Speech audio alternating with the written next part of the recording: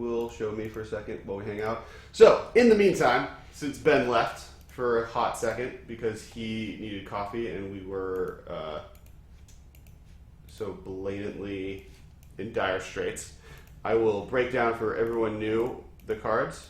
Oh, there we go.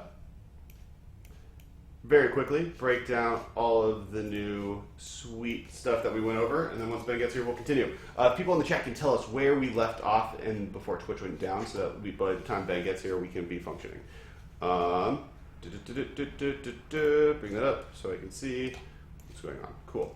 All right. Super quick. Oh, God. Previously on the MM Cast. That's loading. God. All right. Number 100, Glistener Elf. Number 99, Knight of the Reliquary. Number 98, Geist of St. Traft. Number 97, Thalia, Guardian of Thraben. Number 96, Street Wraith. Number 95, Ensnaring Bridge. Number 94, Living End. Number 93, Pact of Negation. Number 92, Pyromancer's Ascension. Number 91, Light from the Loam. Number 90, Lord of Atlantis and Master of the Pearl Trident. Number 89, Valakut, the Molten Pinnacle. Number 88, Wall of Roots. Number 87, Anger of the Gods. Number 86, Restoration Angel. Number 85, Through the Breach. Number 84, Leyline of Sanctity. Number 83, Young Pyromancer. Number 82, Rancor. Number 81, Eldrazi Trio. We then took a break, and I opened a Metalcraft Angel thing that isn't worth any money. Next. All right. And the Eldrazi Trio includes Reality Smasher, Thought-Knot Seer, and Eldrazi Displacer. Number 80, Jace's Vern Prodigy. Number 79, Summoner's Pact. Number 78, Gifts Ungiven. Number 77, Wormcoil Engine. And that's where we stopped. And Ben is back. So the YouTube channel is working. We're going to be doing it here. Please subscribe, guys. We are starting to release YouTube content more often now regularly, so it's a good place to subscribe generally. We're glad the streaming on the service works. I generally like YouTube more than Twitch anyways. So hopefully maybe you can do it more often.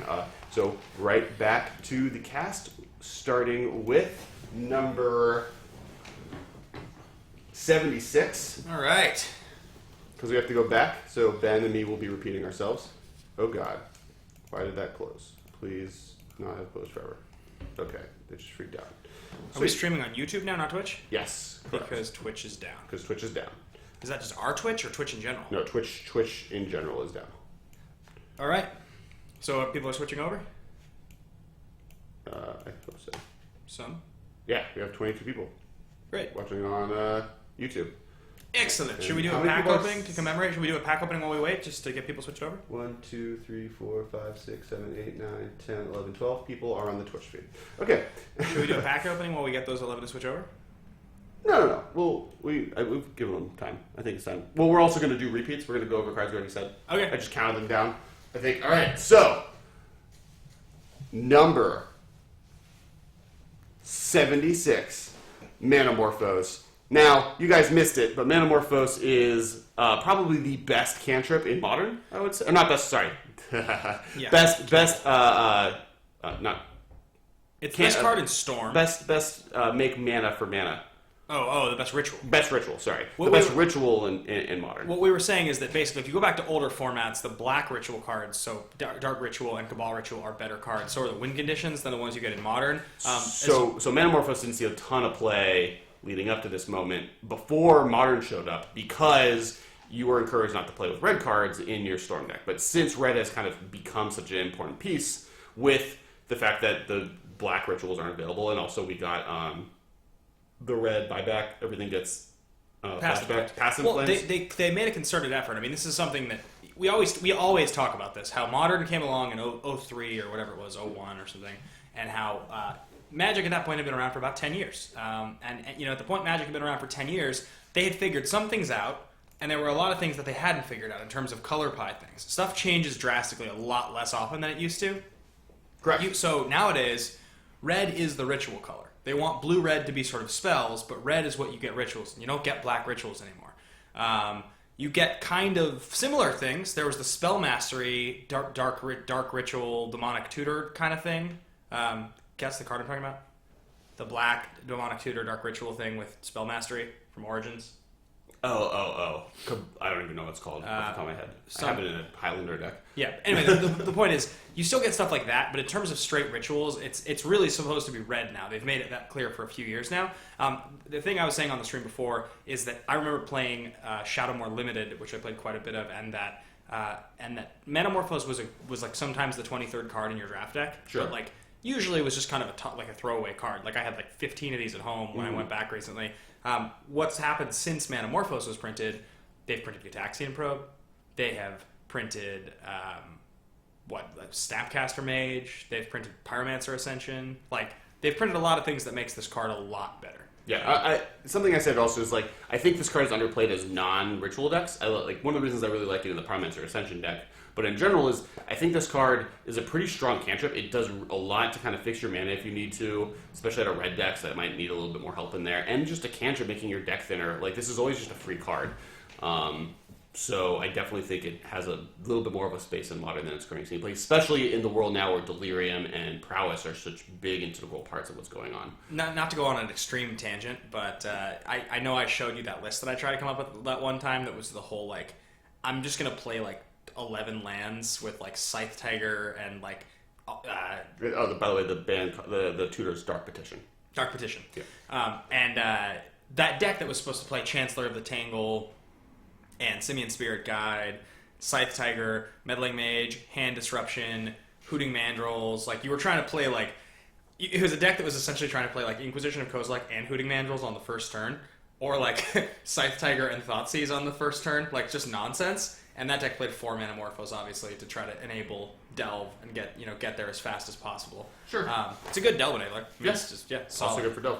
If anybody, by the way, is interested in that like ridiculous brew creation, that's still something that I'm fascinated by the idea of coming up with, and I still have. I think it was called WTF.deck on my phone.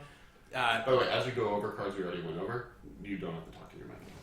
So tweet at me at Ben Bateman Media if you guys are interested in talking about that. Let's keep going. All right. So next card, 75 is Stony Silence.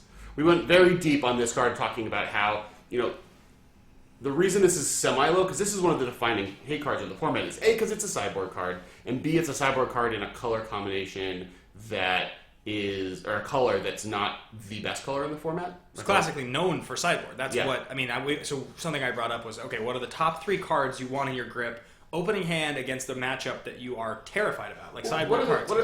Even better than that, what are the 3 strongest you win sideboard cards? And I would say Blood Moon is number 1. excluding Blood Moon, because I think Blood Moon is more of a main deck card that gets punched in the sideboard. Stony Silence, Leyline of Sanctity, and yeah. Rest in Peace. Like all 3 of those Yeah. are just like, oh, I win. Your deck can't beat me anymore. Firewalker is really good too. Sure. All white. Like white has some of the best sideboard cards, but it doesn't have great main deck cards other than Path to Exile. So, and maybe Kitchen Finks, though that's kind of a green card. Yep. So it's really hard to kind of lean in which direction you want to go there. But Stony Silence, obviously powerful. Affinity is a key part of this format. We're going to see a bunch of Affinity cards as we go through this list. Yep. And because of that, Stony Silence is really important to be here. As is the next card, very similar. It is the red-green version of Stony Silence, and that's Ancient Grudge. Not really the version. I mean, Ancient Grudge No, printed 74. originally in Time Spiral Block, which is a red card. Well, but version, I mean, it's the red-green artifact. Yeah. Premier artifact hate spell. Yeah, and it has a green. It has a green flashback cost. This was the first time they brought flashback back after it was originally printed in. What was it originally? Odyssey? Flashback was Odyssey, right? Yeah, it was originally Odyssey. So you had Ancient Grudge come back, and then they brought flashback back again later on in Innistrad, so they were able to reprint this again. But I often forget about this card to even like put it into my sideboards in Modern because it's been around so long. I feel like it's so good, but it's like so boring. You know what I mean? You're just like, I could play this card that's just blatantly good, or I could play what's that bug I was Destructive playing? Revelry, or like you can play even more exciting. your one mana beetle, Beetle. Caustic Caterpillar. Yeah, Caustic Caterpillar. It's so much sicker. Strap sword of that thing? I don't know. Yeah. All right. Moving off of Ancient Grudge, number 73. This is another cheat. This is, I think, kind of the widest difference between 2 cards, while also being the most similar. Ayavugan and Eldrazi Temple. Yeah, so this was an interesting one for us because on the one hand, Ayavugan existed as a one-of defining card in Tron decks for a long time, and Temple saw no play. Then they printed all the new Eldrazi cards, and you jammed 4-ofs into that deck, and that deck won a Pro Tour. We had Andrew Brown on the podcast, and he told us, when you were playing that deck, you were literally going to mulligan down to an Ayavugan, and that's how good that card is. And then if you didn't have Ayavugan, the deck wouldn't be playable. Now, he was obviously wrong, as the deck with four Temple and no Ayavugan just won the World Championship.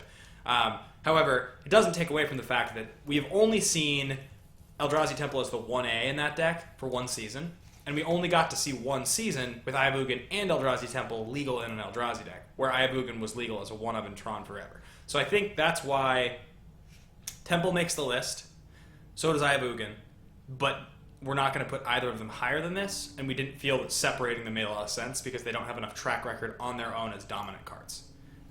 Would you say that's pretty much accurate, Kes? Yep, I agree. So that's how we feel about those cards. Yeah.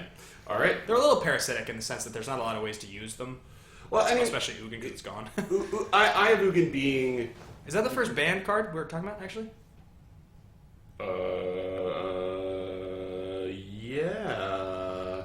Yes. So that was the first unbanned card. This is the first banned card. So yeah, that's just an example of a situation where we're trying to take into account the card's power level for the time that it was legal in a powerful strategy. Sure, and Ayavugan was kind of just like a role player in Tron decks, and then it broke the format. So like, if it never broke the format, I don't think it would be on our top 100 list. But because it broke the format, it gets extra bonus points. But it also was only legal for 2 to 3 months as it was breaking the format, Which is why it's not top 60. Right. And Eldrazi Temple is new, like will shine possibly in the future and could probably move up in the long run, but is still kind of a new player. Yep. And that's where we left off for cards that we talked about already. So we're going to start the recording for the actual podcast that I paused this whole time since we already did this, but Twitch went down. So everyone, get ready for... And next on our list is number 72. 72. This is the premier reanimation spell in the format. Defines at least 2 different to 3 different versions of the same deck. Gets really beefy dudes out in play for the time being. Goryo's Vengeance. Yeah, really beefy dudes out in play for the time being. 15-15s and 7-7s and Griselbrands. If I was funnier, I would have made a better joke. Goryo's Vengeance. This is actually one of the cards that eluded me making my list. I'm not sure why I missed on this card. It definitely deserves to be top 100. Well, no going question. through all 10,000 cards in Modern, eventually your brain turns off at some point. Yeah, if anybody's like, "How did you guys do this? Did you just like look at a top 500 list in Modern and then like whittle it down?" No, we both looked through the database at every single card in Modern, and just like added them to a list. And after recording on Tuesday, I went home and like was just like, I'm just gonna go through every card. Ben was like, it took me like 2 days to get to the middle of the 3 drops, and I like knocked out every single card. And you guys didn't know Kessler is borderline psychotic. My brain evaporated. He's like, yeah, I did some light editing on the Star Wars movies. Just like we edited all 3 movies in completely different movies. It's that's like that line from the Other Guys where where Will Ferrell's like, I do some weekend editing. I just actually cut 11 minutes out of Goodfellas. Anyway, that's the video capture cards. Why won't they show up? It's really annoying. Order, position. Sorry, I'm trying to get the cards so people can see it. All right, on the Goryo's Vengeance. I mean, this really sees play in like 3 kind of different premier decks. Originally, let's go back to the Fury of the Horde deck because that's the first place this ever popped up, right? Sure. So originally, you had the Griselbrand. But it's always been with Griselbrand. Yeah, Griselbrand, Emrakul, Fury of the Horde. That deck played like Simic Charm. It was Grixis. It blew up one PTQ season. I remember I saw a lot of it. I played it against it at a PTQ a bunch. It was this deck that drew a bunch of cards, and then Fury of the Horde, which was one of these red Cold Snap cards that allowed you to pitch cards like Force of Will for an effect. It was kind of like a Force of Will that you had to pitch 2 cards to get an extra attack step. So it allowed you to just go totally crazy with all of these giant creatures. It was all in, played like Faithless Looting and Is It Charm, and it was... Yeah, it was. I mean, it was good. It was good. It was super glass cannon, though. It was never consistent enough to stick around and break the format. The next time this card showed up was in Griselbrand, which was the version of the deck that won with Borborygamos Enraged, played Nourishing Shoal. You would discard the 15-15 Worm, right? What was that card called? The 15-15? Oh.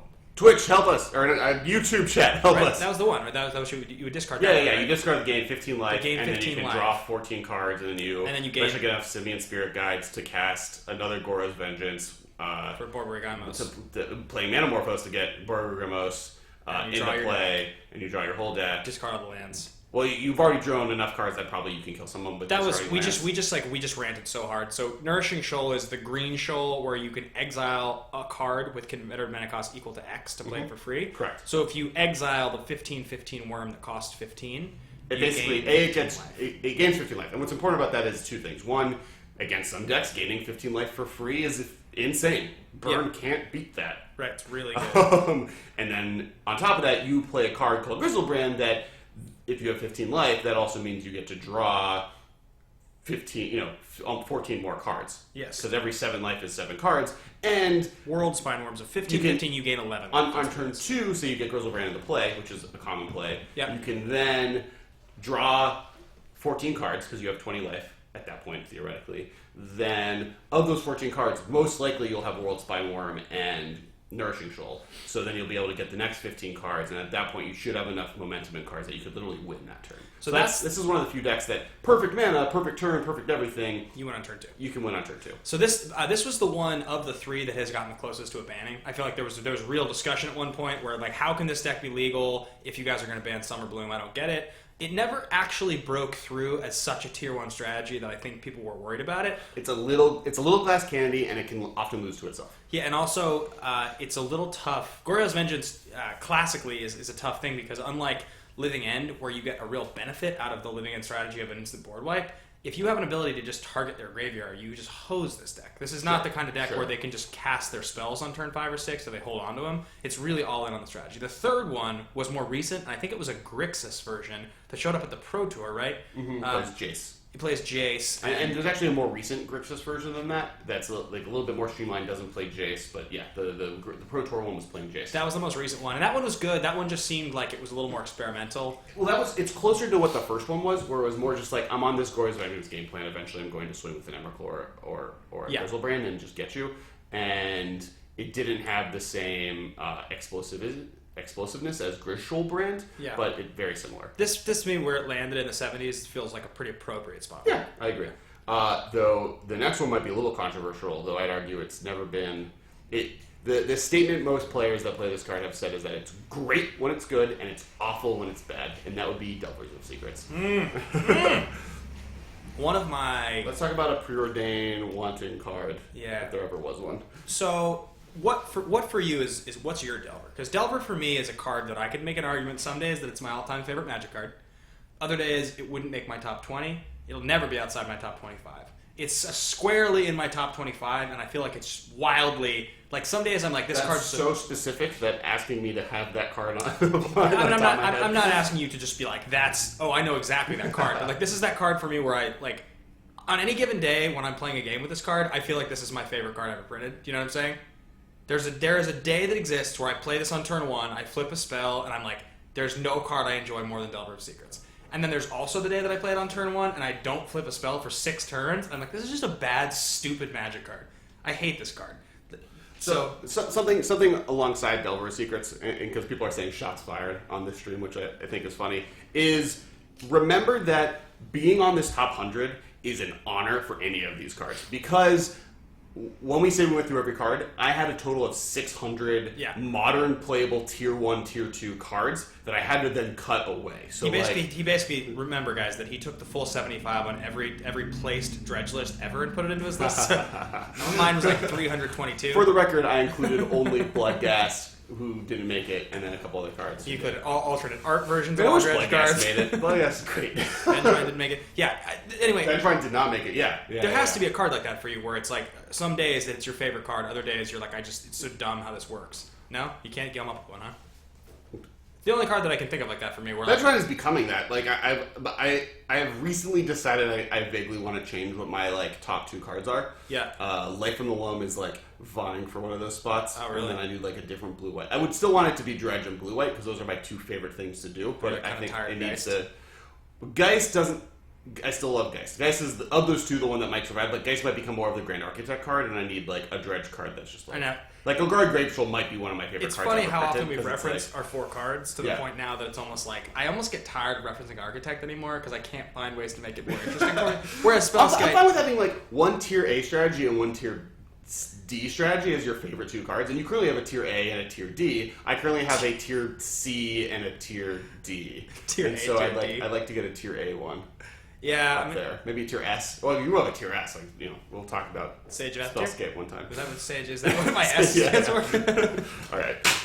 Don't you know how to rate cars? All right, guys, continuing to move down the list. All right, next on the list. Oh, I scrolled up. Oh, that's that's the top 10. Oh, or that's the not top 10. That's 80 to 71. I'm gonna tweet this. I want to actually ask the chat a question really quickly. All right, ask the chat. I'll tell you what they say. Would you guys put Delver?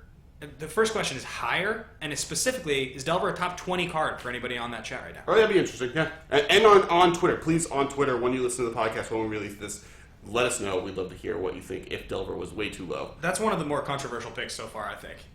Yeah. I think Delver could be a lot I think higher. a Delver and Valkut. I think Valkut actually may have been the Delver's 100% correctly placed because we can't admit to anything less than that. But I see us being a little wrong there. The reason that I think Delver can be justifiably so low is that Delver has almost never been a premier modern strategy aside from Blue-Red Delver. But that wasn't even because of Delver. That was because of Treasure Cruise, right? It's never been like Grixis Delver, Blue-Red Delver. Those have never been like, oh, that's the best deck this weekend. Take that deck. It's always like, oh yeah, it's pretty good. Delver's like, it's like Fringe, right? 1.5. It's never like, oh yeah, it's Delver and Pod. That's all you can play. Unless you're talking about the one season that Treasure Cruise pushed it over the edge. But it wasn't because of Delver, right? It was because of Treasure Cruise. Yeah. Well, anytime a deck that is playing the Delver style, Delver is generally a correct choice to play in that deck. But I can see where you're coming from in the sense that it might be wrong to play. I mean, Delver is a hard card to evaluate what it's trying to do. So we're going to take a 5-minute little break here. Do you want to keep the stream going, or should we keep going? We should keep going. You want to do a pack opening? Wait. No, every 20. Oh, yeah, every 20. Yeah. Keep going. All right, so now in the 60s, and to start the 60s off, we start with number 70. This is we're going to start seeing cards get very strong, and this one's no liar, Lightning Helix. Yeah, Helix. Red and white, do 3 damage to target player, and/or creature, and gain 3 life. You talk about this for a second. I'm tweeting. Yeah. So my favorite the cast. thing. I'm tweeting about the cast. My favorite thing about this card is that it's, and we talked about this recently, is that it's inherently a black card, and they just printed in the new set. They spoiled a black version of this card for 3 mana, where draining for 3 life and doing 3 damage is very black, and red and white together, 2 very different styles of play from that can kind of come together to create that effect. In Modern, obviously this has been classically good, partly because, just gaining 3 life is very strong, with Burn being one of the top tier decks in the format. On top of that, this is the second Lightning Bolt in most decks. This is the best 2-mana Lightning Bolt effect, and to the extent that the Pyromancer Ascension deck that just was in the World Championship and top-8 one of those GPs was playing this as one of its 2 win conditions. This Lightning Bolt and a Thing in the Ice were the only ways it could actually kill a player in its entire 75. Yeah, I mean, I thought that it was pretty interesting when that black version of this came out. The black version of this doesn't seem good. Like, it doesn't seem like a card I would want to play. The difference between 2 and 3 is so drastic. Sure. I think the fact that this is in red and white is what makes it so good. Like, I don't think black wants that at 3. If they printed it at 2, black would play that card. It was black, Helix. Black, 2/3, game 3. Yeah, for sure would see play. Yeah, maybe, but remember, we've said before on You don't the think Jund would play? Oh, it probably would, but I'm just saying, instead of one of the Terminate slots? We've said before many, many times on this podcast, the difference in Modern between multiple of one color and varied color of mana is totally is True. Well, so, it's playing Liliana, so Thoughtseize into this into Liliana would be really good. Yeah, especially because you gain the 3 life back from Thoughtseize. John would play it, but not in the way that Helix is 4 of the decks that play it usually. No, I played between 2 and 4. Yeah, as a person who played a lot of blue, red, and white decks. I've snapped back a lot of Lightning Helixes. One of the more famous top decks ever is Helix, actually. Right? So what's the story? Long time. I can't remember. It was a long time ago, but it was if you look up, if anybody goes. Oh, apparently the black one can't hit players either. I thought that. I thought it was just creatures. Oh, yeah. I knew you were dead wrong. On what? Because you were talking about it, and then you were like, I think we were just talking about this, and then I was like, why do I feel like it's not actually the same thing? And I couldn't remember what the detail was, and it was the detail. No, that card came out after we had that conversation. I know, but it doesn't hit players, so it's just way, way worse. It's not Yeah. Yeah. I don't disagree with that. Well, because Vicious Hunger had already existed, and same with the card. Well, but there's Soren's Thirst is 2 damage Same to as Vicious player, Hunger. which is like a worse version of Lightning Helix. Which is the exact same card as Vicious Hunger. Oh, I don't know what Vicious Hunger is. It was a Nemesis. I'm guessing it's the exact same card. Ascendant of Soren's Insar Thirst. on the picture, like eating someone's head or something. Anyway, no. But we what were we just saying? This is just a second ago. I was going to ask the chat something. No, we're moving on past Lightning Helix. Oh, you were saying there's a famous Lightning Helix. Oh yeah. So somebody on the chat, if you guys know this, shout it out. But I think it's back in like Standard. It was back in like Ravnica Standard. And Okay. I think it was the Pro Tour. It was like the semis or the quarters, and it was literally like he called it. It was the called shot. It was like it was on camera, and he was something like, "That's a Lightning Helix on the top of the deck," or maybe it was the only thing that he could draw, and he slammed it, and it won the match. Got it. It's like one of the all-time like Magic coverage moments. Okay, that's fair. All right, moving on. Number 69. There's unsavory jokes we could make right now, but we're not going to. This is a 2/1 flyer. It defines the hate bird category of card. Never been reprinted, which is very interesting enough. And what set is it from? Future Sight. Future Sight. I'll bet you. I'm not even gonna do the math because I'm sure I'm right. I'll bet you there's more Future Sight cards in this top 100 than any set. Original Ravnica might give you. Actually, you know what's weird? Okay, yeah, probably. That's just a guess. Yeah. That's just a guess. Yeah. I'll not argue with that. Mirrodin might like the problem is that some of the other ones have like so in specific strategy modes. Like Ravnica would be a contender. Mirrodin could be a contender. But remember, you're Innistrad talking about. block. I'm not saying block. I'm saying literal single expansion. Set. Oh. Single set. I think Future Sight crushes. Yeah, I think you're I'll right. bet you it's something like 14 or 16 cards. Yep, not gonna argue there. All right. Aven Mindcensor. That's the card. Original Ravnica City of Guilds. Did that have Lightning Helix in it? What were the force? Yeah, Helix is there. Helix, Grave-Troll. Let's get there when we get Okay. there. Yeah. All right. Aven Mindcensor is the card that we're talking about. This is a 2/1 flash flyer for 3, 1 white, 2 colorless. Opponents can only search the top 4 cards of their library if they were to search their deck. Yep. This card is so important in Modern, partly because of Fetchlands. Like, Yeah, I mean, 100%. It's like you can't. Right. This is a classic example of format to format, the difference in power level on a card. Because if you're playing a whole lot of basics, right? If you're playing a whole lot of basics and you're playing like a Terramorphic Expanse, or that was eventually called Evolving Wilds, that's what we see it's now. But if you're playing that type of effect and you played a Mindcensor, yeah, no. In fact, Terramorphic Expanse was in Standard at the time. So if that's what you were doing, that's okay. You try to search. I probably have a pretty good shot at getting a basic off the top. In Modern, on the other hand, totally different story. Sure. I was actually really surprised this card wasn't reprinted in Khans of Tarkir Black. And I get, my guess is like fetches were around, and that's kind of the blatant reason. But in most standards, this could just be reprinted and not be that big of a flash 2/1 flyer is fine, and like most of the time searching for decks are things that Wizards would like to punish anyways. Well, and you're a big guy on flavor and when cards can get reprinted, so we just need a bird plane or something. Well, that was Khans of Tarkir had Avens, so like which are the bird people. Yeah. I could imagine us doing it in the. I would not be surprised at all if there are bird people on Akhmet or whatever the Egyptian plane we're going to that I haven't fully learned the name of. Yeah. I know it's like awkward H, K, and M somewhere in there. Yeah.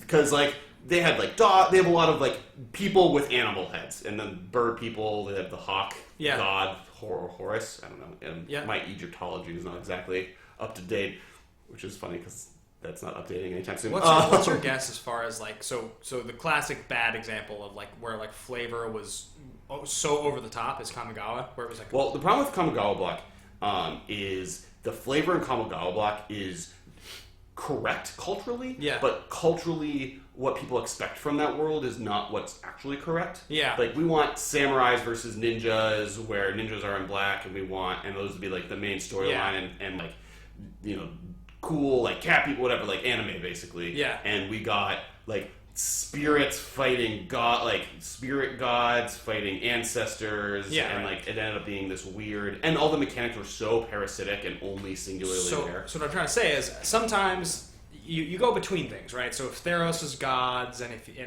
Khans is sort of supposed to be like Mayan, right? That's supposed to be, or no? So What was Khans? Like Khans is supposed to be like Mayan culture. No, Khan's block was Asia. Okay, Continent of Asia. What's the Mayan one? Or is that one They've never done Mayan. Okay, maybe it was whatever. The point is that the point I'm trying to make. There was some. No, there was not even Mayan in Khans. There was Indian, Malaysian, which is Saltai, Turkish, Middle Asia was Abzan. The Mongolians were the Mardu. Timur was like. Okay, so but the point I'm trying to make is sometimes they don't choose like cultural history to base a block on, which is kind of what they're doing with Kaladesh. Is like it's very. It has like kind of an Indian skin without being actual Indian cultural things. So what I'm trying to say is, do you think it's possible with the Egyptian culture they could go over the top and it would almost be like distracting to the block, or do you think that they've learned their lesson and you think that it'll be awesome? I think it'll be like Theros block more than anything else, but I think it'll do better than Theros block did as far as flavor, because I think Egyptian stuff is more Americanly culturally ingrained. Like you have like Hercules, Xena, and that's it for her. Like Greek, you have like all of Judaism. Plus all of, well, not all of Judaism, but the part that were in Egypt, like the story of Moses. You have the Mummy movies with Brendan Fraser and the classics. Like, there's all these cool tropes that you can kind of come on. There's also the Tom Cruise remake coming out soon. Correct. Which we're not all excited for, and by remake. all of us, you specifically. That's the weirdest remake ever announced. I don't even know what the heck's going on. Are they doing the original Mummy, or are they doing Brendan Fraser Mummy? It's the original Mummy. Oh, because I would watch... I love, actually, on movies that I haven't seen in a long time that I absolutely love, the Brendan Fraser Mummy movie is, like, amazing. Yeah. So, anyway, we're off of that tangent, the next card is that Pharaoh card from... where are we?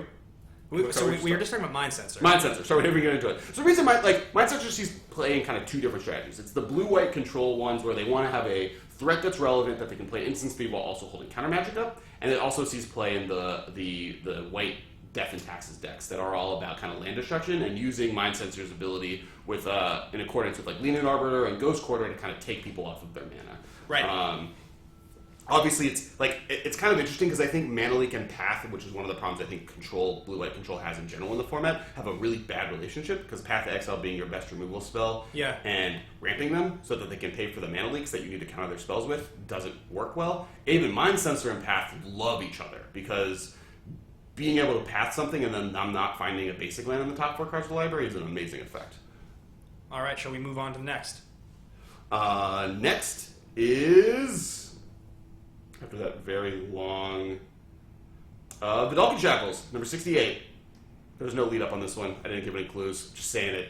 This is 3-mana artifact. It has seen less play since Call Against Command became a format defining card. But 3 mana.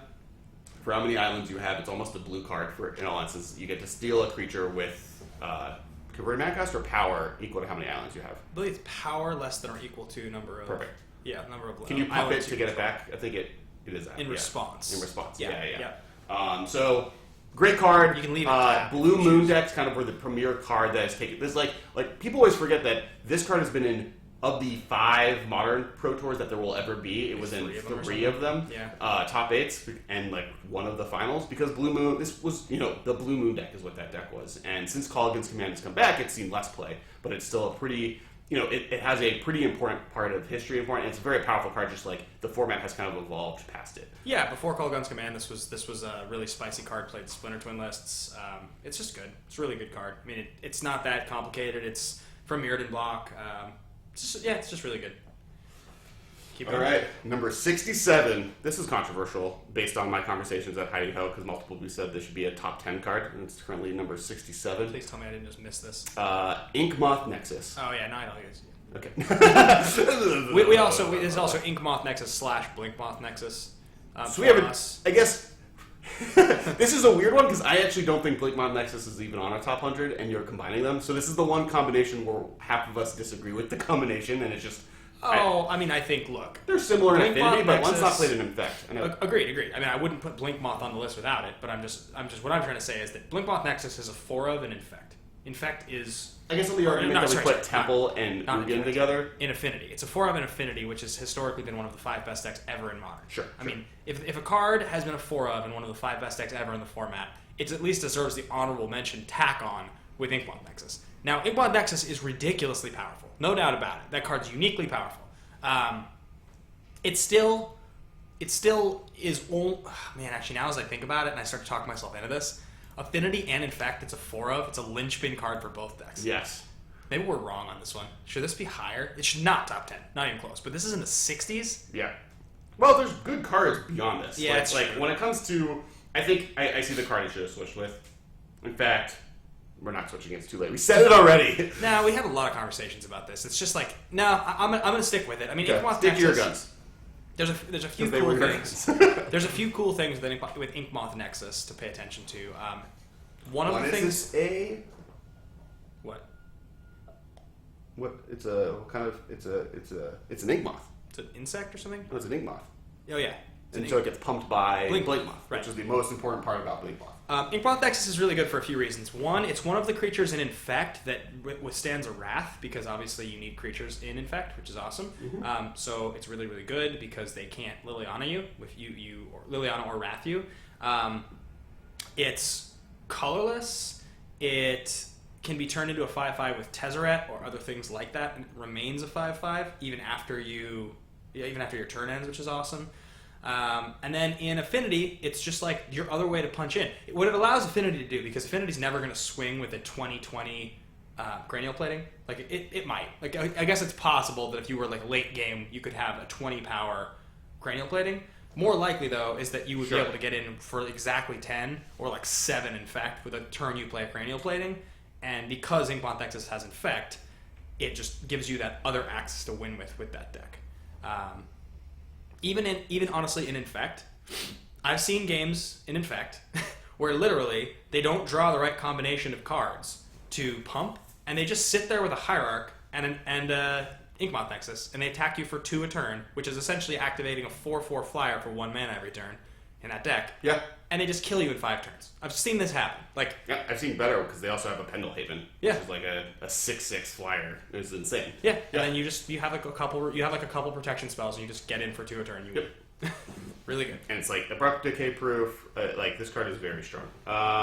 Number 66. This is a runner-up for replacing Vengevine for my favorite green graveyard-themed card of all time. Now that it's legal. For the record, Vengevine this is not legal when I made Vengevine my favorite card. You take the it floor on has this one. Dredge 6. It's 5 mana to cast it. Golgari Grave-Troll. This is the premier Dredge card. It was banned when the modern format was created because they were afraid that Dredge would be too good of a format. They unbanned it eventually, realizing that, with the real card that's a problem is the reanimation spell, the Dread Return. Dread Return. So Golgari Grave-Troll back. It took about a year until Shadows of Innistrad came out for it to start actually becoming a tier 1 playable card in the format with Dredge, but it was always kind of on the outskirts doing kind of some unfair things. In other formats, literally has broken the game in half. Like if you look at other and now Dredge is a tier 1.5 deck that does really well depending on the sideboard card. Card's awesome. One interesting thing about it that people often forget is that you can just cast Golgari Grave-Troll. So he has the ability when he comes into play, he gets a +1/+1 counter for every creature in your graveyard. So you very quickly could have a 10/10 regeneratable giant beef beater that gets in for a lot of damage. So you think this is actually becoming your runner-up card now? This could very quickly replace Vengevine. Looking for the selfie here during the stream to try to find all the equipment Kessler and I can't find it. Too bad. All right, next card. Moving on. These, and you know what? The fact that these are in the same place as Ink-Moth Nexus and Golgari Grave-Troll makes me pretty happy. Urza's mine, Urza's tower, Urza's power plant. I put tower only and didn't include the others. Oh, I put mine only, which is wrong because tower's better than the other two. No, I mean these are just these are pretty But mine obvious. has the cool art where it looks like tower, and sometimes your opponent might get confused about which one you have. Okay, things that are notable about the Urzatron lands. Number 1, the last time they were reprinted and the only time they were reprinted in a mono-legal set was 8th edition. A lot of people believe that 8th edition should be 8th and 9th edition. Actually, were they 8th and 9th? Or just 8th? I think just 8th. But a lot of people think that 8th and 9th edition should be banned from Modern, and it would have fixed the format. That would get rid of Tron, the Tron lands. These weren't played in the beginning when the Locust lands, Cloud Post, were legal. These became the preferred Tron land type of effect after those were banned. Sure. But then I've been format defining in red green Tron, mono green Tron, blue white Tron, Black Tron, which is the bastard. It's like the Jon Snow of Tron lands. Yeah. I mean, Tron decks. there's lots and lots of options with Tron. We didn't put that many Tron cards. Oblivion Stone didn't make the list. I don't think Oblivion Stone. If I of the cards we didn't put on, Oblivion Stone isn't top of the list. No, I mean, but it was definitely my top. I think the big card. Actually, I'll say it. The big card that didn't make it. You guys find out now. Ulamog. Actually, even more importantly, Ugin. Neither of those made the list. Yeah, I tweeted out the list so far, and Okay. one of our fans tweeted in and said, Eldrazi trio. I'm assuming is Kozilek, Ulamog, Emrakul. And I said, nope. no, definitely not. It's too low to have all this guys grouped together. Emrakul is like bananas in the format. Two of them are not good, and one of them is insane. I guess it could be original Emrakul, Nulamog, and Thoughtseize. Kozilek has never been good. Yeah. All right, moving on. Just the Tron lands are really important. They're a key part of the format. Once again, they're only, the decks that they spawn are very specific though, and really all the decks we named are still just Tron decks. Yep. Next is number 64. This is arguably the actual red 2-drop. It's an enchantment creature for a red and a red for a 2/2. Whenever an opponent casts a spell with converted mana cost 3 or less, they lose 2 life. Or whatever, a player, not an opponent. Eidolon of the Great Rebel. Yeah, talk about a card that people missed on when it first came out, right? I don't think that's true. No, I mean, I'm talking about the modern community. I mean, this card is... No, I how think... is it still only $8? That makes the world no knew sense this to card me. was good. I think you think it needs to update. There's no way that's just $8. It seems to be only Oh, $8. are you sure it's not a Moto? It's real. Moving on. All right. It's the real price. Eidolon Great Rebels, one of the best premier cards on Burn. I actually think this is one of the cards that should see more play than it does. I think aggressive Zoo decks should be playing Eidolon, and they're currently not. The one thing that's actually holding this card back on the list, and in general from being, to me, the 5th card in the 2-mana creature cycle, is that it only sees play in Burn. Yeah, I mean, I just think this card is unbelievably powerful in Modern. Sure. It's so good. It's like getting to play some kind. It's getting to play kind of like a Sulfuric Vortex almost. I mean, it's not quite the same thing, but it's that kind of effect. You're always going to get up. People are comparing the new black-white. Have you seen the new black-white legendary creature that drains for 2 whenever someone casts a spell? No, I haven't seen So that was just spoiled. The difference here is, A, 2 mana versus 3 mana is insane. Yeah. B, red versus black-white is a very important color difference. Yep. And C, 2 mana versus 3 mana is insane. Those are kind of like having a 2/3. If it was a 2/4, different conversation. But the fact that he's a 2/3 for 3 is just not gonna. Even if he was a 3/3 for 3, I'd be more willing to look at him. Yeah. Next, number 63. See, like, all these cards are insane. I think Ink-Moth Nexus is fine where it is. Number 63, Scapeshift. Yeah. Scapeshift, one of the cards that was made insanely better once they unbanned Valakut. You could have almost put Valakut and Scapeshift together, I feel. Almost. But I do think the Scapeshift I've seen decks play Valakut without Scapeshift. I've never Yeah. seen Scapeshift played without Valakut, so you can take that as you will. Yep, Scapeshift was a card that was... Has Scapeshift been legal the whole time? It has, right? They didn't unban Scapeshift. Whoops. Scapeshift has never been banned in any format. Yeah, you put the wrong Eidolon up? Yep. Yeah, I mean, what's more to say about Scapeshift? You've played a lot more Scapeshift than I have. Okay, so for those who don't know, what Scapeshift does is, I explained it earlier, green, 2 colorless, you search for, you sack as many lands as you want, and search for that many lands, put them into play. It combos with Valakut by going off in insane ways and doing a lot of damage.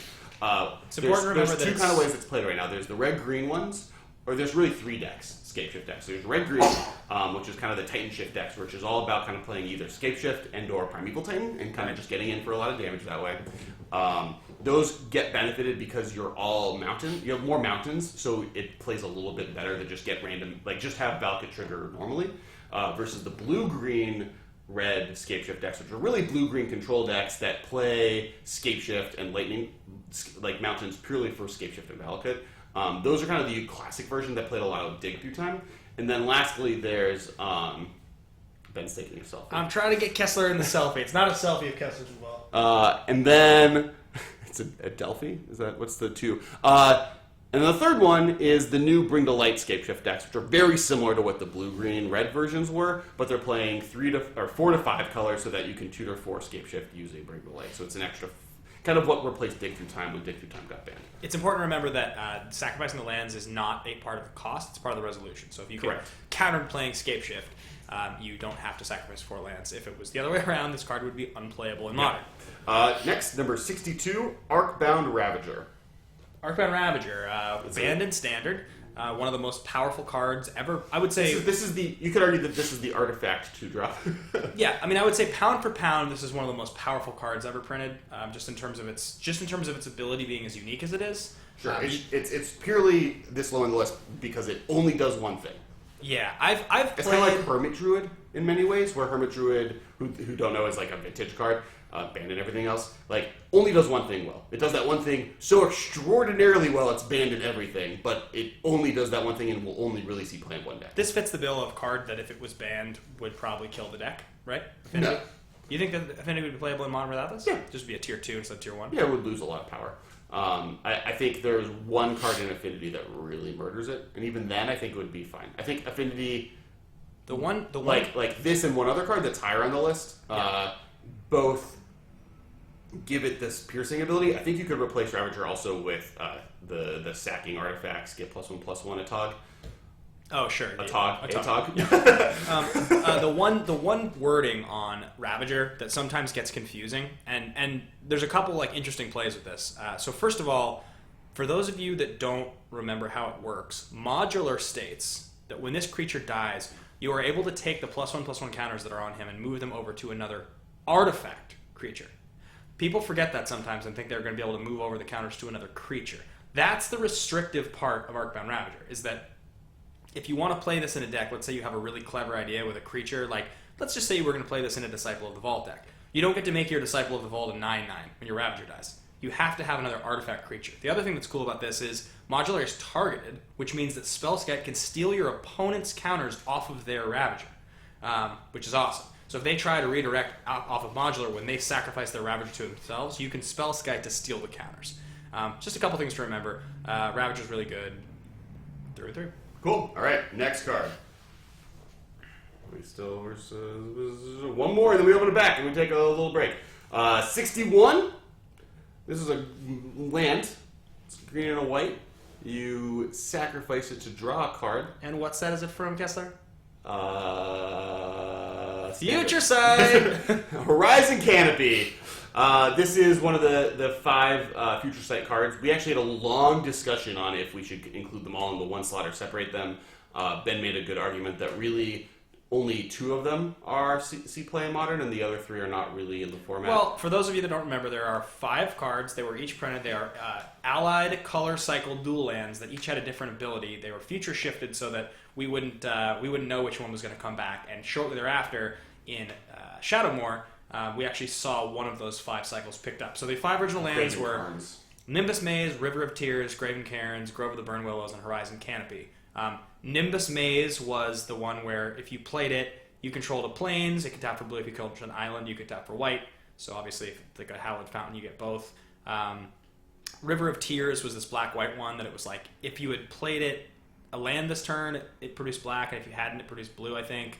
Horizon Canopy is this one. Taps for green or white, you lose a life, and you can tap 1 and sacrifice it to draw a card. Grove of the Burnwells is green and red. Tap to add 1 of either. Your opponent gains 1 life, or it's a colorless. And last but not least, Graven Cairns, which is a filter land. One of the ones like the other cycle of 9, and they picked up that mechanic because they thought that I think it was the most sustainable. No. The other way around. It was already in the file.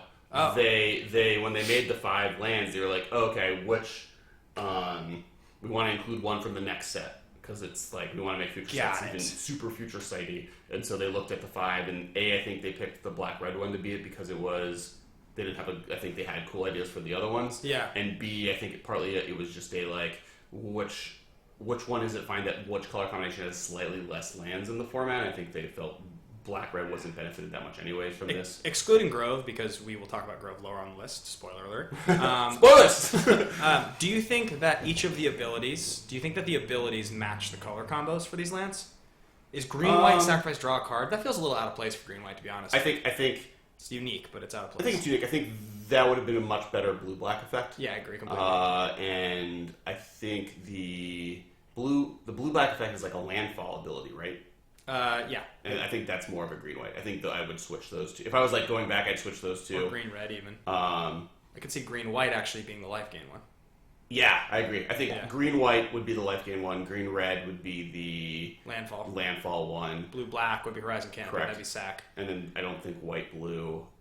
White-blue is if you control the other. It's just like that's kind of vanilla. Yeah. And then I would I say think if anything, red. white-blue fits for black-red, and then white-blue would have some different one that's not on this list. Yeah, maybe it's like if you control. Maybe it's like a certain amount of life or something. I also could have seen, you know what I actually could have seen that would have been interesting is...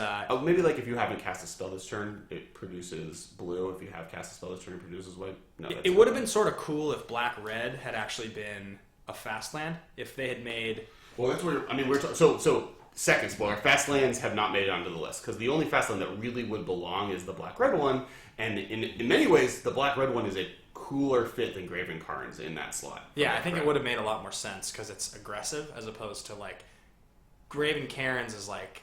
What, like, I guess, but again, like we said, guys, if you trace Magic all the way back, you're talking about stuff that was designed for release in 06, designed in 04. That's still only just over a decade after the introduction of the game. We're in such a different place now. Sure. I mean, designing Magic cards is like NASA now. Back then, it was a little bit more like MIT. All right, so now, as we brought up before, we now go in the world of opening packs because we're in the 20 break. If people on the stream need to use the bathroom or, I don't know, stretch. Can we kill the stream for like 5 minutes to like stand up and stretch? And we'll come back in 5 minutes. You can. I mean, we'll pause it. I can pause the audio. Well, first I'm going to open a pack. Sure. All right. So opening a pack. These packs are owned by the MMCast, for the record, guys. If we open Tarmogoyf, it's a split Tarmogoyf. Yeah, we're going to tear it in half. All right, guys. You can see me. Well, Ben takes a minute to stretch. I'll move this over actually, so you can all see it. Hey, everybody. All right. Time to open a pack. The token is an insect token. It's hard to see. Can you lower that light so it points at me? Yes, I can. All right. So while Ben lowers this, nope. Other side. There's like a weird lever. Everyone gets listen to me yell at Ben to fix this. There we go. Just loosening this. Oh. No, not that. The lever. It's the lever. See the big lever on the left side? It's like a handle. Yeah. Where do I put it? Pull on it. Pull on. Got it. Okay. All right. Next card.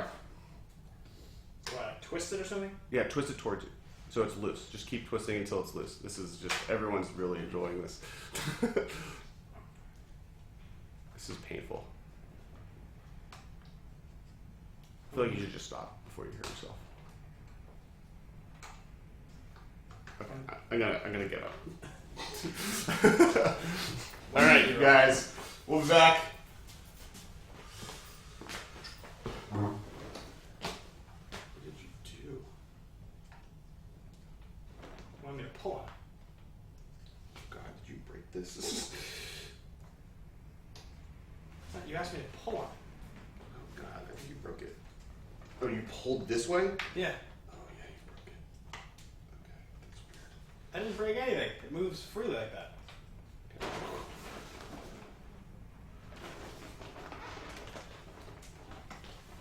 It's so hot. Pretty nice. I got it. Cool.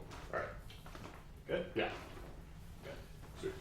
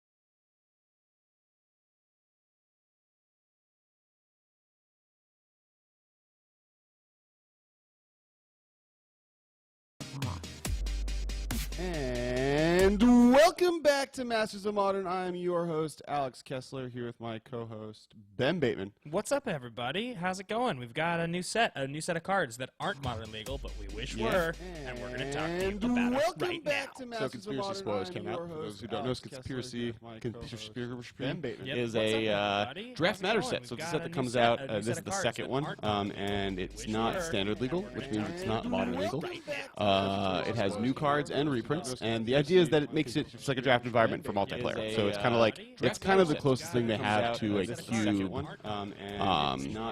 product. Right. Where like, this is where they get the print cards meant to go into cubes. Yeah, it's a little funky.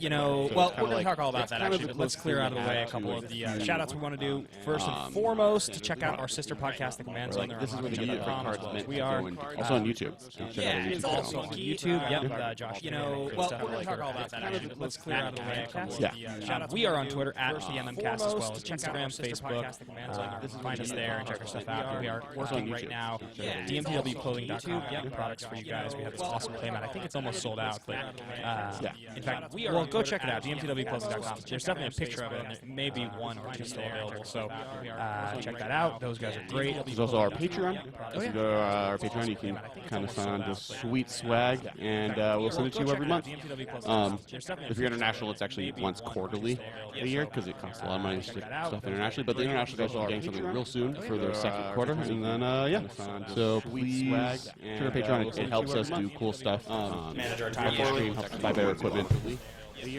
Really Actually, but the international guys will be getting something real soon for their second quarter, and then Actually, I want to get a picture that's actually decent. Patreon helps us do cool stuff. Manage our time. Helps us buy better equipment. Really.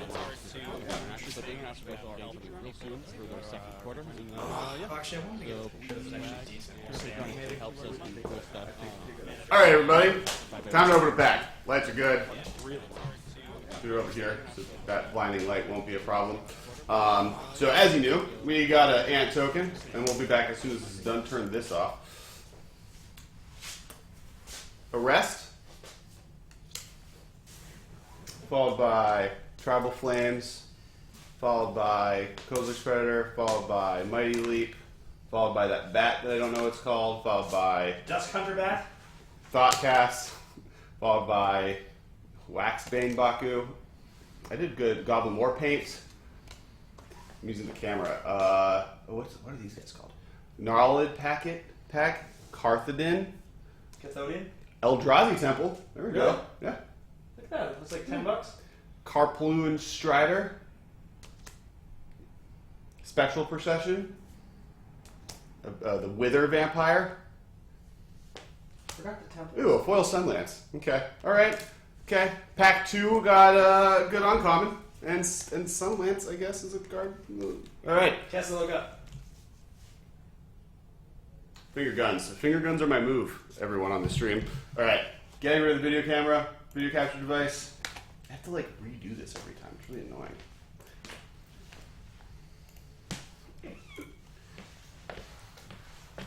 Move. Yes. Add. Window capture. CODs. Scapeshift. Sweet. Alright. Time for the next 20 block. I should tweet out the... Alright, starting back Alright. up. Alright. And guys, I can't hear myself, guys. This is not on yet. No, it's not. I stopped it. So we can tweet it out. Yep, I'm tweeting. What's All your right. code? 1129. So whenever steals an iPad, they can hear us. Whoa. It's an infinite loop. Cool. Hopefully that stops it. You guys hear me? Alright. Now, filter, gonna play, about to start. We're at 60, right? We are at 60. The 60 to oh god 60 to 40. I'm about to tweet a picture. Oh, okay, with the link. Copy the link that I just shared. Cool. YouTube. No, I'm not tweeting the link. Why? I haven't been. But you should tweet it now. I'm just tweeting the picture of the rankings, what we've gone over. Oh, so You that's tweet not okay. Ugh. Everyone on Twitch is like, and it's not even Twitch; it's YouTube chat. About to start the 60 to 40 block in our top 100 countdown. Come hang out. Cool. All right, guys.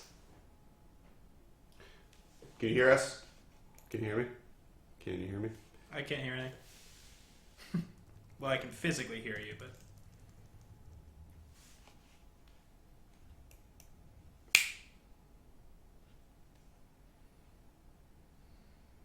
Oh, cool. They can hear us. For some reason, it doesn't let us hear it. That's fine. All right, so... Oh, because my headphones are plugged into that thing, I think is why. Here are my headphones. Turn them on. Gonna start the cast. So we are going to start now the next set of cards, starting with number 60. Are you ready? I'm ready. All right. Number 60 is a land. This is another thing we had many discussions on if we should include the whole cycle or just include this one land, and we decided just to go with this one land. It taps for 0 colored mana. Yep. But you can tap it to put a +1/+1 counter on every creature you control. That's Gavony Township, staple of Abzan decks everywhere, best friend of Lingering Souls and Kitchen Finks for all time. And Walroots. And Walroots. And Walroots. Yep. Less so with Walroots than the other two. But very good. So, the main thing as I said, this has seen a lot of play in Abzan decks. And, there's, kind of one of the reasons Birthing Pod was so strong is you had it was kind of their third game plan, because you had game plan A of I play a 1-drop into a 2-drop into a 3-drop and beat face. You had game plan B of I Birthing Pod into a combo. I have game plan C of I just straight draw the combo. And then you have game plan D where you have all these birds and all these noble hierarchs and random other creatures, and you can just start pumping them into giant 5-6 flyers that just are impossible to deal with using Gavony Township. Yeah. They're between the 3 sets. Plus Lingering Souls. Between Innistrad, Dark Ascension, and Avacyn Restored. For those of you that maybe are only familiar with this card but don't realize that this was actually part of a cycle of 10, there was actually a rare utility land that produced colorless mana and had an activation requiring both colors for every single color combo. So this was the only one that was beat you over the head, absolute, no question, modern include. The closest ones behind this that did not make the list were Keswick Wolfrun. That wasn't the close. I would say Loot House. Loot House and Keswick Wolfrun. No. It goes. It definitely goes. This. Yeah. Loot House, the red-white one, then Keswick Wolfrun. I think the red-white one. Name a deck that played Keswick Wolfrun and that has top 8 in the last 4 years. Name a deck that has played the red-white one that's top 8 in the last 4 years. It's called Amulet Bloom. Okay, whatever. I can name it for you. None of them made the top 100 other than Gavony Township. The point is, those other 3 are playable, right? Mm-hmm. So that includes... Loot House is the one that was bubble on this list. Yeah, so you got Loot House, which is blue-red. That was the draw a card, discard a card. You had you had Keswick Wolfrun, which was tap to make a creature +S/+O and trample. That was green-red. You had the third one we just mentioned, which was red-white, which gave a creature haste and +2/+O and vigilance, I think, right? Haste +2/+O and vigilance. Correct. That was red-white. Then behind those, you had 6 others. So the 6 others were you had a blue-black one that milled people. You had a white-blue one that was great in standard that exiled a creature from your graveyard and made a 1/1 flying spirit. You had a green-black one that was the one that got you a creature back?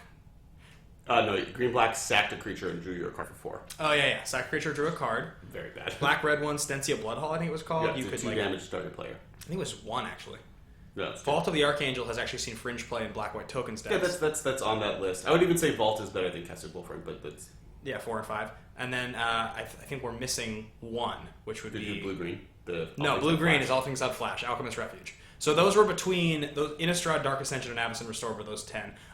Honestly, there was an article by Paulo Vitor Domodorosa a few years ago just being like, why don't people play more lands? And his defense was just like, guys, at this point, they've printed so many good lands in Magic.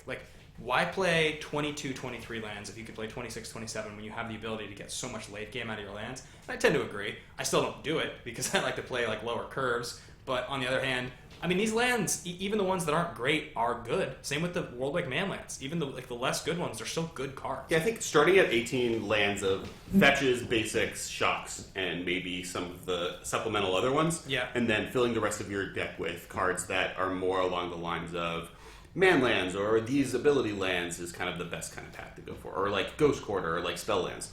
All right, next card on the list. Next card on the list. This one will cost you 1 green mana or 2 life. Oh, snap! Gives +2/+2 to target creature. Mutagenic Growth. Mutagenic Growth. Actually, you know what set is possibly competitive to the set you mentioned? Yeah, New Phyrexia. New Phyrexia. I would say it's close, but the problem is there's not enough Phyrexia mana spells that actually... that's just the Phyrexia mana spells, really. I mean, you have the Praetors, but I don't think a single one of the Praetors made it. And then you... Did Vault Scourge not make our top 100? I guess it didn't. No, none of the random 1/1 artifact flyer creatures Yeah. from Affinity. None of the random dudes. So I think anyone going away doesn't kill that deck. Yeah, I actually think that, New Phyrexia doesn't even get close, because it has like a few spells. I'm gonna count. You talk about Mutagenic Growth because you love Okay, this card. I do love Mutagenic Growth. Mutagenic Growth, guys... Counters Lightning Bolt. Counters Lightning Bolt, you pay 2 life or 1 green. It's an instant. Target creature gets +2/+2 till end of turn. This card is a mainstay staple in the Death Shadow Zoo decks that want to pay down to low life. It's a mainstay in Affinity because it's a free 4 damage, essentially. This card has been a mainstay sideboard card in a number of decks. It's played in the mono-green Stompy deck sometimes. This card's great for a lot of reasons. I mean, things like Heroic made this card really interesting. I love playing this card with Silver for Partisan decks that I've designed, though that's just a little more fringe. I mean, look, it's very clear. There's a lot of cards that are on this top 100 that take advantage of paying life or other resources than mana for mana abilities. Like, that's what this card does. This card is consistently good in many strategies. This was even good in the experimental Niv Magus Elemental decks that Channel Fireball tried rolling out at that Pro Tour a few years ago. Just a generally very, very solid card. And also, I feel an underrated card in like brewing. Like I had this in that Spirits deck that I built. I had this in that Spirits deck that I built with Niblis of the Frost, which I thought was a cool idea. I like the idea of this saving your Drog Skull Captains from Lightning Bolt. So I think this card is really, really good. Did you count how many New Phyrexia cards? It's 7. Yeah. No, 8. I got the Glistener do you Elf want after I said do 7. you want to talk any more? You said 8 total. Do you want to talk? Would you like to talk about Mutagenic Growth at all? No, but we should go to the next card, and I can maybe talk about it while you count how many Future Sight cards are on the list. Done and done. Okay. Spoiler alert, you actually now know of the cards that we've named. X were from New Phyrexia. There are that many left from New Phyrexia still on the list. You guys want to If you figure that out? If you want to do the math quicker than we want to. So number 9 is Mutagenic Growth. Number 58 is a card from Cons, and the other was from Fate Reforged, and they're a pair. And they're both black, and they both have Delve. We're talking about Tasigur the Golden Fang and Gurmag Angler. I believe one is from Cons, one's from Fate Reforged. They're both from Fate Reforged. They're both Fate Reforged? Yeah. Was Delve not in Cons? It was just in Fate Reforged? No, it's in both. Oh. Tasigur they're both in Fate Reforged. For some reason I thought Tasigur was first. Tasigur is part of this cycle of legendary creatures with hybrid activations, so they're 3-color legends. They're actually 2-color legends. That's right. And then Gurmag Angler was just in the second just one. a common, and they didn't realize that it was going to be as good as it was. So these They are might both. have known. I mean, you know. These are both nuts. They're really, really good. Do you want to talk about Tasigur? Yeah. So Tasigur's your boy. I like Tasigur. He's pretty sweet. You like Tasigur more than Angler, right? I think they're different. The main difference is that Angler is just a beefier guy. He does more damage. Tasigur is better at kind of grinding people out and drawing cards. Which really cool. Tasigur is a cool little mini game though, along with it, because when you delve him and cast him, you're exiling cards to prevent your opponent from giving those to you when you start activating his trigger. Because what happens is with Tasigur, you can play 2 colors, a green and a blue hybrid, or 2 of those. So 2 green blue hybrid, 2 colorless, to put the top 2 cards of your library into your graveyard, and then your opponent chooses a card in your graveyard to give it to you. So it's this kind of grindy card draw engine that's attached to him that your opponent gets to kind of play with you, while also allowing you kind of, if you get it, basically if you get the double Tasigur chain going, where you just keep exiling your graveyard other than Tasigur and keep playing them, you get this really cool, just continuous loop of card advantage. Mutagenic is just a 5/5 beater that you can cast for 1 mana, which is just insane. Tasigur you can also cast for 1 mana, and they're both just really good. So I am continuing to look for how many. So we will move on. Well, so when it comes down to it, also, like, Delve in general is very powerful, and these are the 2 Delve creature spells that have kind of taken effect. There's the green one that makes a 4/4, and just so much worse than a 5/5 that it hasn't really picked up. Hooting Mandrills. Hooting Mandrills. I like that card a lot. It's good. It's just not either of these 2 cards. Yep. In Highlander, I play all of them now. I love Hooting Mandrills. That's in my rug deck now. Instant speed or things that can be played for 1. Anyway, so moving on to the next card, we had Mutagenic Growth, we have Tasigur the Golden Fang, Gurmag Angler, and next we have Monastery Swiftspear. This is a card I missed on totally. It sees play. Do you want to talk about it? Yeah, sure. So Monastery Swiftspear is 1 red for a 1/2 haste that has Prowess, which is +1/+1 whenever you play a non-creature spell. This is kind of Goblin Guide 2.0. This came out and immediately was powerful. Cons the set, if you include banned cards, also theoretically could be pretty high on like modern staple cards, because you also get half the fetch lands out of that set. But in general, Monastery Swiftspear kind of is a burn staple, but also a Delver staple, is also kind of played in some zoo lists that are a little bit more token heavy. One of the most premier aggressive creatures of all time, one of the best 1-drops of all time. I don't know, there's not a whole ton to say about it other than the fact that it's just very good. Wow, you might have just totally owned me on that argument. Wait, really? Yeah, maybe. Sweet. I'm looking. Well, what's the next card? I think it's 7. Ha! Yes! That's crazy. I don't know how that happened, unless man. I just miscounted. So that was Monastery Swiftspear, which, as you said, Blue-Red Delver and Burn decks primarily. Right. So next on the list we have Mutavault. Tribal Hero Mutavault, number 56. So this is the card I saw that I was like, maybe this is the card that could have switched with Ink-Moth Nexus. Yeah, I think that's totally correct. But beyond that, Mutavault is, this is kind of, I think, one of the reasons I gave it as many points as I did originally was because I wasn't including the Merfolk Lords, and so this is one of my nods to like the fact that Merfolk is really, really, really good, and as is Elves, and Mutavault is kind of the card that's really important in both of those decks. Yeah. Actually, and like Affinity and Infect are more tier 1 than Merfolk and Elves, but Merfolk and Elves aren't that far behind them, and they're very comparable cards, and I would say this is just as important of a role player in those decks as it is in the other. Yep. Yeah. Yeah, I think that's a totally fair assessment. Looking at it, I think I would have switched those two now. And Mutavault, this is one of the cards in that string of a couple of years there where they printed really powerful cards from Modern and Standard, and Thoughtseize, Mutavault. Mutavault alongside Thoughtseize actually is what has caused Wizards to decide they never want to print Modern staples in the Standard again. Part of that reason is just because they don't want their new format that's supposed to show their new cards to be dominated by old cards, so that a player returning to the game isn't like, last time I quit, Thoughtseize was like the number one card, and it's the number 1 card still. Why is that still happening? Right. And so Wizards is pulling back on which cards they're willing to reprint, to our chagrin, but hopefully, as we saw with Conspiracy a little bit, they're going to make more of a concerted effort to start reprinting cards in supplemental sets. Yep. Continuing to move down the list, unless we have anything else about Mutavault to say. No. Next we have a legend. He's beefy. He costs 8. He's a demon. Wow. He's awesome. This is all. So this is a Shadow Border demon. This is Griselbrand. There's like what's a Pestilence demon? There's a random demon that doesn't. I like play Pestilence demon. I do like Pestilence demon. Griselbrand number 55 is the best reanimation spell ever printed. Reanimation creature, you mean? Yeah. Yes. I mean, look, if you're looking at Legacy, that's like Griselbrand or like Emrakul, but it's only good with Koro's Vengeance because of the shuffle effect. Yeah. Before that, like Iona and Elishnorn are kind of the 3 other competitors. The Praetors were all really good. I mean, I think he completely kills Jin-Gitaxias as a card. Like, Griselbrand is just better than Jin-Gitaxias. Yeah. But I'm just trying to think of other ones that were like in that spot. Yeah, I mean, creatures... The Elishnorn, Iona, Inkwell, Leviathan, Because you can't reanimate. At one point, I think Simic Sky Swap. The removal, the black-white Action Rider. I think those are like the 6 cards that are like, these are the reanimator targets. Things of the Steel One, I think, was a card for a hot second. Yeah. But that like fell off. The cards we just named all have unique effects because like Griselbrand draws you a bunch of cards. Elish Norn wipes their board. Iona locks them out of the game. Yeah. Inkwell Leviathan is impossible to deal with. Yeah. It like is very hard to kill. So if you need to kill them, an Action Rider kills one thing real well. So like those 5 cards all kind of do very specific different things, but Griselbrand is definitely the best one.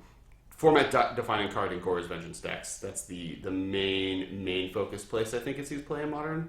Yeah, I would say that's true. It doesn't show up in a lot of other places, but yeah, it's really powerful. And in general, I think this is a card to keep an eye out. Like anytime they do any way to kind of either cheat a creature into play or to cheat on mana to get this out, this is a card that should be in people's eyes. They made it really hard to cast. It cost 8. It cost 4 black. Yeah, 4 black, 4 colorless. Yeah.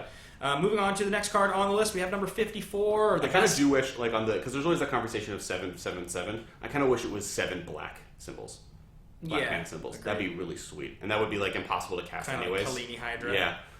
Yeah. So next we have on the list the only colorless removal spell printed good enough to be played in every color in Modern, and that's Dismember. Yeah. Dismember. Colorless. It's totally colorless. 1 colorless, 2 Phyrexian black mana. Target creature gets -5/-5 till end of turn. Instant. It's been good for a long time. It's been good since it was printed. It was good in Standard. It's super good in Modern. If you are able to play a deck that doesn't care much about your life total, you're hard-pressed to find a lot of things that have more than 5 toughness, or at least that in a combat situation, if it does have more than 5 toughness, you can't just shrink it to be small enough to die in combat. Yeah, it's so interesting because it just falls so short of being a tier 1. Like, because mana is so easy to kind of do, like, Path is just going to be the card people kind of turn towards. And because just sometimes there's a thing that's an X6. Like, just like you randomly will run into something that this doesn't kill. Doesn't kill Primeval type. Doesn't kill Primeval type. But, I mean, like, and losing that 5 life is such a huge cost. But, past that, it's still really good. It gives blue decks, green decks, just ways to kill things. It gives, Grixis, or not Grixis, or blue-red decks a second removal spell after Path if they need to really get past just being able to lightning bolt things. It, like, is a very versatile card. Yeah. Dismember, I don't think there's really much else to say about Dismember, right? I mean, it fits well into Death Shadow Ooze decks that want to pay their life down. I just like it. I like it a lot. Next, we have maybe the best 3-drop green creature ever printed. 3-drop green creature ever printed, Eternal Witness. Oh. This was one you actually tried to not include on the list. Yeah, Where do you find it at 53? It was in my... Yeah, okay. Okay. I mean, not like you fought to not include it. It's just like when you are dealing with the 100, it's like things get jumbled around a lot. My argument on Eternal Witness being as high as it is, what's the replacement? Snapcaster Mage. Yeah, but it doesn't just get you any card back. No, you're right. Eternal Witness. It's uniquely powerful. The classic play with Eternal Witness is what's it called? The green Collected Company. Not Collected Company. Collected Company is good, but Court of Calling is the classic play of courting into Eat Witness to get court back to get a new thing the next turn and just kind of keep looping that. Yeah. Is like a classic kind of play. Beyond that, just like in Birthing Pod decks, it is seen play forever. And then beyond that, there was stuff like Eternal Command, which was you play Eternal Witness, Aether Vial, Snapcaster Mage, and Cryptic Command, and you can just literally loop Cryptic Commands, eventually locking your opponent out of the game. Like, it is inherently powerful. There's a reason Snapcaster Mage is so good.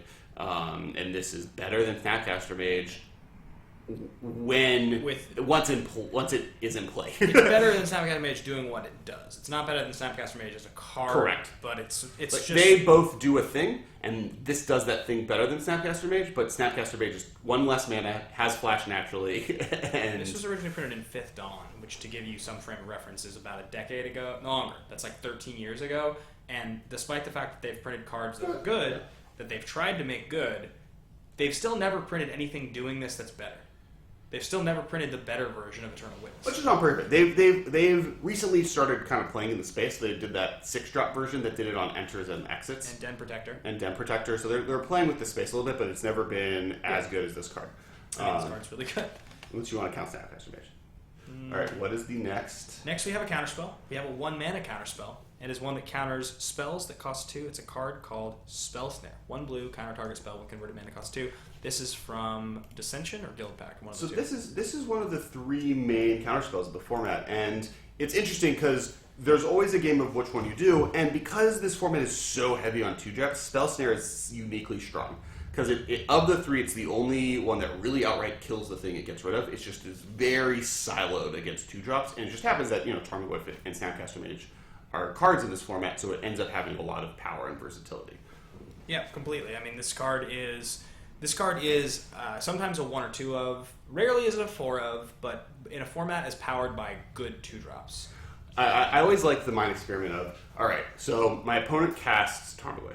Yeah. On turn 2, I have mana up. I have Mana Leak and Spell Snare in my hand. Which card do I counter? I have Spell Snare, which I can counter their Tarmogoyf.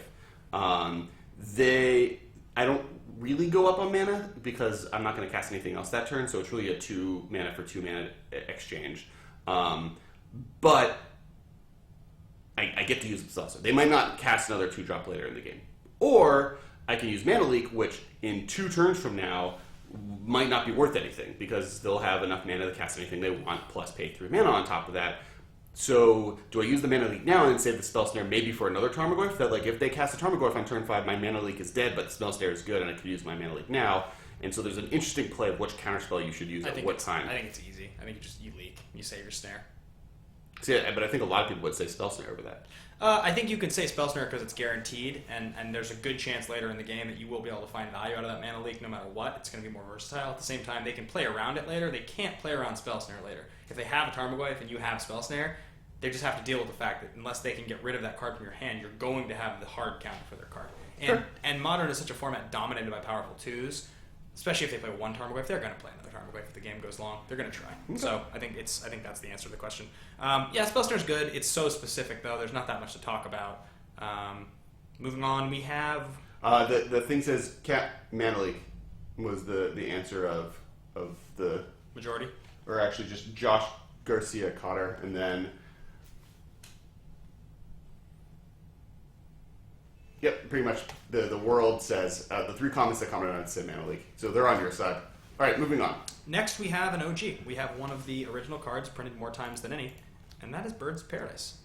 Another card that was reprinted in Ravnica City of Guilds. And most recently in Conspiracy.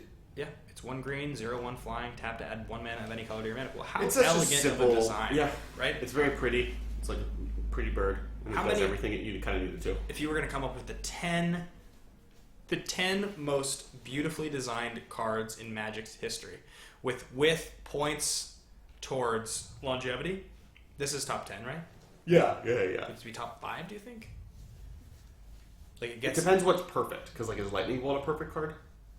I would say. I think I read an article at one point saying that Giant Growth was the most perfect ever printed, and I like that idea because it's sort of what Lightning Bolt does, but it offers, I think, a lot more variety to what it can do to a game. Sure. It's not as powerful, but I like both of those answers a lot. I think is like Merfolk or Trident Merfolk or whatever, the 1/1 for 1 for blue, 1 blue for a 1/1. Is that a perfectly rounded card? 1/1 Merfolk? Or what about yeah? It's very simple. Yeah, well, it's simple. I'm just picking any the Maverick creature, a 1/1 for 1. Or what about a Raging Goblin? A 1/1 Goblin for 1 with haste. That might be because it really fits. It's really so simply perfect of around that is. This is a weird tangent. Yeah, but I also think that when you look at that, you have to look at longevity. And you also have to think about a card that has been balanced and well used for so many years that they're able to consistently print it and never change it. That's why I think Birds is just almost the number 1 ever. Is it's still really good, but it's not any more powerful now than it was 20 years ago. Sure, I'll give you that. All right, so beyond that, in Modern, saw a bunch of play in Birthing Pod, sees a bunch of play in Coco decks, sees a bunch of play in general, just in decks that want to play a 1/1 that have more than 2 colors. Yeah. It is less good than another card that's later on this list, but sometimes you need red mana, sometimes you need black mana, and sometimes you need a flyer. So those are all very important inherent pieces to this card that make it important. It's good in a lot of decks. Yep. That rounds up 50, guys. That is... that was number 51? Yeah, we're down to number 50. We're halfway at the halfway point, everybody. Woo! Any thoughts in the chat right now? Anybody, any comments, big comments for us at the 50? The big 50? We have to now wait because there's a time difference between us asking that question and them providing us the... Okay. I'm going to tweet out 59 through 50. So I guess to the chat, how are you guys doing? And to the people listening to the podcast, please tweet at us what you think of the list so far. Let us know if you think we're doing this, we're just crazy, and wrong on some of these cards. And if we're completely correct, we'd love hearing your guys' feedback. Definitely. Actually, I can tell you how much Birds has been printed. 1, 2, 3, 4, 5, 6, 7, 8, 9, 10, 11, 12, 13, 14, 15 times. There are 15 printings of Bird of Paradise. Yeah, I think the answer to that question may honestly just be Birds of Paradise. Like, I would be hard pressed. I think Land or Elf. I think the problem with Bird of Paradise versus if Birds of Paradise didn't have flying, yeah, I would agree with you more. I think the fact that it flies makes it a little unperfect. A little flawed. Because first off, green shouldn't have flying in general, and B, that's fair. It's an additional effect that doesn't really affect with the card. Like Lenore Elf is more perfect to me because it solidly does exactly what it's supposed to. I would put not Elvish Mystic, but yeah, Lenore Elf. I would put that high on the list, and also I think that Eternal Witness has a strong argument in there. I think Eternal Witness is a really well designed card. I like that a lot. I like that. It's well designed, it's well balanced. It's like the right. I'm trying to think of other good. I think Remand is a really nicely designed card. I think Counterspell. But I think Counterspell is more powerful. Counterspell is more powerful and restrictive, whereas I think Remand is like right. But I mean, like from a perfect cancel because we can go lower power level, but like from a classic.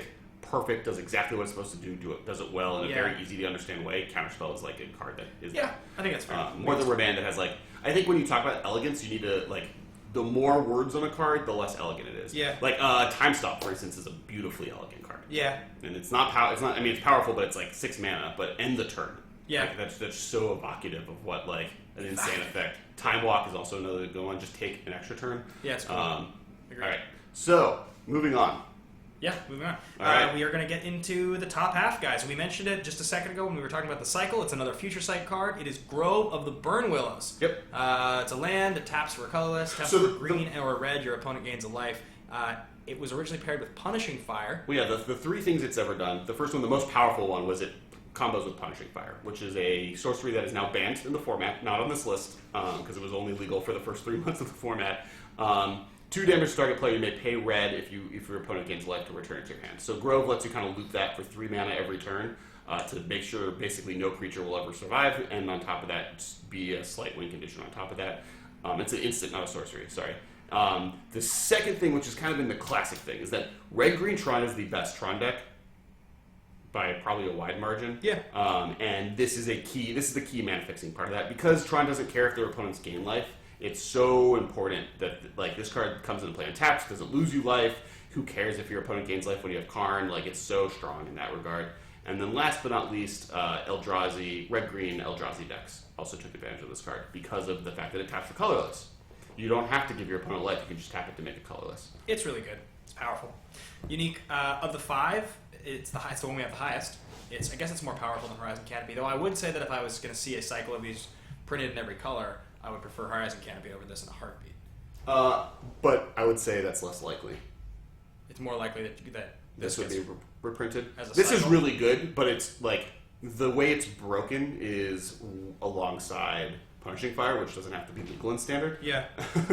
And then it would only be maybe the red-black one would be good with it, but I can see them versus Horizon Canopy, which is very powerful, except you have the life loss. Right. All right, next card. Continuing to move down the list, we are going to go to number 49, an all-time powerhouse in many constructed formats, Grit, Lava, Mancer. 1/1 for 1 in red. Its ability, he's a wizard. He's a human wizard, I believe.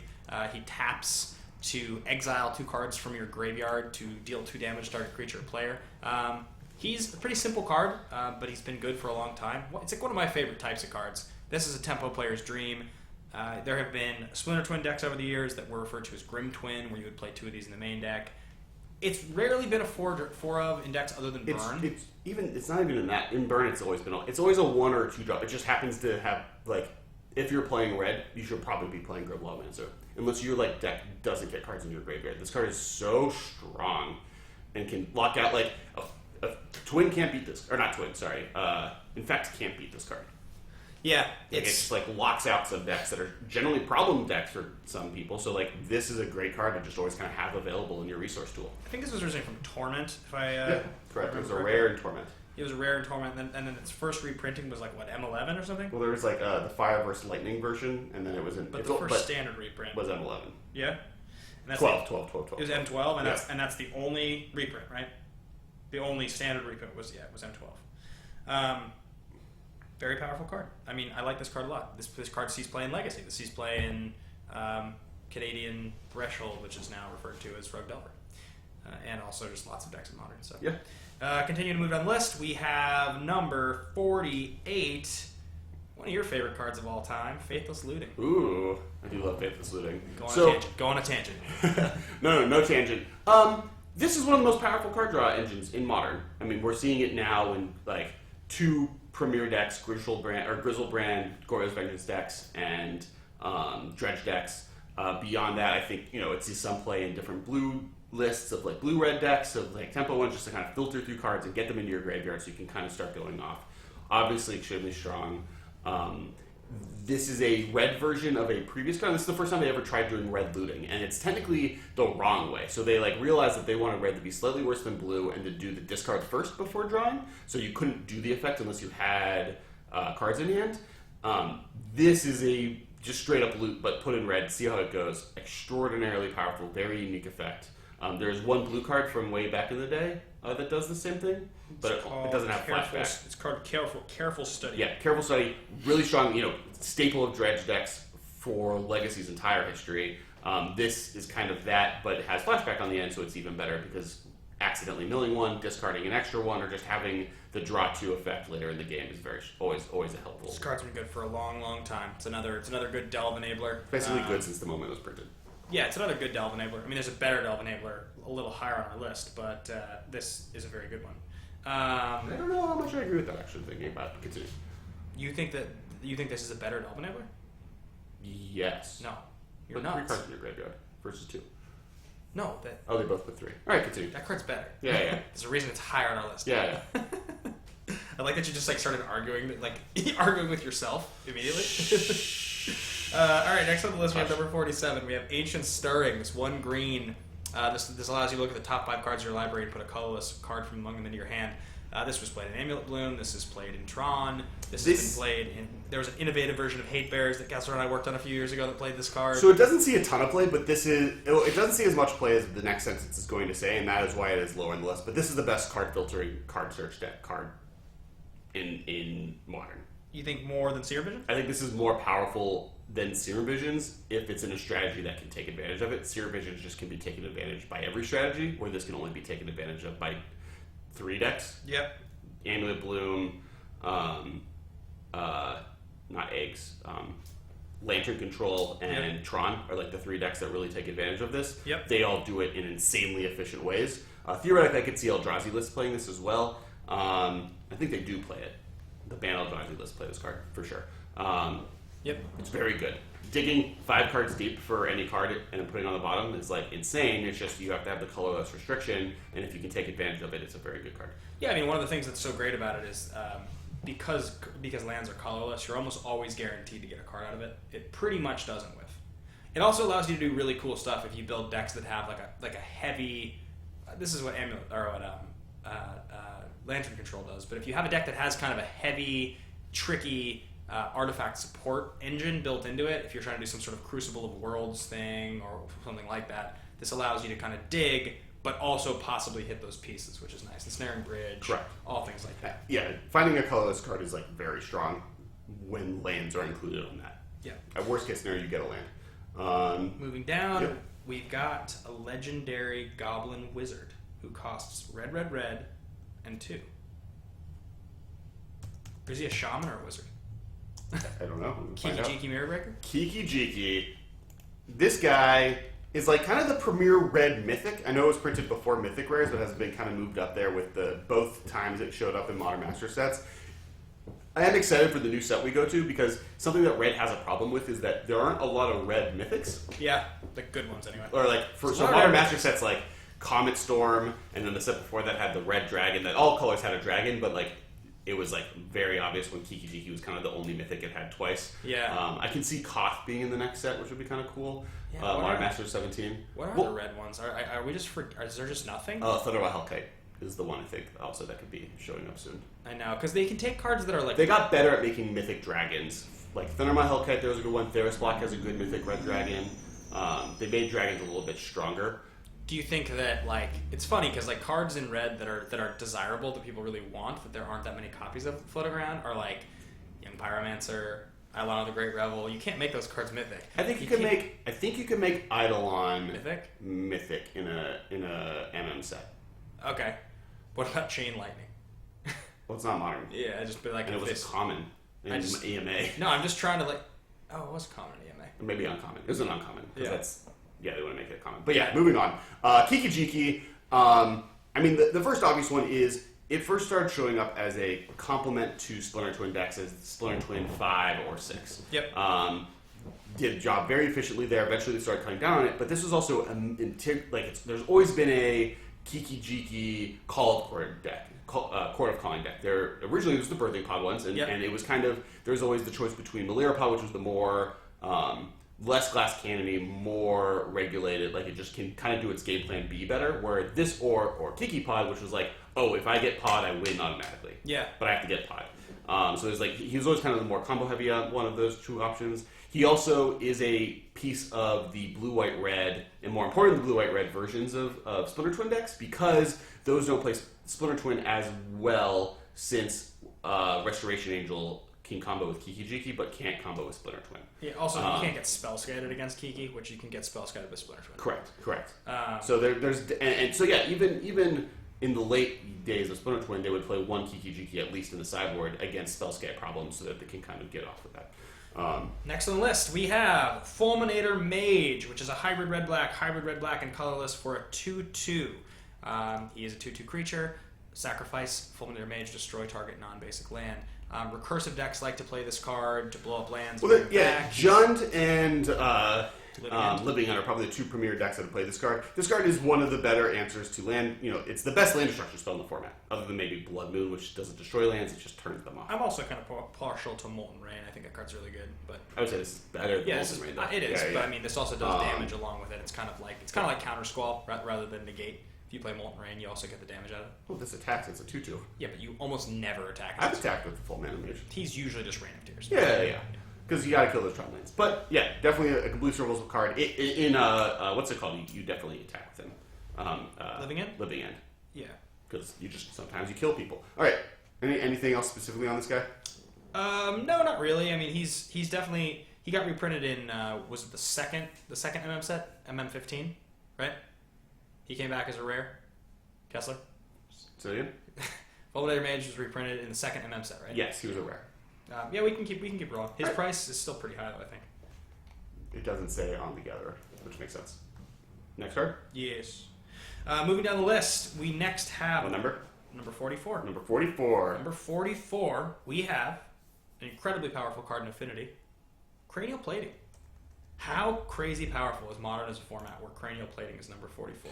Well, so part of that is blatantly the fact that it only sees play in one deck, period. And, it's a more powerful card than Ravager, though I would argue that Ravager has a higher chance of seeing play in a deck that's different than what Cranial Plating is seeing play in, because of the I am an artifact sack outlet factor. Like, if you want to do some type of recursion that kind of an eggs deck involves sacking artifacts that doesn't exist because the cards don't exist for it, but I can imagine that being a thing.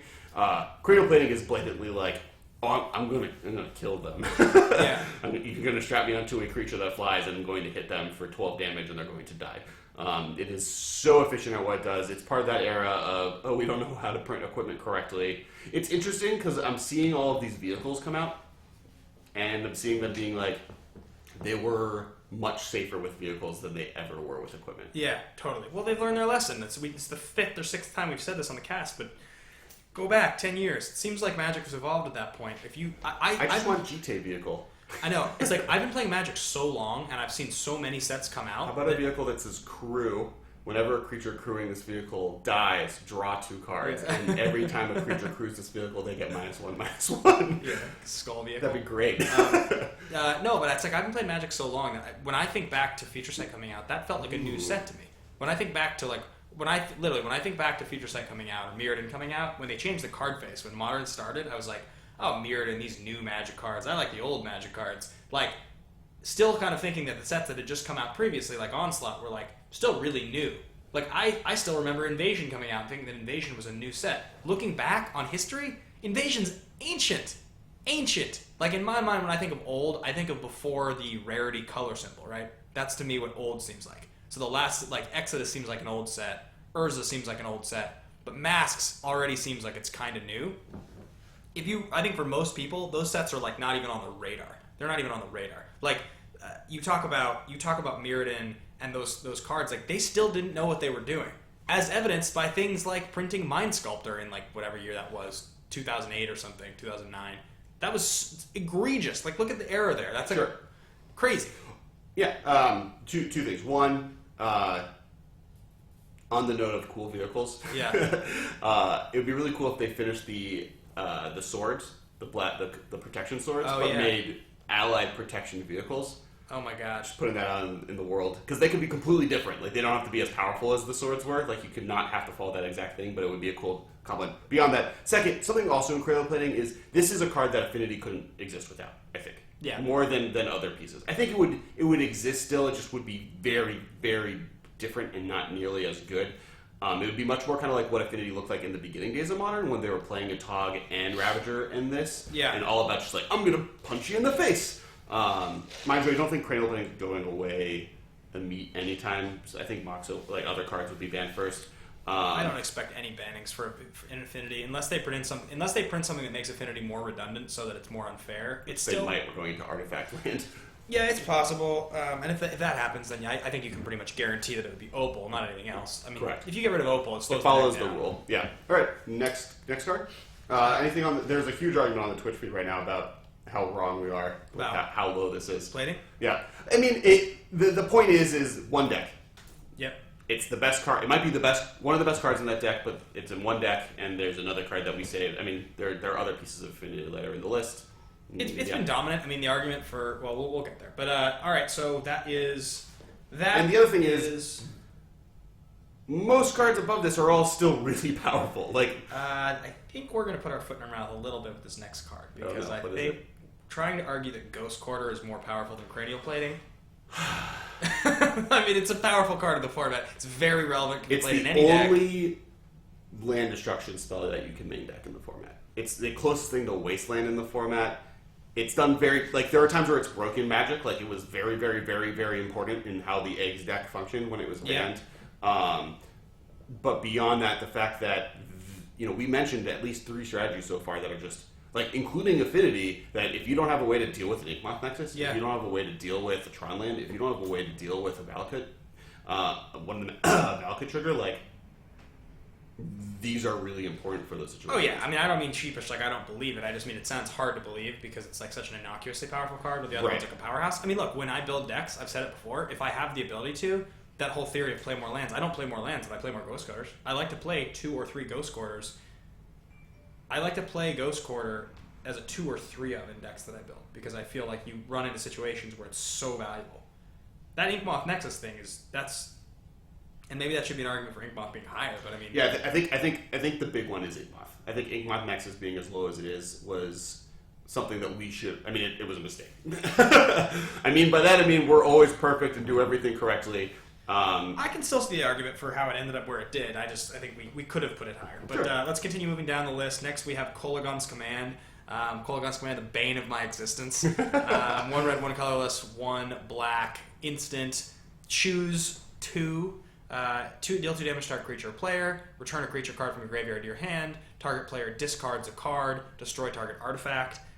3 mana for 2 of these abilities. It is one of just like the best grindy control deck engines ever. Its play with Snapcaster Mage is unreal.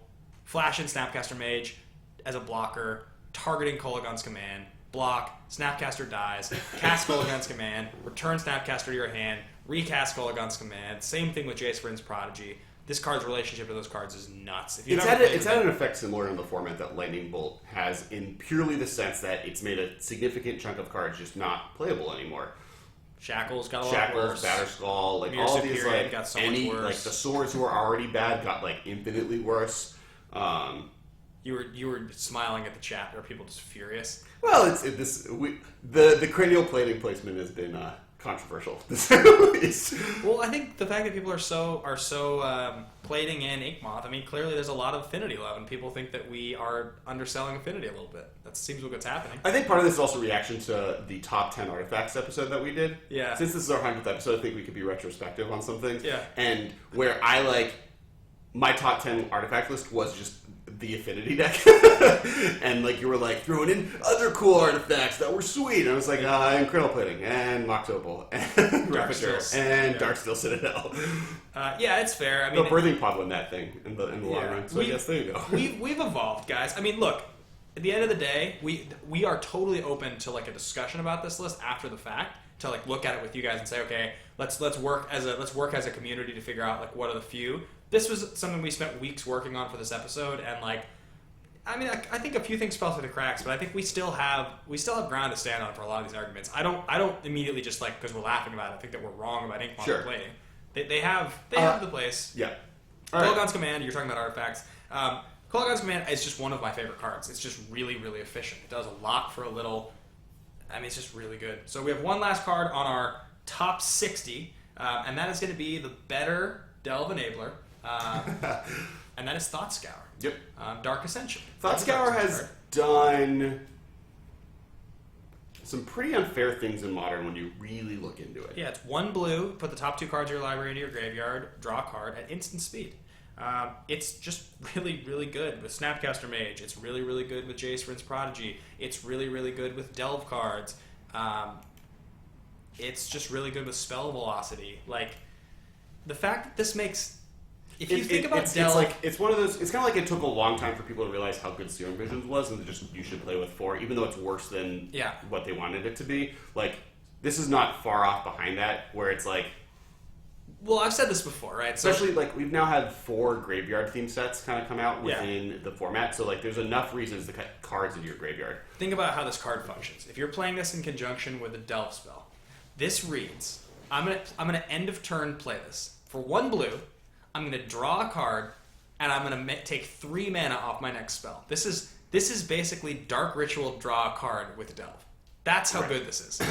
And you don't even have to do it the same turn. You can do it end of turn, and then untap with that 3. And the fact that it's an instant speed cantrip, so like of the 3 main cantrips in the format, this is the weakest one. This is the only one that Snapcaster Mage can cast at the end of your opponent's turn. And that's like a very important thing to keep in mind, is that being able to hold counter magic up with Snapcaster Mage and play it at the end of their turn and still get a cantrip effect and then get your threat into play is very, very strong. Look, 2 fetch lands, a Thoughtscour, and a Tasigur is turn 2 Tasigur. Right. Period. Yeah. That's absurd. Yeah.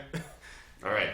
Is that the top of the? Are we now about to hit the 40s? We're about to hit the top 40. All right. So this is the second to last. Oh no, we have 3 more packs. 3 more packs. All right. So gonna turn the video feed on. Gonna pause the audio for the episode on this recording. I'm gonna tweet out 50 through 41. All right. Where's the video button? Video capture device.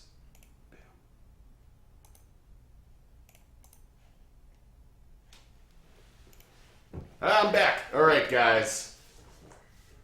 Modern Masters 2. Come on, Tarnboy. Our namesake set, kind of. The second one.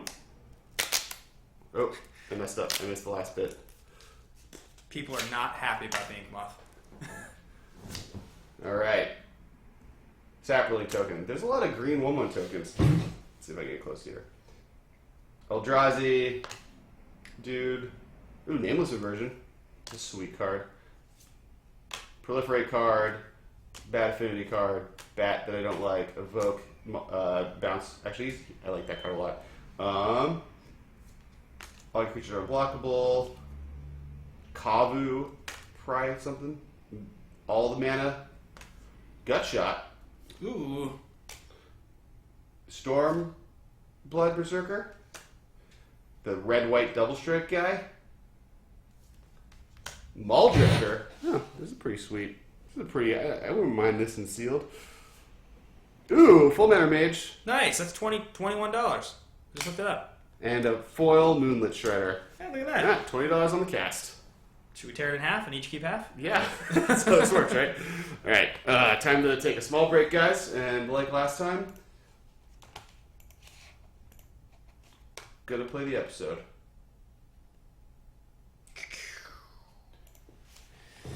Time to take a small break, guys. Conspiracy. And like last What time. it means. So there's a couple things. And I recommend everyone go listen to this episode because I really like it. But we had the professor on, I want to say 4 months ago, with kind of a summer preview. And I don't know if that was the actual subject matter, but we ended up talking about what was going to be coming out this summer.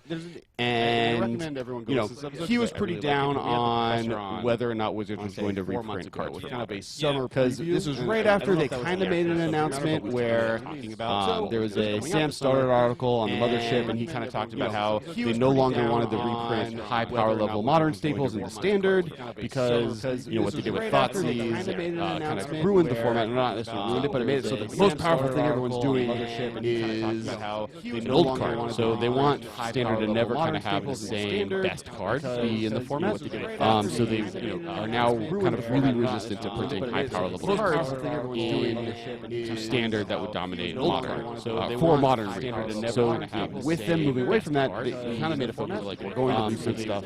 Now make more of it. We're going to try and figure out a way to print stuff. The professor, after I think 4 modern, I forget what it was, but basically he was kind of hard on. We're probably not going to get around to stuff of many cards. Make more of it. We're going to try and figure out a way to print stuff. In this set, there are some interesting Professor, some weird ones, and then there's definitely some more modern. Right, and part of this came from like Inquisition of Kozilek. Probably wasn't reprinted in many cards. Instead of Goblin. So that's kind of where this kind of started from.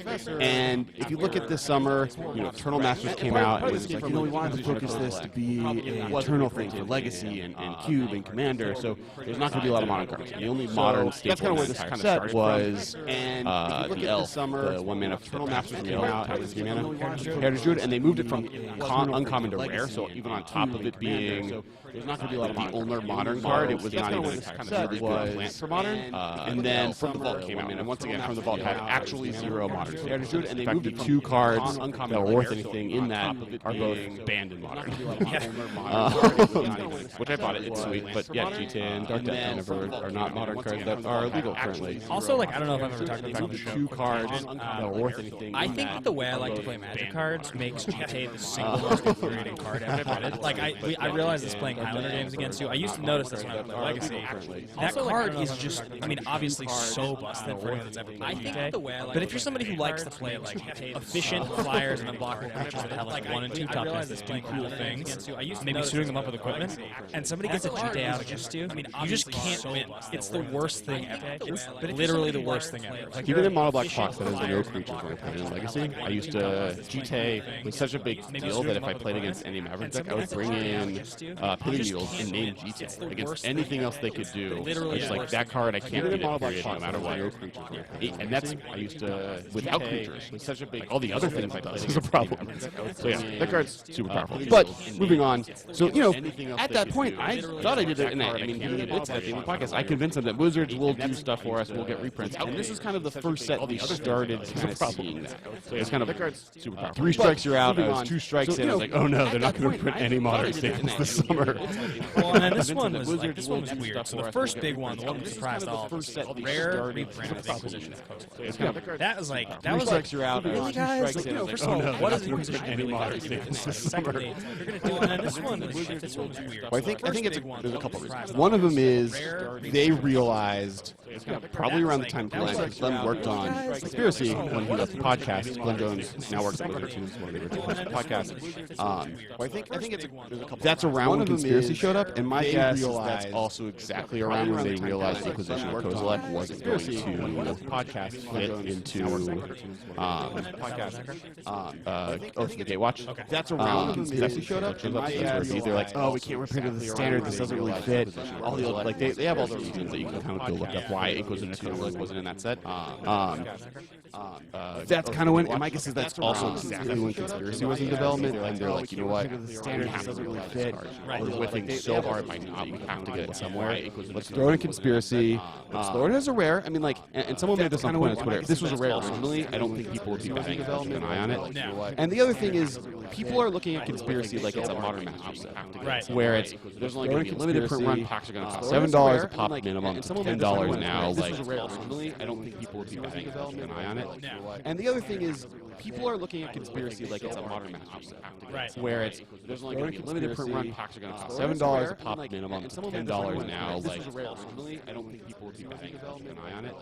And the other thing is, people are looking at Conspiracy like it's a modern Magic set, where it's there's only going to be limited print run packs are going to cost $7 a pop. Yo, this is Alex Kessler, and welcome to Mad Magic. Today I'm going to be talking about first some standard cards, then some equipment, and then maybe a land or two. So first we got Supreme Verdict. Now this guy is one of the best removal spells ever printed for board wipes. Now it's uncounterable, which makes it really good right now in Modern and in Standard, where it's going to be one of the best ways to kill standard cards. Now this guy is currently at $5, and I'm seeing him being a $10 format staple in every format he exists in. So I'm saying pick him up while you still can and make the money while you still can on him. Next I got Darksteel Plate. Now this guy is one of the best ways to protect your commander in EDH general.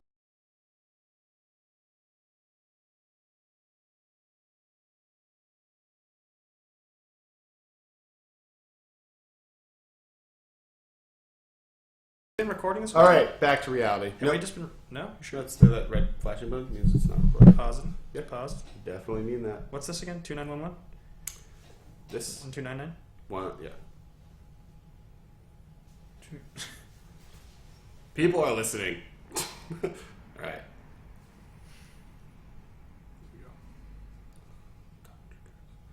All right. Top 40 Magic card things ever. Top 40 Magic cards. In the 40 slot, he's a big, beefy, former planeswalker. I don't know if people can hear you. Oh. All right. Everyone ready to start again? We ready? We ready to do this? The Shock and Fetchlands are all 10 of the top 20. That wasn't me starting. I'm going to move this back into here. All right. Hitting record. All right, Hello. guys. You guys can hear us? We're back. We're doing the top 40 Magic cards of all time in the modern category. We have number 40. All right. It's all the rest of it's just play set of filter lands, play set of man lands, play set of fetch lands, play set of shock lands. All right, we're done. Let's go. Number 40, guys, in the 40 slot. He costs 7. He got his spark on some storyline that I don't know what it is. I know what it was. I can tell you. Tell what it is. All right. So, first off, the card is Karn Liberated. Yeah. New Phyrexia, big heavy hitter, mythic rare, planeswalker, colorless. Just a beefy dude, hard to get rid of. When you play Karn, his plus is outrageous, right? Doesn't he come down on 7 and he pluses 4? Yeah. If you do the discard fill. What's really interesting about Karn is he's just Liliana the Veil on steroids. Yeah. So like Liliana the Veil plus is each player discards a card. Karn's plus is target player exiles a card from their hand. Yep. Liliana goes up 1, Karn goes up 4. Yeah. Liliana the Veil's minus is -2. Target player sacrifices a creature. Karn is exile target permanent. Well, he also costs 7 and she costs 3. Well, but the two decks that play them cast them on turn 3. That's true. So Karn, key part of the Tron decks. It is the staple of the Tron decks. It's probably the most important part Scour of Tron. higher than plating, says Zachary Riffus. Yes, that is the case. Deal with it. Karn is obviously one of the premier cards of the Tron decks. One of the most played planeswalkers in the format after Liliana. I would say Liliana, then Karn. Yeah. We did our top 10 planeswalker list. It was kind of pretty blatantly that those two in that order. Those are the two, I think. And they do the exact same thing. How he lost his spark, or how he got his spark. So Karn caused the Phyrexian invasion.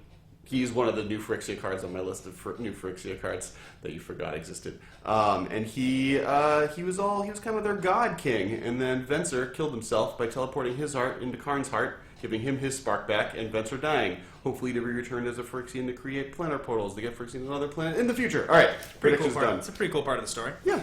Self-sacrificing hero saves the good guy. Karn's really Maybe good. becomes bad guy. Karn's an infuriating card if you're playing a deck that's like not able to deal with him or race him, and you play against Tron. They're like, okay, turn 3 resolve Karn, and you're just like, this is not fair Magic cards at all. Like, this is so far from fair. A lot of people say that Karn is almost single-handedly responsible for the reason that control decks aren't really a viability in Standard or in Modern. Because he, like, you can be planning to fight aggressive decks. You can have all of the removal spells, but eventually you're going to run in front of a Karn, and like, how do you fight this deck? Yeah.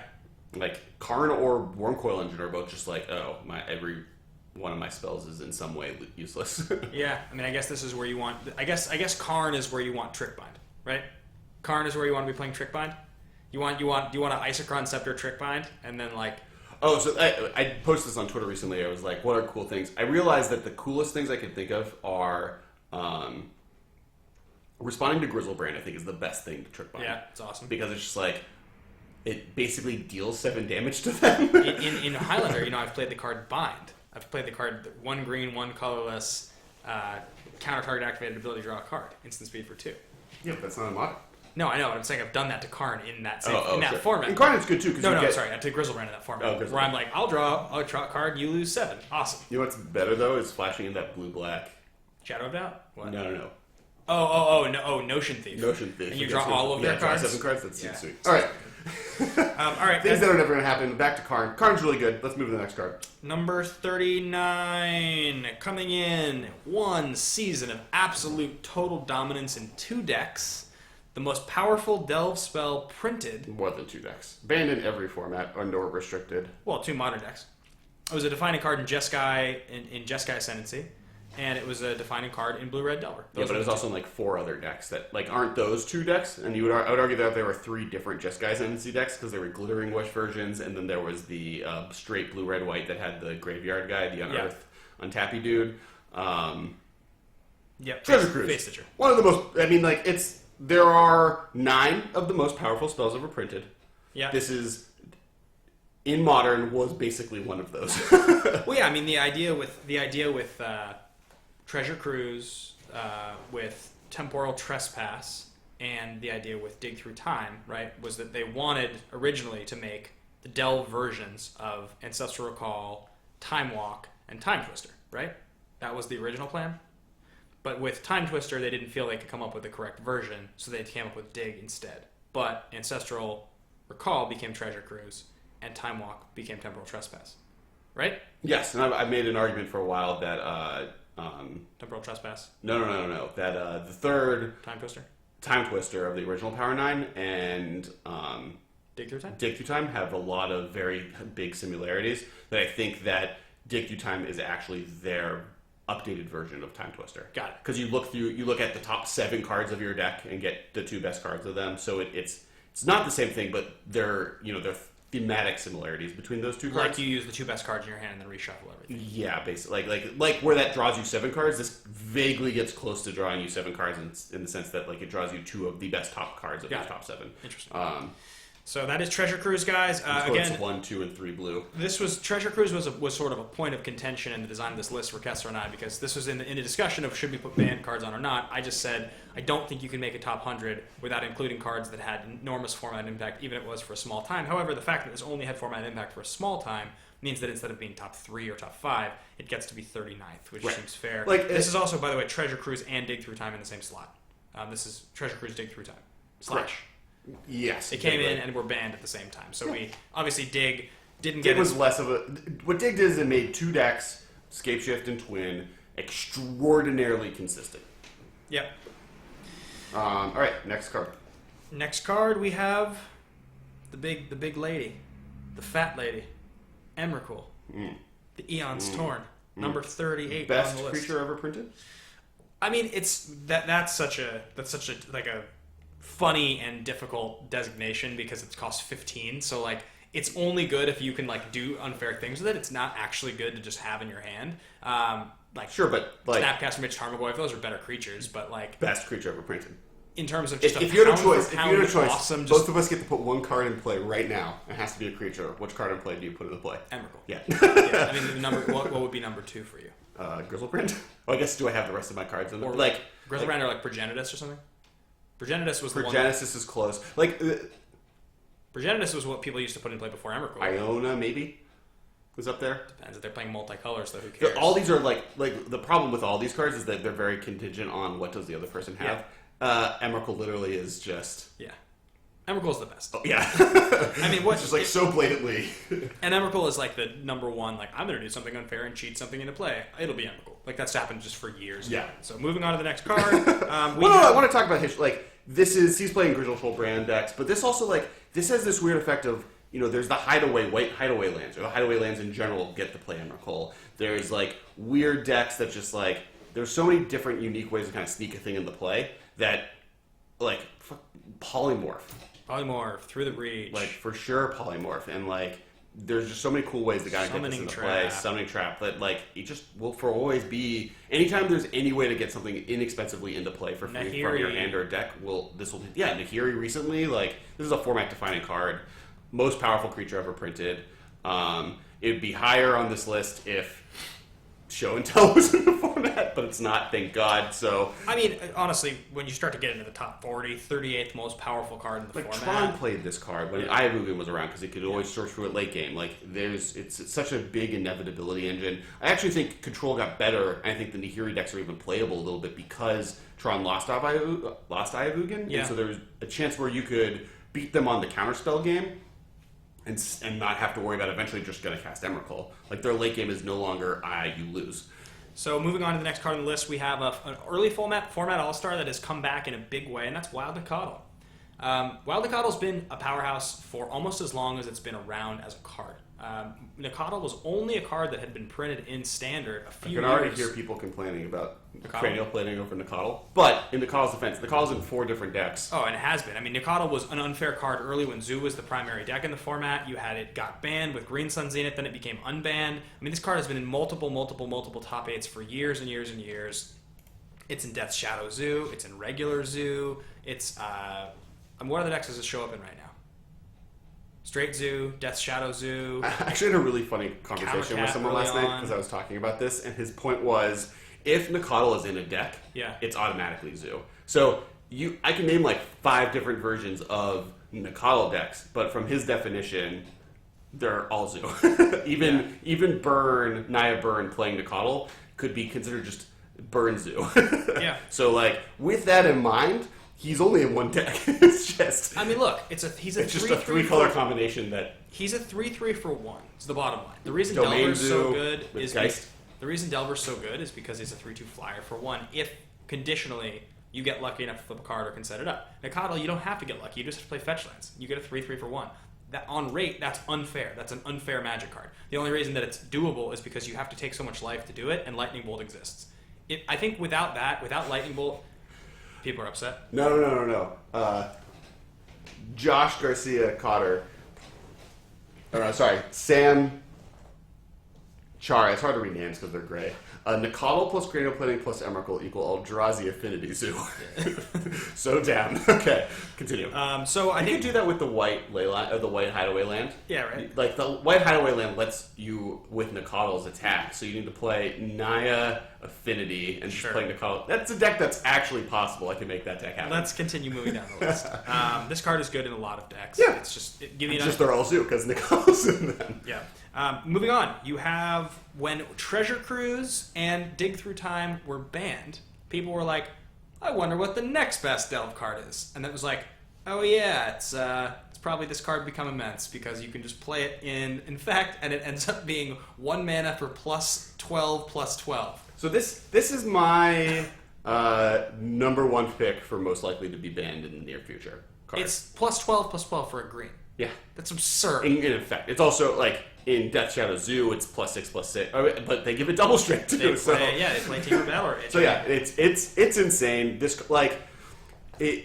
when John, there's like a great interview before, not this last year, but the year before that, the Pro Tour, with John Finkel. And John Finkel classically will play Storm at every event he possibly can play Storm like in. straight combo decks. And Storm specifically, and he was playing Infect. I'm like, why are you playing Infect? He's like, this is the best Storm deck in Modern. Yeah, it's pretty much a combo deck. Like, and Become Immense just like hypercharges that to the next level. And this is the reason this deck can win on turn 2. Like, or turn 3 consistently. Like, this is a very, very strong card. Yeah, Become Immense is nuts, and it will continue to be nuts as people continue to come up with more and more strategies to abuse it. It just so happens that in Death Shadow Zoo and in Infect, I have said the most important card in both decks. And It's not the most important card in Infect. What's the more important card? Ink-Moth Nexus. Why is it not higher then? Because it's only more important in Infect. It should be. Because it's not going to be banned anytime soon. I think this is a more powerful card than Ink-Moth Nexus. That's what I'm saying. But I'm saying that if this got banned, Infect would still be around. I think this is a more important card. I guess my point is, more important versus more powerful are two different things. So Cranial Plating is more powerful than Mox Opal, but Mox Opal is more important. I think that's the reverse. I don't know if I agree with you. I disagree with my last sentence. think that this card is absurd, and I think This card is absurd. Yeah, this card does things like. But Infect was a Tier 1 deck for years before this came out. Agreed. And will continue to be a Tier 1 deck if this ever leaves the format. Yeah, but not on the same level. This wasn't Tier 1 on the same level before Become Immense. This pushed it into the That stratosphere. Finkel tournament was before Become Immense was printed. No, it wasn't. He played Become Immense. That's Was why that he played that it. tournament? Yeah, that's Okay. why he played it. Okay, got it. That was the interview. He was like, I want to play it because this card's absurd. So, moving on, continuing down the list, we have a cycle of lands here, guys. We have the original World Wake Manlands. So, Celestial Colonnade. By the way, the Facebook, the stream chat is still. We're now creating a Facebook group for Eldrazi Affinity Zoo. Okay. The deck to just make it happen. We have World Wake Creature Lands. The first cycle of Manlands. Allied colors. You had 5: Celestial Colonnade, Creeping Tar Pit, Lavaclaw Reaches, Stirring Wildwood, and Raging Ravine. And they were great in Standard, and they were great in Modern, and they've all been played in Modern. In Legacy. Every format they've seen playing to some extent. The only one that really hasn't seen a lot of play is Lavaclaw Reaches. The other 4 have seen very significant amounts of play, with the strongest being Celestial Colonnade, followed closely, I would say, by Raging Ravine. No, I would say Raging Ravine is... It's different. Celestial Colonnade is so strong that it keeps blue-white a control deck to survive. Like, it's like the main reason that deck is still really good, or good at all. Raging Ravine has seen way more play. Okay. Jund is like the format-defining deck. It's in 4 of in every Jund deck. It's still really good. Like, if you were going to make a list, if you were going to make the top 100 Modern cards and you weren't going to put these in a cycle, Lavaclaw Reaches wouldn't make the list. Stirring Wildwood would be probably in the bottom 20 cards, and I would think that maybe Tar Pit would be closely ahead of it, where I think Ravine... The problem with Tar Pit is it's only blading Grixis decks, but and more, it's a legacy card. Yeah. Tar Pit is probably the most powerful one of all 5, except in a format where Snapcaster and Lightning Bolt are everywhere. Yeah. Blue-Black's just not powerful enough in this format on its own to vault it. But I mean, the World Wake Creature Lands are great. They've been good forever, and I think this was so we had many arguments on should we include this all as one cycle or should split them, and I was very much in favor because almost all 5 of them are playable. And to be totally honest, Lavaclaw Reaches hasn't seen a lot of play, but I think that card is A, underrated, and B, I think one day there will be the right deck combination that will want to play Lavaclaw Reaches. Like, it happens, and it has happened before. It's crazy. Colonnade is $35. I remember like 2 seasons after it was in the $35. I remember like 2 seasons after that card came out, and like going to dealers and being like, "Do you want to buy any World Wake Manlands?" And they're like, "No, we have too many. We have too many." And they were like $4 or something like that. And I do want to talk about the new Manlands. They haven't made a significant impact. Some of it, I think, is because of color combinations. I think we haven't gotten a deck that wants the blue-green one, and once we do, that we'll see play, because I think the blue-green one is really strong. We played it in Highlander. The fact that it has Hexproof is insane. It's really good. And I think that the blue-red one just, like, basically came out the moment that Splinter Twin got banned, so there was never a moment where, like, there hasn't been a strong blue-red deck in the format yet to really make it shine. I can see the green-black one seeing a little bit of play, but it's only going to be a 1 of the 2 of the supplement other stuff in Jund or Junk. And then the black-white one, I think, is the one that's seen the most play so far. Just because life gain against burn can sometimes be so valuable. Continuing to move down the line, we have a favorite card of a lot of people's ever. I remember when this card was previewed on Daily MTG. I remember reading the article. This did not leak, and this is Cryptic Command. I remember it was not leaked at all. This was just a card that they introduced, and they were like, "Command, it's 2 things. What do you guys think?" And this was the one they previewed it with. And I remember reading it. I remember I was sitting at a Panera Bread on a lunch break. I hate Panera. I'm not a big fan of it either. They're like they're not good. No, they're bad. Complete tangent, but Yeah. like. Yeah, I totally agree. I think I was on break at a job or something like this. Yeah. A long time ago. This is like probably like 2 More just bringing it up. I want to talk about how much I hate Panera. But I was excited. I remember reading the preview. Oh, this card is nuts. It's nuts. It's the best of the commands of all of them ever printed. Blue, blue, blue, and a colorless. Instant. Choose 1. Counter target spell. Return target permanent to its owner's hand. Tap all creatures target player controls. And what's the last one? Draw card. Draw a card, maybe. Yeah. I'm pretty sure it actually. My favorite stories with Cryptic Command are the textless ones because when everyone's like, "Oh, what does it do?" It's like, "Oh, it's just whatever I want." Yeah. Oh, I need I'll bounce that card and I guess I'll draw a card. Yeah, sure. Yeah, right. I'm just gonna tap all your creatures down and counter that spell. Okay, cool. All right. Yeah. Like it does whatever. Like it's so versatile. Functions Like kind of as like Time Walk. if It's it- gotten pushed it's out of Modern a little bit. it's expensive. It's a little expensive, Yeah. and there's not a lot of decks that get to the 4 mana slot. It used to be played actually a lot more. It was a very big card for a long time. It got pushed out a little over the years, and it struggled to regain. Modern has become more and more and more homogenized by its efficiency. You have turn 1, 2, and 3 have become so much more inherently important turns. I think. Yeah, it's really difficult to get away with playing cards that just straight cost 4 that you pay 4 for. Sure. It's just hard. This was good in Scapeshift decks. They played It's still this. good. Like the Bring Light Scapeshift decks definitely play this. There were Cryptic Commands in the sideboard of the deck you liked. Pyromancer's Rio's Ascension July list. deck, yeah. And then, when you look at those top 8s, there was a blue-white control deck that's playing Cryptic Commands. Like, this card still sees play. It's just not nearly at the same level that it once was. Yep. But it's still, like, it's the best counterspell in Modern. Is it? I would say so. No. There's a better one. It's higher on our list. Yeah. I say this in the sense Hard of counter? Emrakul is the best creature in Modern. Oh, okay. Just, yeah, in terms of... Sure. I'll give you that. Like, both of us have unlimited mana, and you cast your counterspell, I cast mine. I'd rather cast this one. Yeah, I'll bet you there's some stupid rare that costs like 7 that we're not... Time stop. Yeah. Anyway, so... Okay, let's continue moving down the list. We have number 33, your favorite green creature ever. I'm going to let you just go ahead and talk about I don't know what this. it is. You gotta say A it. creature that's been, I think, banned in EDH, unless I'm mistaken. 6 Oh. for 6. Mr. Primeval He's been Titan. my favorite green creature ever. Really? Yeah. Vengefine. Go ahead and talk about it. Vengefine and, oh man, I have to type it out. Tell us what it does. There it is. Okay. Primeval Titan is a 6-drop, green, 4. This is part of the Titan cycle from M11, Yep. I think originally. It has Trample, and when he enters the battlefield, you may search your deck for any 2 lands and put them into play. And then when he attacks, you may get another 2 lands from your deck and put them into play. Here's the deal. Primeval Titan is a card that has been in 3 different decks that have been banned out of the format. Yeah. And the linchpin card in those decks, it was in Amulet Bloom, it was in the original, I guess there's only 2 that I can think of. It was in the original, not before Tron, the precursor to Tron. Yeah, Cloudpost. Cloudpost decks. Yeah. So and now it's there's literally tier 1 of this format involves Titan Shift, and Primeval Titan is part of that deck. For 4 of in that deck. It's always been around. This is a card that's extraordinarily powerful. It kind of has that Birthing Pod, Stoneforge Mystic problem of every single time they print a new land, he gets slightly better. Yeah. And lands that are powerful are rarer than say creatures, which is why Birthing Pod probably had to get taken out of the format. But this Primeval Titan does so many strong, insane things sometimes that he's always just going to be one of the best cards in the format. This It's is a 6/6 for 7. This is also around the time that they started to figure out, and the Titans. I really love the design of the Titans. I think that they're some of my favorite design cards ever. I think they should have been 5/5s or 4/4s for 6 that did what they do. Actually, that'd be kind of 6/6 fair. is too good. I can get it. I just love the way they're designed. I mean, again, I think it's so cool that they were like, all right, you know what, we're going to really take advantage of the fact that 6 mana is a lot in Standard or in Modern, whatever. Well, at that point, they basically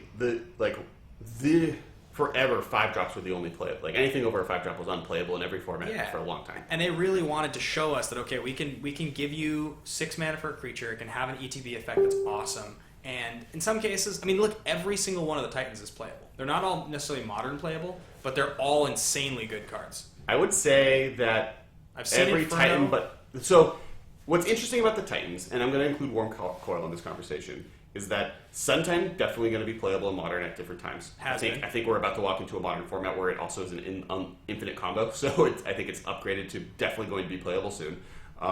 Inferno Titan is one of the Scapeshift's classic go-to sideboard cards. Grave Titan hasn't seen a ton of play in Modern, but I think it's probably underplayed. Oh yeah. Because it is still very good. It's just a 6-drop is kind of what hurts it, and Black doesn't necessarily want that 6-drop. And Frost Titan is classically underrated. People know that. And Frost Titan doesn't see play in Modern because Frost Titan is the anti-Titan. If you have a format, like when Frost Titan was in Standard, it saw play because it was the best Titan against Titans. Yeah. It in reality was a card that was kind of meant to fight the other things that existed, and just Modern's so big that people aren't playing a consistent enough type of threat that Frost Titan is good against. Yeah. That doesn't mean Frost Titan is bad, it just means it was meant for a different time. Yeah. It's another card. I think every one of the Titans will swing back around at some point and be playable. Maybe the least likely one being Grave Titan to me. I think Frost Titan has a higher likelihood of being playable at some point. I disagree. Really? I'd say Grave Titan is I like, even talking about it right now, am thinking about throwing it into my Jund sideboard just to see, against another Jund deck, that seems like just the nuttiest card I could ever play.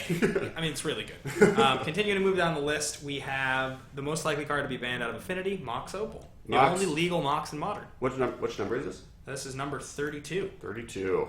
And now people rage. Now people rage. So yeah, Mox Opal is the premier Affinity card. Once again, this list, 2 things. A, this list is weighted heavily on versatility. Yep. The cards that are more powerful than this are in more decks that are more powerful, that do more powerful things than this card. Or are more likely to be banned. Because there are 1-2 cards I'm looking at that I think are possibly less powerful than this card, but aren't as pigeonholed in the direction it is, and therefore will be more likely to be banned out of the format. Obviously, one of the most powerful cards in Affinity. Probably, Cranial Plating and this, I would say, are arguably the 2 things that deck that just does the most insane thing. It's a Mox. We talked about how good Treasure Cruise was. Treasure Cruise is Ancestral Vision. 50% of the top 40 cards on here are things that abuse mana, that cheat on mana. Almost every single one of them is getting you a better rate, or is cheating mana. Like Treasure Cruise, cheating mana. Emrakul, you're not actually casting it, you're cheating mana to get it into play. Become Immense, you're cheating mana. Primeval Titan, you're accelerating 4 lands, usually the turn it comes down. I don't know if that's saying it's blatantly true, but I will say that has always been a powerful effect. This is Modern's Mox. Thoughtscour's on the list because it cheats mana for delve cards. Yeah. That's just what the Modern ends up being. It's such a format around efficiency. So Mox Opal sees play in Affinity. It also has seen play in those Lantern control decks. Let's continue moving down the list. The highest place card... Let the rage begin. Yeah. Mox is defensible and higher than Cranial Plating. The highest ranked card in the Merfolk deck, Etherwell. Yep. A 4-of in Merfolk, a 4-of in Hate Bears, a 4-of in many decks that I've come up with. Yeah. Eternal Command, it was the 4-of in Superior Burning Cocoa. It's an awesome card to pair with Collected Company in some ways. This card's awesome. This card's great. It's super versatile. It's been a powerhouse ever since it was printed. In every format it's been legal. There was a huge void of decks that played this card for a long time in Modern, actually, before Merfolk really jumped onto the scene as an actual house. Vile struggled to see main deck play. There was a big question, which is how... The question was always, Ethervile and Isochron Scepter were so good, how are those cards not just complete nightmares for people in Modern? And Scepter never really picked up, while Vile definitely has. Sure, and Scepter's, it hurts a little bit of vibe up to gate. This is kind of put as high as it is, partly as just a representative of Merfolk. Especially in the list that was originally created that didn't have any of the Merfolk lords. This is, the Merfolk card in the top set of cards. Obviously very strong. Has been cheating creatures into play for a while. There are entire decks like Death and Taxes and green-red, Hate Bears that just survive off the fact that this card exists. Once again, cheats mana, really good. Let's go to the next card. So that is the end of the top 40. We have 30 cards left. Are you guys ready for the top 30? People are so mad about Mox Opal being where it is. I don't think I've ever placed Mox Opal correctly. All right, next one. People in the chat, what's number 1? Number 1 card in the format? I'm just wondering what Oh, I yeah. think number Predict 1 what is. the number 1 card in the format is. See how many people can get it right. All right. Next. Moving on. Actually, we're going to take a 5-second break while I tweet out the picture of that. We'll just, okay, That let's run? So just read it and I can You hit type number it. 30. Okay. Number 30. Okay. Here we go. Everyone knows this card. Sometimes the best, sometimes not as good. The premier counterspell of the format. 1 blue, 1 colorless. Counter target spell unless its controller pays 3. Mana Leak. There's an argument that there is one other counterspell that is slightly better, but this is the best counter. Like, this is up there for the running. I mean, like, it does exactly what it needs to do. It's the best thing we're going to get. Closest thing we're ever going to get to counterspell, sadly. The fact that it times out eventually does hurt its rating, but Modern is so fast, and like the fact that it's still only a turn 3, turn 4 format means it's just going to be efficient forever. Right now, it's not as good as it used to be because we lost Splinter Twin. The fact that we don't have a premier blue deck right now is hurting its playability at the moment, but historically in Modern, this has been one of the most powerful cards in the format. I think this card has been on a steady decline in popularity for like the last 2 years. Like it feels like it loses 5% of favor like every single quarter. Every time there's like a ban and restricted announcement, I feel like the format changes and Mana Leak for whatever reason just gets a little less good. Like I don't almost ever see people play decks anymore that play like a straight 4 Mana Leak. There's the better counterspell that we'll get to, and this always feels like it just gets kind of pushed out. You and I don't really ever talk about it as like we're very excited. It's always kind of like, oh yeah, Mana Leak's around. It's like maybe the best counterspell, but All right, next card, number 29. Number 29. This guy is banned. He's a banned card. Oh, I'm excited. Is this guy my favorite creature? He is the first of 2 1 mana planeswalkers. Is this guy my favorite? Because you know how much I love. Why can't I find him? Am I spelling it wrong? It's one word. Deathrite Shaman. R-I-T-E. Oh, Deathrite is 1 word. Cool. Yeah.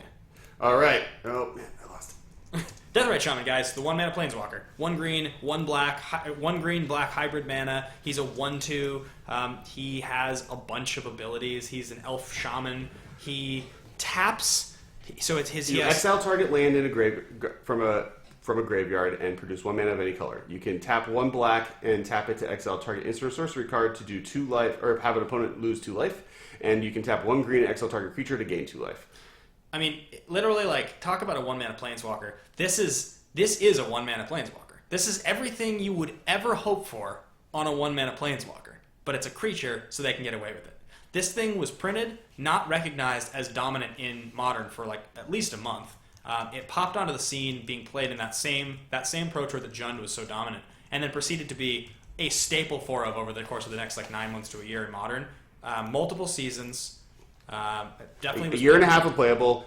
It got an entire other card undeservingly banned in its favor that is still banned to this day. And Bloodbraid Elf. Bloodbraid Elf. People were asking who the second 1 mana planeswalker is, and it's Kithion.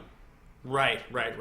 Child Gideon, for those who don't know, that they decided to have him change his name for weird I mean, reasons. he is a 1 mana creature though that you have to go through steps to flip. Yeah, but I called Jace a 2 mana Jace. Or 2 mana planeswalker. I mean, yeah, so both are loose designations because this guy's not actually a planeswalker. Yeah, he's also not a planeswalker. But yeah, Deathrite Shaman is awesome. I mean, I hated him because I think this era is the era I tried making Dredge work the hardest, and then I kind of gave up a little bit, and then it recently got good again. But yeah, he's very good. I can't stress. He looks unassuming. This is like, it's always fun when cards people are like, it'll be okay, are just like bonkers, insane, better than anyone should ever expect a card to be. Yeah. All right. It's one of my favorite cards ever. Actually, I think I'm always going to make my list of top 10 favorite Magic cards. Deathrite Shaman's on that list. Didn't we do that? Top 10 favorite? Oh, I don't think we could include banned cards though. They All have right. the modern legal, yeah. Yeah. Next card on the list. It's like Deathrite Shaman, but beefier. He likes to scavenge. He may or may not be an Ooze. And by that I mean he's called Scavenging Ooze. So this is one of the premier, like, one of the few main deck hate cards. He is one of the bigger beaters in the format. He is like one of the more heavily played beaters in the format. Jund's staple of Jund. Exile any creature in any graveyard you want. really important now more than ever with Dredge on the run, where like graveyard synergies are like even a bigger problem than they used to be. And I'll attest that this card, when I've played it against other decks that play him, you often find yourself in a battle of like who can draw more Scavenging Oozes often, because like most decks in Magic are trying to utilize their graveyard in some way. I mean, some don't, but like a lot of decks are trying to get flashback, trying to use Delve, something like that. And it just ends up sort of being like, can you draw your Scavenging Ooze, or they draw their Scavenging Ooze? And those like collected company matchups, they're trying to go infinite. He's so important. Dredge, he's so important. He's just really powerful. He was printed. He was originally printed as part of a Commander product. It took a couple years, I think, before he ever got added to Modern in a core set. Well, yes and no. Like, he was printed in a Commander product. Modern didn't exist yet. 2 years later, Modern was created. Then a year later, they printed Scavenging Ooze. Or like a year and a half later, they printed Scavenging Ooze into the format. In the standard. But yeah, Scavenging Ooze is great. Obviously really good. Next card. Next card on the list. It's blue. It has flash. It's a 3/1. It's a legendary creature. It's a sweet creature. It's Vendilion Clique. This is a card that has flash, flying, 3/1. It enters the battlefield. You may look at target player's hand and pick a card from that to put on the bottom of their library. That player draws a card. This is kind of the definition of versatility in many ways, because you can either use it. It's a blue discard spell, which is obviously good, but then you can also use it on yourself to draw a card to get rid of that land you don't need or something else. Yeah, I mean, Vendilion Clique, the one knock on it is that in Modern it hasn't classically seen more than like a 2 of. Correct. It is legendary, so that's one of the reasons. But also, I think people just like don't like paying 3 for something that's so fragile. When its ability is good, but it's not like Thought-Knotseer good. I kind of disagree. I think part of the problem is A, it's 3 mana, but I think B, it's just a legendary creature, and you just kind of want, like, it's just good to have 1 or 2 of. It's like always good to have it available, but you don't need too many of them. I've always felt like with this card, I'm always surprised that there aren't more just like Noble Hierarch decks that play this card. Like turn 2 Vendilion Clique seems really good. I'm always surprised that's just not more of a thing that we see in Modern, but just doesn't. It seems to be like a little too fair, I guess. Maybe that's the reason. Yeah, I don't disagree. But obviously, one of the most defining cards of the format, like the blue mythic of Modern Masters 2, like just kind of like one of the better cards control decks have available to them. And the problem now is that control decks aren't as strong, but in early days, like, and in Splinter Twin, this is a staple that has always been in that deck for its entire existence. Absolutely. What is the next card? Next card on the list. Number 26 on our list. A spell you can pay 2 mana, or a spell you can pay 2 life, or 1 blue mana for, a sorcery. You look at your opponent's hand and draw a card. This is Gitaxian Probe. So this is an unassuming one. But is it like an insane card? Like, I don't like the fact that it's literally free draw a card and get an effect. It's unassuming, and that's why like there might be hate towards where it's placed on the list. But like with Treasure Cruise, dumb. With any of the Tasigur, dumb. With Delve spells, dumb. With Snapcaster Mage, dumb. With Young Pyromancer, dumb. With any prowess creature, it's dumb. Like the amount of things that this does. Even with like Death Shadow Zoo, it's dumb. Even all-in decks that are just trying to do something and don't know if you need to see your opponent's hand or not. Like even just like Infect, like they'll play Gitaxian Probe and Infect because like they're like, all right, well this whole entire thing is going to come down to one sequence, so I should be sure that I know exactly what's in their hand before going for it. So I'll just play this free spell. I'll know what's in your hand, and then I'll kill you because the game's not going to go long enough for this 2 life to matter anyway, right? Yeah. I mean, that's why this card is justifiably as high as it is. But it's a free spell. All the Phyrexian mana spells are arguably too good. Yeah, every one of them. Which is why that's the set with the most cards in the top 100. It is really funny. I wouldn't have expected it, but excluding lands. Yeah, excluding lands. Because like Cons Block might actually of Tarkir I think has 9 then. The fetches, you mean? With the fetches, because it has Treasure Cruise / Dig Through Time / Siege Rhino / one other one. Tasigur. Oh no, I guess Siege Rhino got taken off the list. And we cut Siege Rhino. Yeah, let's keep going. All right, moving on. Cavern Souls. Souls. No build up. Cavern Souls. Number 25. Is that number 25? Cavern Souls is number 25. Number 25. So here's the thing. Feels a little, to be honest, What's with you, interesting about feels a little high to me. What's interesting about Cavern Souls is I think it's this high not because it stops counter spells, but because it's a land that fixed mana for tribal decks. Yeah, that's true. That's fair. More the fact that you get free rolls on some of those plays than anything else. Yeah. The fact that it lets you play black and white in elves, the fact that it lets you splash cards in other colors makes it a versatile card. Yeah. Yeah, it's just really, really, really good. And it stops counterspells. It makes it so people can't counterspell things. I could argue this is probably too high, though. I agree. Ink-Moth Nexus should be here. Yeah. In fact, I thought we put Ink-Moth Nexus here. We like switched it with Cavern of Souls. Yeah, and we we moved Cavern like down to 60. accidentally unswitched. Don't try to talk away out of it. Yeah, I'm talking my way out of it. All right, so This card always to me felt a little bit like when it was designed, and this was something I heard a lot online, was like, it feels like they slapped the last part on, the uncounterable factor. It feels like this would make sense as like a tribal mana fixer, that it wouldn't actually need the uncounterable thing to be a card that was played. It's the uncounterable thing that makes it a bonkers card. I sort of wonder about that sometimes. Do you know what I mean? In card design, how often something like that happens. Like, that card. Someone does have a good point though on this card specifically. Is that there are a lot of decks that wouldn't be as good without Cavern of Souls being in the format. Oh yeah, I mean, I don't think we are waxing philosophical on these cards. We looked long and hard at these lists. We had justifications for everything. Like, do you know the card Prism Array? Remember that card? Is it it has mana colorness, and when you pay 2 mana, you can take 2 later off of it? No, it's like 1 blue, 4, and it has like Converge or whatever. No. And it comes into play, and you can like remove counters to like Scry or something, and then for 5 you can. For 5 mana, you can. Oh no, you remove counters to add color, 1 mana of any color, and then for like 1 of each color, you scry 3.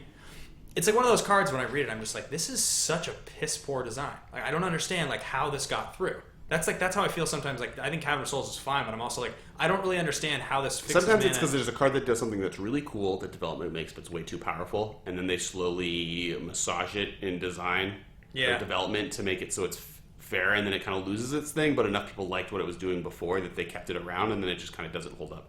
I think Converge in general was a mistake to add to Battle for Zendikar block. Similar to I actually don't like Escalate in Shadow vs. Innistrad block. I think like both of them are cool mechanics that could do something, but don't make sense in this respective sets that they're in. Yeah. Converge in a set that doesn't have great mana fixing and also is a colorless theme, being a colored theme is really wonky. And then in Shadow vs. Innistrad, Escalate just is like, could be anywhere, and this is a set that's already super full, got meld and emerge out of the already very full set that was Shadows of Innistrad.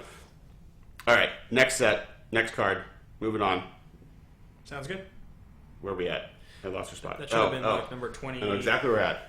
It starts with Blood, it middles with Braid, and then it ends with Elf. Go on your rant. Just do it. I'm going to sit here silently. This is a card that has no place being on the ban list. No, I mean, okay, so historically, and why it's higher than Deathrite Shaman, Bloodbraid, like, Deathrite Shaman is a more powerful card than Bloodbraid Elf. Bloodbraid Elf did more, had a larger influence on Modern and Modern itself, and saw more play in Modern over time since it was legal for longer than Deathrite Shaman did. That's the rant? No. It needs to be unbanned. I mean, I've done this 1,000 times, and other people have too. Deathrite Shaman got banned after Bloodbraid Elf. Bloodbraid Elf got banned because Deathrite Shaman got printed and it made the Jund deck too good. Right. Bloodbraid Elf is probably safe to unban right now, especially with New Chandra, because right now I'm not sure Bloodbraid Elf is better than Kalitas or New Chandra. New Chandra, the one that just got The one that's about to be printed. Like, between those two cards, Bloodbraid Elf does something inherently different. It's really good with Kolaghan's Command, but like Kalitas wrecks Dredge and wrecks green-black decks. Or sorry, not green-black, Abzin Company decks. And on top of that, it's really good against Burn, where Bloodbraid Elf is bad against all 3 of those combinations. What about the blue Jund deck that plays Ancestral Visions with it? You mean Jund? I'm saying like Jund with What about Kolaghan's Command. like a Teamer Delver, a Teamer. I just wanted to play Kolaghan's Command and Ancestral Vision with it. Fine, you're playing 4 color, and Blood Moon apparently is never getting unbanned, so you'll get punished. But on top of that, I mean, beyond that, I think it's fine that you have Bloodbraid Elf and Ancestral Visions. This was the foil. Like Teamer Delver playing that setup is fine to me. Let's do something cool. The original printing on this was the foil to Jace. This is the card. That's why Jace didn't do as well until it rotated out. Jace wasn't the format-defining card until after Alara Block rotated, partly off of the back of just Bloodbraid Elf and Blightning. Yeah. I think this card is fine. I get why people are afraid of unbanning it. I think they're wrong. Yep. It's high on our list because it was a defining part of the first 3 years of Modern, and then just got banned for an unfair reason, and is like on the top of everyone's list of cards that could be unbanned. All right, let's keep it rolling. All right. You have the list. We are on to number 23, it looks like. All right. Drum roll. Trying to get into your iPad here. Because I thought I knew the code. Yeah, Sam Chase brought up, I want to play Rug with Bloodbraid Elf, Ancestral Visions, Boombust, and Goblin Dark Dwellers. And I would love that deck. I would play that deck all day. Put your code. Put Snapcaster Mage in there, even though it's bad with those cards. So never mind. Don't put Snapcaster Lightning Bolt. Okay, next we have Tarka's Command. Next we have Mox Opal Part 2. And that's called Simian Spirit Guide. Simian Spirit Guide. Simian Spirit Guide. This is a simple card. It's a card that we've talked about on here before.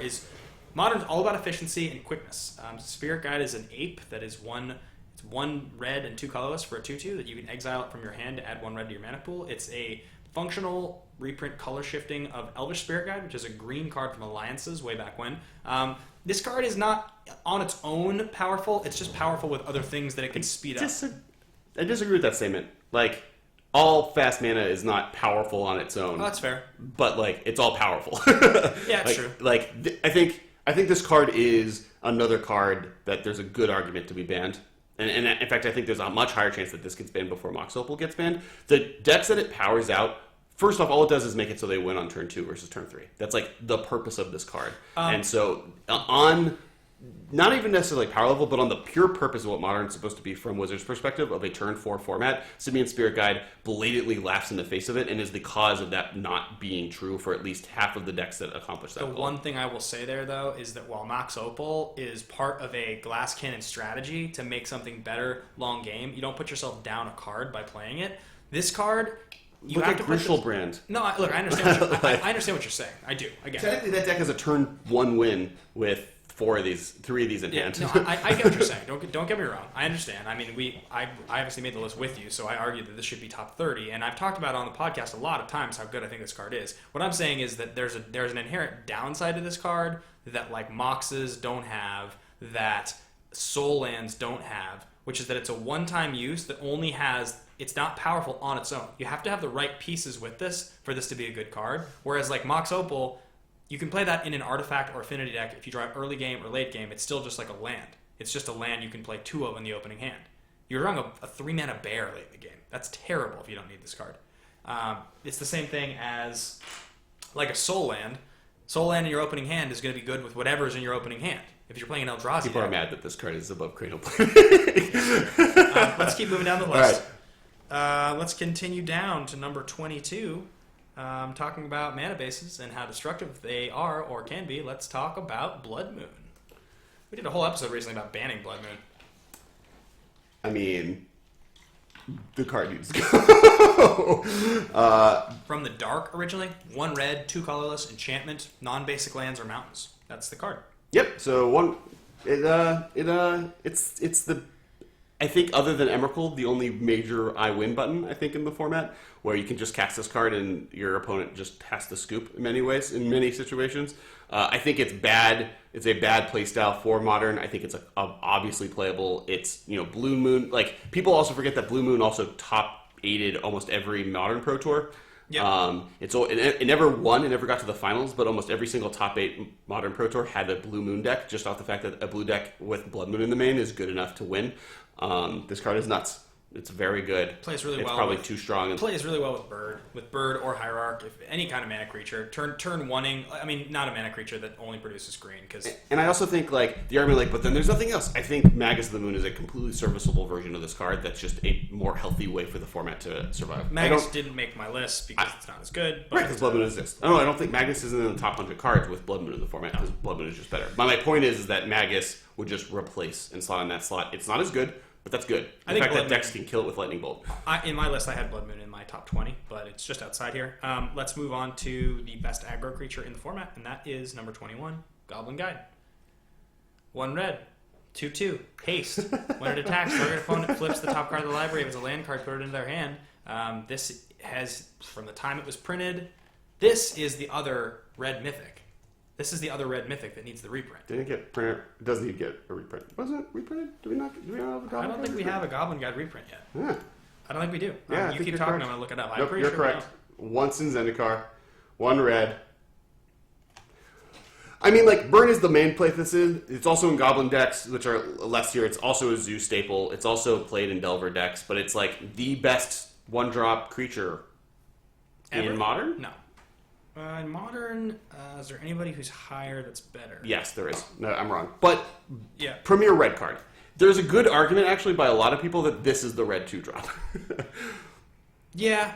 That's funny. It kind of makes sense with red being as aggressive as it is. It's not though. This is a card that is specifically. It's a 1-drop, so it can't be. But like, yeah, this card is specifically good in one strategy and serviceable in others.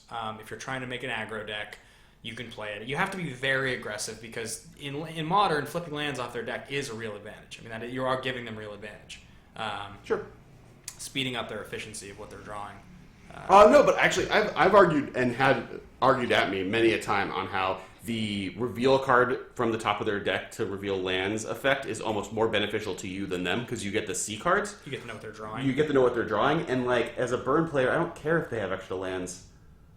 Like, who cares if they get the like that they'll make sure they hit their land drop on turn 4 when I'm killing them on turn 3. Yeah. All right, next card.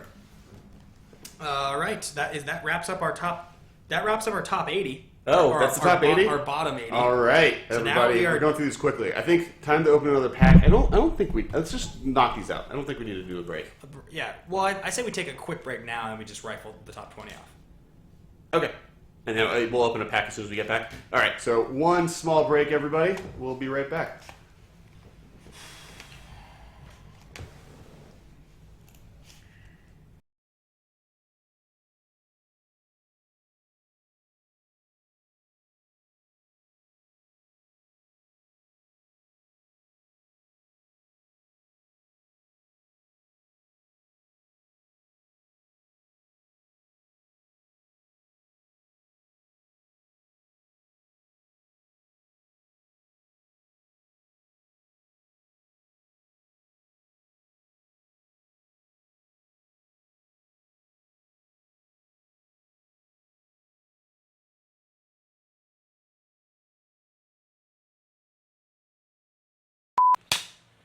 Is it?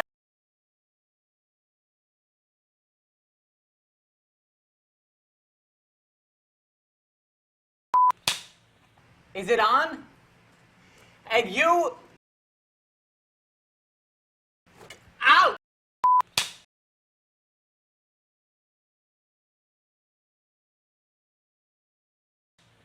Is it on?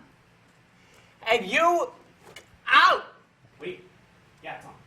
Action. Are you looking for the biggest selection of Magic cards in the Los Angeles South Robertson area? Our selection is so big that we can barely lift the cards over our... Oh, no. Cut!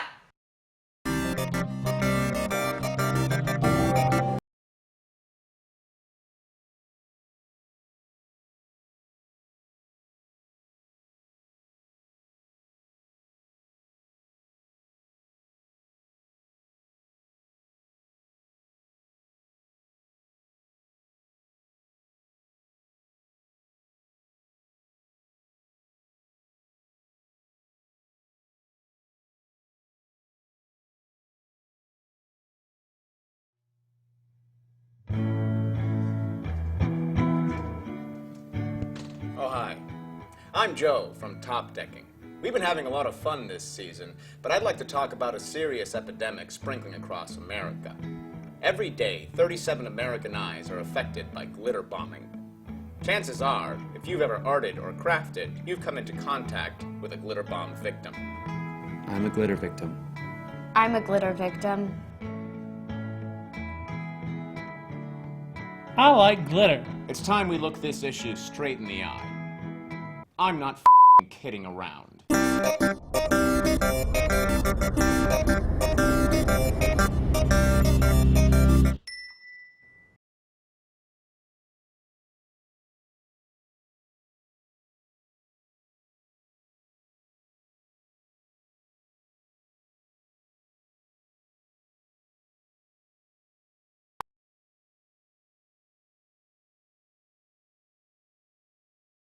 And I cast Bonfire the Dam for its miracle cost for 7. Killing all your creatures and I think you. There shouldn't even be a Bonfire of the Damned in that deck. It doesn't make any sense. It killed you. Yeah, but it shouldn't have. Do you get it? Nobody gets it. He's been like this for weeks. I'm getting concerned. Nah, he's fine. I don't think he's sleeping. The PTQ's next week. He's killing himself over a tournament. He's just charging.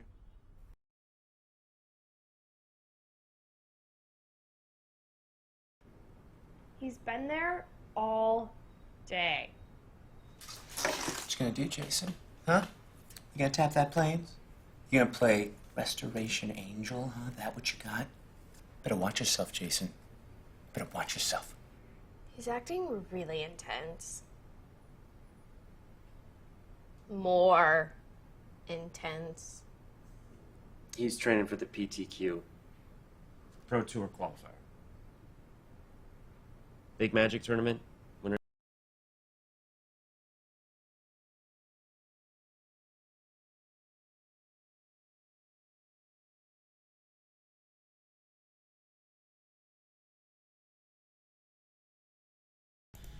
Should tweet out the 30. All right, I'm back. Time to open up a pack. That rhymes. Get ready for it. Right here. This pack. Come on, turn. Yep, sweet. Okay. Doing my job here. We got a full matter mage. I don't think any crazy mythics have been seen yet. Snake. Mana Leak. Nameless Inversion.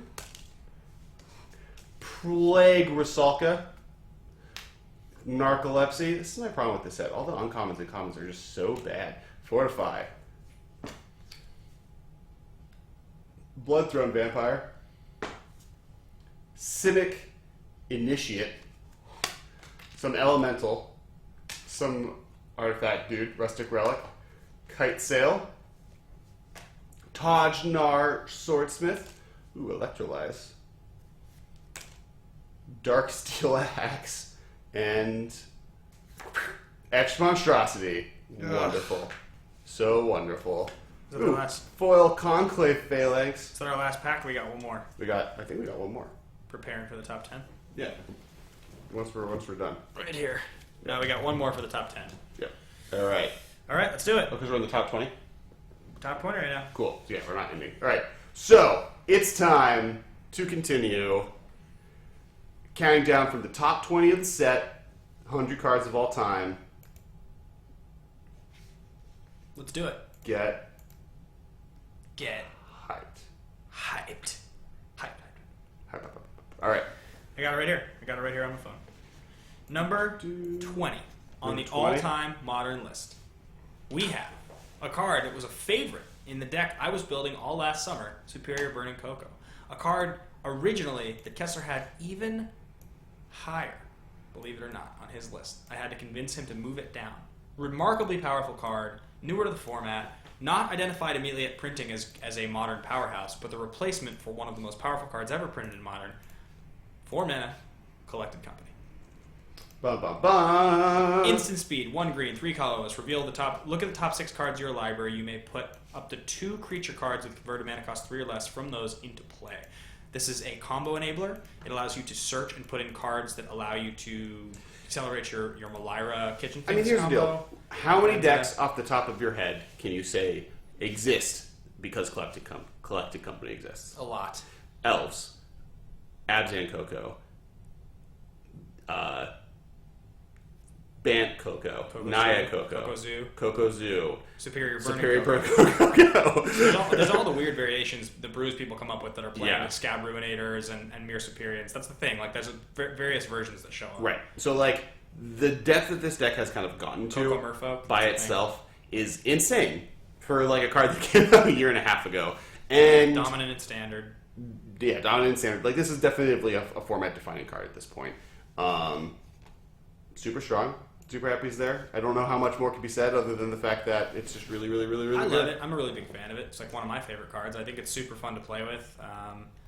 Yeah, I think it's just really powerful. Shall we keep moving down the list? Yeah. The best counterspell on the list, the best counterspell in Modern, Remand. I knew it. 1 blue, 1 colorless, instant, counter target spell. If that spell is countered this way, return it to your opponent's hand. Draw a card. It's a counter. It's a tempo counter spell that is more commonly played now, even on Modern, than even Mana Leak. Yeah, well, I mean, part of it is after turn 3, the magic doesn't matter anymore. So Remand's decent because trying to Magic doesn't matter anymore, huh? Drawing a card is really good. The versatility of being able to return a thing from your hand that they countered is always a fun thing to do. And counter mirrors, like it's such a versatile card. It does exactly what it's supposed to do. It's never going to do something slightly different. I love Remand. Remand's great. It's one of my favorites. It just feels so good to cast. You know, it's been good ever since it was in Ravnica. It's innovative, powerful, well designed. I was talking about this earlier. I love the design on Remand. I think it's a very elegantly designed card. The FNM foil of this is one of my favorite promo foils. It's awesome. Remand isn't a counterspell. It's a cantrip. From the chat. I have a stamped one of these that I got, that I drafted in my MM15 Day 2 draft when I was drafting with Paulo and Paul Rietzel. That was from the Modern Masters. Yeah, cool. in like the end of the tournament, it was like Paulo and Rietzel and one other guy that I recognized, and 4 people I didn't know. And I drafted blue red elementals, and I drafted a copy of this. So I have like the little star, the little like Grand Prix star on it. So someone mentioned remanding your own spells, the reason that they'll say it's better than Cryptic, but I will respond to that saying Crypticing your own Snapcaster Mage. Yeah, it's super sweet. All right, next card. I still prefer Remand. Yeah. Well, that's why it's higher on the list. Okay, moving down the list, we have number 18, a card that was banned in Modern. Number 18. Banned in Modern. Another card that was missed in Modern for a short period of time before it was picked. That feels like it's the story with like so many cards, actually. Now, I thought I knew what you were going to say. 1 green for X mana, 3 colorless, artifact. It was pretty good in Modern pretty quickly. It took a little while. It took a little while for it to be known as the best deck that it was, because I think that's because it was the most difficult card in the format.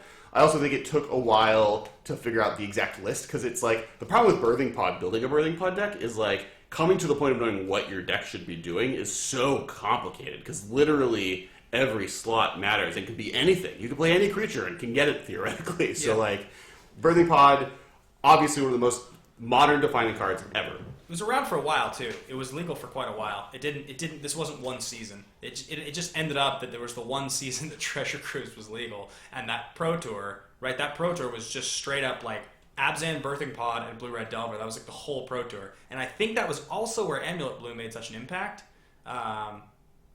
Did Summer Bloom get kicked off this list without me noticing? Did I just agree to let it go? Yeah. You jerk. Yeah, Summer Bloom doesn't know. It like for like 6 a year maybe it was like a deck that was good, but like I don't even think that's the best card in that deck. We have other cards from that deck on that list. But back to Birthing Pod. It's interesting because Treasure Cruise wrecked the format by itself. Like it showed up Delve completely changed the face of the format. Except Birthing Pod was still the best deck in the format. Yeah, it still ended up with Birthing Pod, because they got Siege Rhino, and it just became such an insane machine of just, like, value town that, like, was so hard to deal with that it got banned out of the format. I will say to this day, though, that the GPs before the ban list announcement were the most diverse Grand Prix top 8s in the history of Modern. Yeah. Like, it was, like, one Treasure Cruise Delver deck. It's when you kind of left to the top 32, it kind of fell by the wayside, but, like, Merfolk, Birthing Pod, Delver, Scapeshift, Twin, and like 2 other decks that I'm not even thinking of were the top 8, and that's like 8 different decks, and that rarely happens. Okay. Yeah. Affinity, probably. Yeah, no, I think Affinity was really bad. Birthing Pod was great, and Birthing Pod also had a lot of variety. You could do a lot of fun things. In the end, it was those Abzan ones were the ones that people played, but I mean, you could do a lot with it. We mentioned earlier, Kiki Pod was like the other deck that like literally, if you untapped with 1 creature in play, you probably won the game. One creature in Birthing Pod. There was a lot of fun things that I liked a lot. Like Birthing Pod Phantasmal Image was one of my favorite things to combine together because you could turn like a bird into a clone. I loved being able to turn Kitchen Finks into something awesome and then have Finks come back and then like activate your township. Well, I loved having Kitchen Finks in play, sacking a bird, getting a Phantasmal Image, making a Kitchen Finks, so you can then sack the Kitchen Finks as the thing to get something else, or like, yeah, there's so many cool things. There's awesome stuff. I mean, that's the thing. It's the saddest part about Birthing Pod leaving was that there was so much play. Metamorph or there was so much play to the deck. It was such an interesting deck, and the design was so cool. It's actually, while some bannings like Second Sunrise are, I think, good, this is one of those bannings that really kind of made me sad because it wasn't even Splinter Twin. I think Birthing Pod and Splinter Twin both are cards that got hit, and Bloodbraid Elf for that matter, are all three cards that I can see eventually coming off the ban list. Like, were mistakes based on Pro Tour-ness. Yeah, and Twin to me is the one where I'm just like, there's no getting around how powerful that's going to be. Pod was like, and Twin had a lot of play to it. I guess you're right in both cases. Let's keep moving down the list. Yeah. Number 17, guys, the best card out of Dark Ascension, Lingering Souls. The anti-electrolyzer. Yeah, I mean, like, since the format was created, Lingering Souls has been a big deal. I mean, like, part of that is just how good it is against and with Liliana of the Veil. Yeah. And, like, the fact that, A, Liliana can't beat this card, and B, when you have a Liliana and you... Like, it's the reason Abzan... Like, the Abzan version of Junk, in my opinion... Right. Named... is good. It's because Lingering Souls exist. Like there are other cards we mentioned. Gavony Township is insane with Lingering Souls. Right. Their entire archetypes, black-white tokens, is a deck, and purely off of the back that Lingering Souls is a nuts card. I mean, like, there are other token cards. We don't have Bitter Blossom on this list. Bitter Blossom isn't in the top 100. Yeah. It hasn't done a whole lot. Lingering Souls, on the other hand, is insane. Yeah. It's been good forever, and like you just said, it's good against so many things. It's such a great main deck and sideboard card. It's tokens, and it's good against Affinity. It's good against Infect. And something that people always kind of forget, and one of the reasons Pia and Kira Nalar is a playable card in this format because making 1/1 flyers is so good because it stops Infect and Affinity in their tracks. Like Affinity less so because they'll just attack into them, but it's still a wall that you're getting through. Like Infect can't beat Lingering Souls. It's so hard for them. Here's something I will say. If there was another version of Goblin Electromancer, like if there was a functional reprint of Electromancer, if there was two of those that existed, I'd wanted to build the Electromancer turn 2 into Lingering Souls, Flashback Lingering Souls on turn 3 deck for so long with Rally the Peasants as like the win con, and you play like Guide or Nakado on turn 1, so that basically like you're like playing like turn 2, I make 4 1/1s to go along with my 2/2. Turn 5, play turn 4, play a 4th land, and now I play Rally the Peasants, Flashback Rally the Peasants, and attack for 12, 16 or something. Attacking for like 16 on turn 4. I've wanted to build that deck forever. The problem is the closest thing you can get is Stormscape Familiar, which only reduces the black half of Lingering Souls. Or no. Stormscape Familiar reduces both halves, right? Because it's or does it? Do you know? No. Stormscape Familiar, the blue flyer 1/1 for 2 that was in time shifted. Wait. Yeah, Stormscape Familiar. It was time shifted? Yeah, it was time shifted. So it reduces your instants and source. It's black spells you play and white spells you play cost 1 less to cast. Oh, I didn't know that. I know there's the black one that makes blue and red spells cheaper. Yeah, it's not modern legal. Stormscape. I'm pretty sure there's a reason that I could never. Yeah. All right, this is a tangent. Let's right here, this card. But so here's my question for you. Lingering Souls is a white spell. Does the flashback make it black, or is it still a white spell? Still a white spell. Got it. Well, it's still... So it still work. You can still play this on turn 2 Electromancer. Yeah. It just doesn't make some of the other spells like... And now you're playing blue, so... Well, it's already like a zoo deck, because you're already playing like Nakado. Yeah, like you want a red spell that does that. Yeah, but you're already playing Electromancer. Oh, sure. Yeah. Okay. Alright, let's keep moving. Alright, next card. Next card on the list, past Lingering Souls, number 16. We've been talking about it all day. Kitchen Finks. Hybrid green, white, 1. This is one, like, it's crazy how good Kitchen Finks is. And it's been good ever since Standard. Yeah, like... Every format. You would think this card wouldn't be good in an Eternal format. Or a format the size of Modern. But, it's so good. It beats down, it gains life against burn, it blocks creatures, it goes infinite in, like, 3 different ways. It's an unbelievable card, yeah. Yeah, like, and, you know, as we said, once we get to the 20, like, these are all... multi-deck format, multi-format all-stars. Yeah. Like, multiple decks play Kitchen Finks. multiple. Like I remember back in the day when people were debating between Kitchen Finks and Geralt's Messenger at a Jund. Yeah. And it's just like, obviously Kitchen Finks was the correct choice because I haven't seen a Geralt's Messenger seed play in a long time. This card is very good. Like I like insane. Like good with Gavony Township. Like all the things you just mentioned with Lingering Souls, Kitchen Finks times 2. Like yeah. On top of that, Birthing Pod. On top of that, Collected Company. Like there's good just against insane. Burn. It's like just really good. Yeah. I mean, again, good against Lightning Bolt. It's funny that as we get closer and closer to the top of this list, there's going to be, I feel like, less and less to say about the cards because we've talked about it so much. So I guess we'll move on to number 15. Bob Mayer's invitational card, Dark Confidant. All right. 1 black, 1 colorless, 2/1 human wizard. At the beginning of your upkeep, reveal the top card of your library. If it's you put that card in your hand and lose that much life, equal to its casting cost. So something on Dark Confidant, and kind of in reference to like the cranial plating affinity and the way things are rated. Really, people should take these as 10 blocks. Like, yes, we're counting them down. We're saying this one's slightly better than this one in that group of 10. But like, when it comes down to it, the 10 cards in this section of the top are like all insane. Like, every one of them. Every one totally of them. Nuts. Like every single card, I'm like, oh yeah, this card's so good. They're all some good stuff. We talk about, we've been talking about the cycle of 2 drops. So this is the black one, and he's really good. And the other ones that are legal in the format are all higher than him. Yeah, it's crazy. So like 2 mana, like he draws you cards in Jund. He's the reason you still have gas in Jund. He's your card draw engine. He's very good. He's been a little less played the last year or two. I think he's still really good in Jund. As Jund has become better, he's better. Also, there's a point where he fell out a little bit of favor because Tasigur became the premier 4-drop card draw engine top end to Dredge or to Jund and or Junk when Junk was better than Jund. Yeah. And he fell out by the wayside because of that reason. But since kind of Kalidas came into play, and Pia and Kieran Nalar were there, and then soon to be maybe this new Chandra or other cards, he's kind of come back in favor because of the fact that you're no longer doming yourself for 9. Yeah, right. That definitely makes a huge difference. I've seen people play a Silent Visitor recently, which is exciting.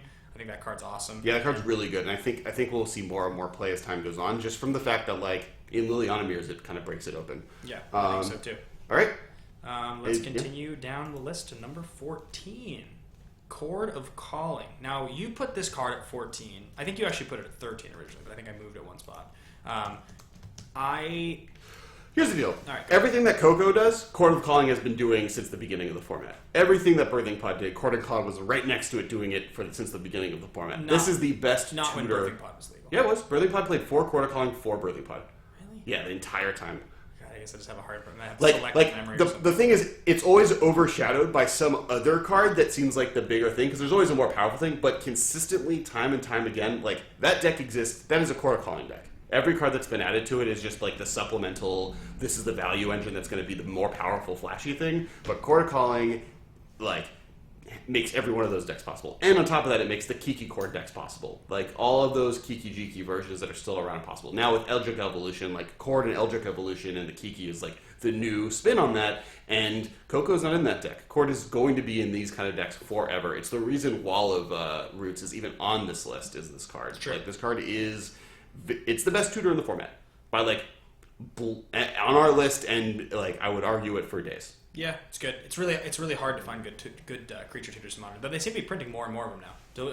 Traverse the Ulvenwald and Eldritch Evolution to go with this, and it puts it into play. Yeah, that's crazy. Like if this put it in your hand, it still would be really, really, really good. It puts it into play. It's appropriately costed too. It's a well balanced card. I don't have a problem with it. It's very powerful. All right, number 13, the premier removal spell for Jund. Uncounterable, black, green, instant. It is Abrupt Decay. Abrupt Decay that can't hit Master of Waves, can't hit Leyline of Stability. Well, it's interesting because literally the modern format is made out of 4-drop 3/4s because Abrupt Decay and Lightning Bolt together. Like, Glenn, in the first couple episodes of the podcast, we talked about Birthing Pod and how much worse it would have been as a card if it was just 3 mana. Yeah, it's true. Like, if it was a 3-mana card that you lost 2 life when it came into play, like, or just a 3-mana card that didn't lose you life, it would have been a way worse card in the format because Abrupt Decay would kill it. Yeah, the fact that, like, just Abrupt Decay kills so many things below 3 mana, and it was kind of the interesting play with Splinter Twin was always kind of the opposite argument to the argument we made time and time again. Like, Splinter Twin made it so 3-drop sorcery spells were unplayable, but Abrupt Decay, or 3 or more drop spells, Abrupt Decay made 3 or below drop spells so unplayable. And I think that's why, like, Night of the Reliquary is so low. I think that's why 3 drops specifically have such a huge problem. Because 2 drops and below, Abrupt Decay kills, but you're kind of equidistant on how much mana spent on it. Yeah. And 4 drops aren't killed by Abrupt Decay. So, like, 3 drops are the one spot where they're coming ahead on mana, they're coming ahead in value. And so if you're not getting immediate value off your 3-drop in a big way, you're just going to get blown out by either Abrupt Decay or Lightning Bolt, and that's a problem. That hurts the format. That hurts you. Big time. It hurts that card from seeing play in the format. Let's just stick with the giant Abzan Jund package here of the second tier, which is next card, number 12, the best Planeswalker in the format, Liliana of the Veil. You guys might be a little surprised. This is only number 12. I'm not even thinking about it. It's even a little low. But the cards at the top are just ridiculous. So, Liliana of the Veil. You moved this to 12. What? You moved this to 12. It was like number 9, I think, when you made the list. But there's a couple things that I just thought had to be higher. Liliana the things that are higher make sense to be higher. This is Liliana of the Veil at number 12 is like when you guys hear the 11 cards ahead of it, you're gonna be like, I can't really argue that. It's the best Planeswalker. It's everything we talked about Karn, but it's the best card in Innistrad. Well, it's the second best card in Innistrad. It's just good, right? 3 mana Planeswalkers have been heralded as incredible, largely on the back of this card, right? This is the best 3 mana Planeswalker. Yeah. Yeah. This is the best Planeswalker in Modern. It's the second best Planeswalker ever. Yeah. So yeah, it is the best 3 mana Planeswalker.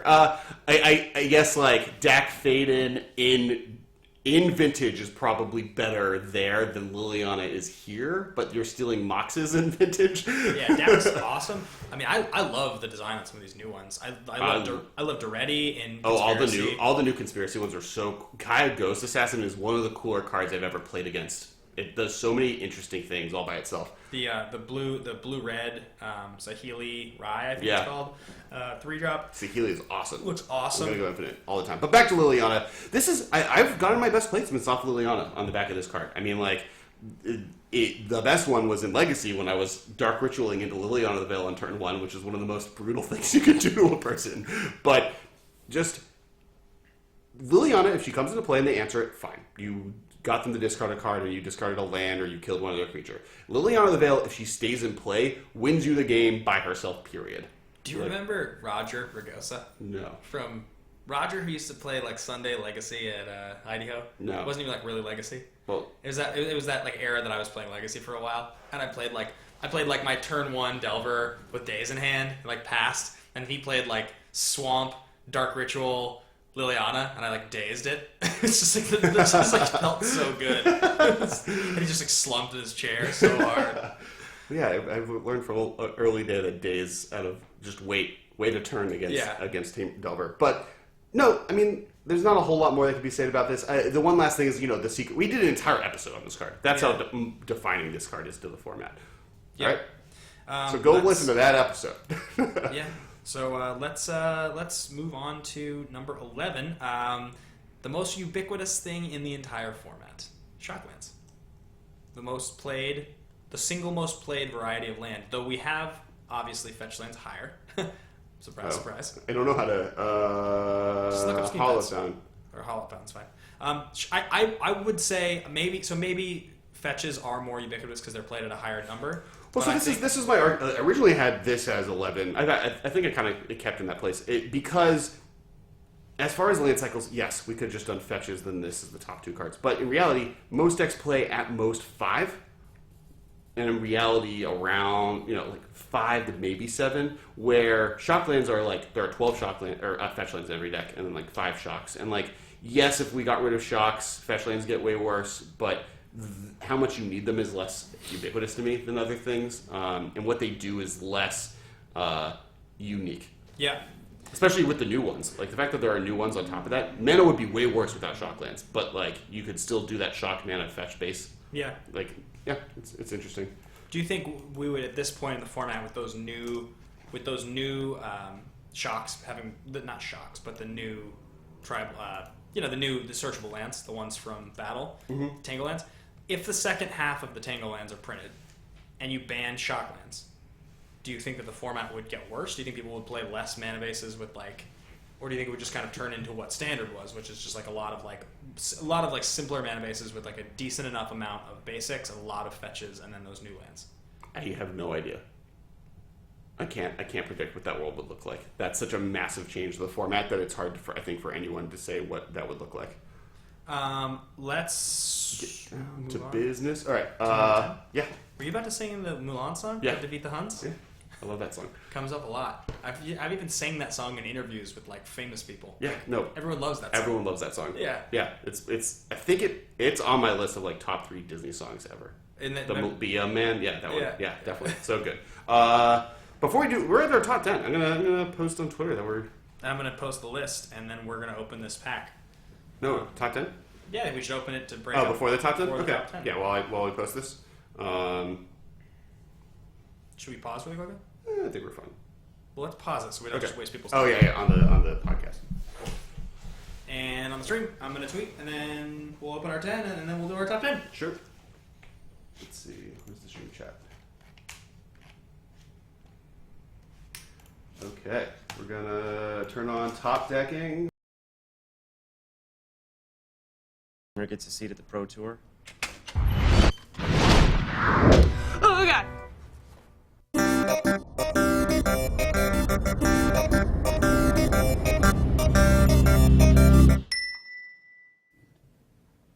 Hello?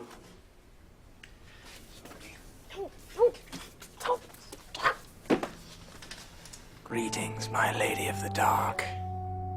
Hey, Steve. My moniker of the night is Fatale, with a PH. Steve and I are old friends. As if friendship could describe the Aramanthian rapture of a former paramour. We used to date. Oh.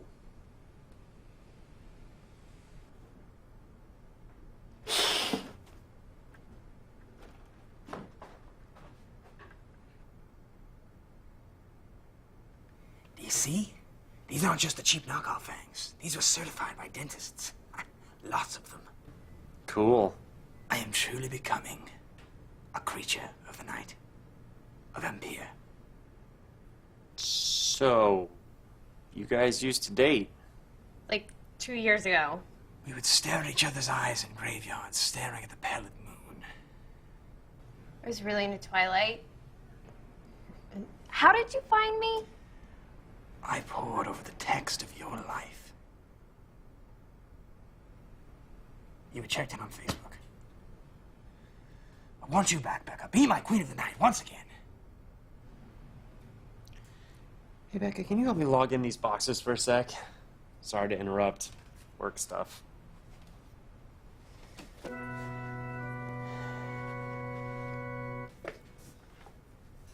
So which ones are we scanning? Is this guy for real? Does he actually think he's a vampire? Of course not. Probably not.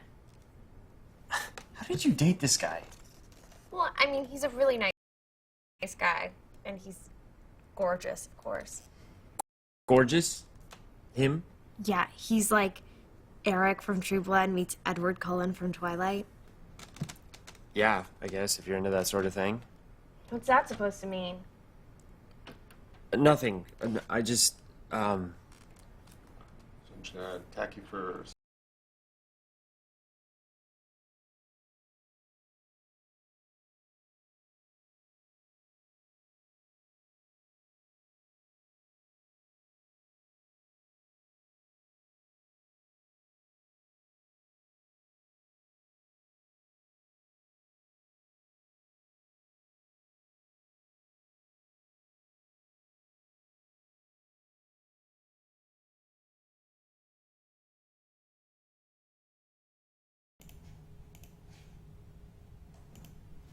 All right, guys, this is the last pack. We can all hope for a Tarmogoyf. That's foil. Let's do this.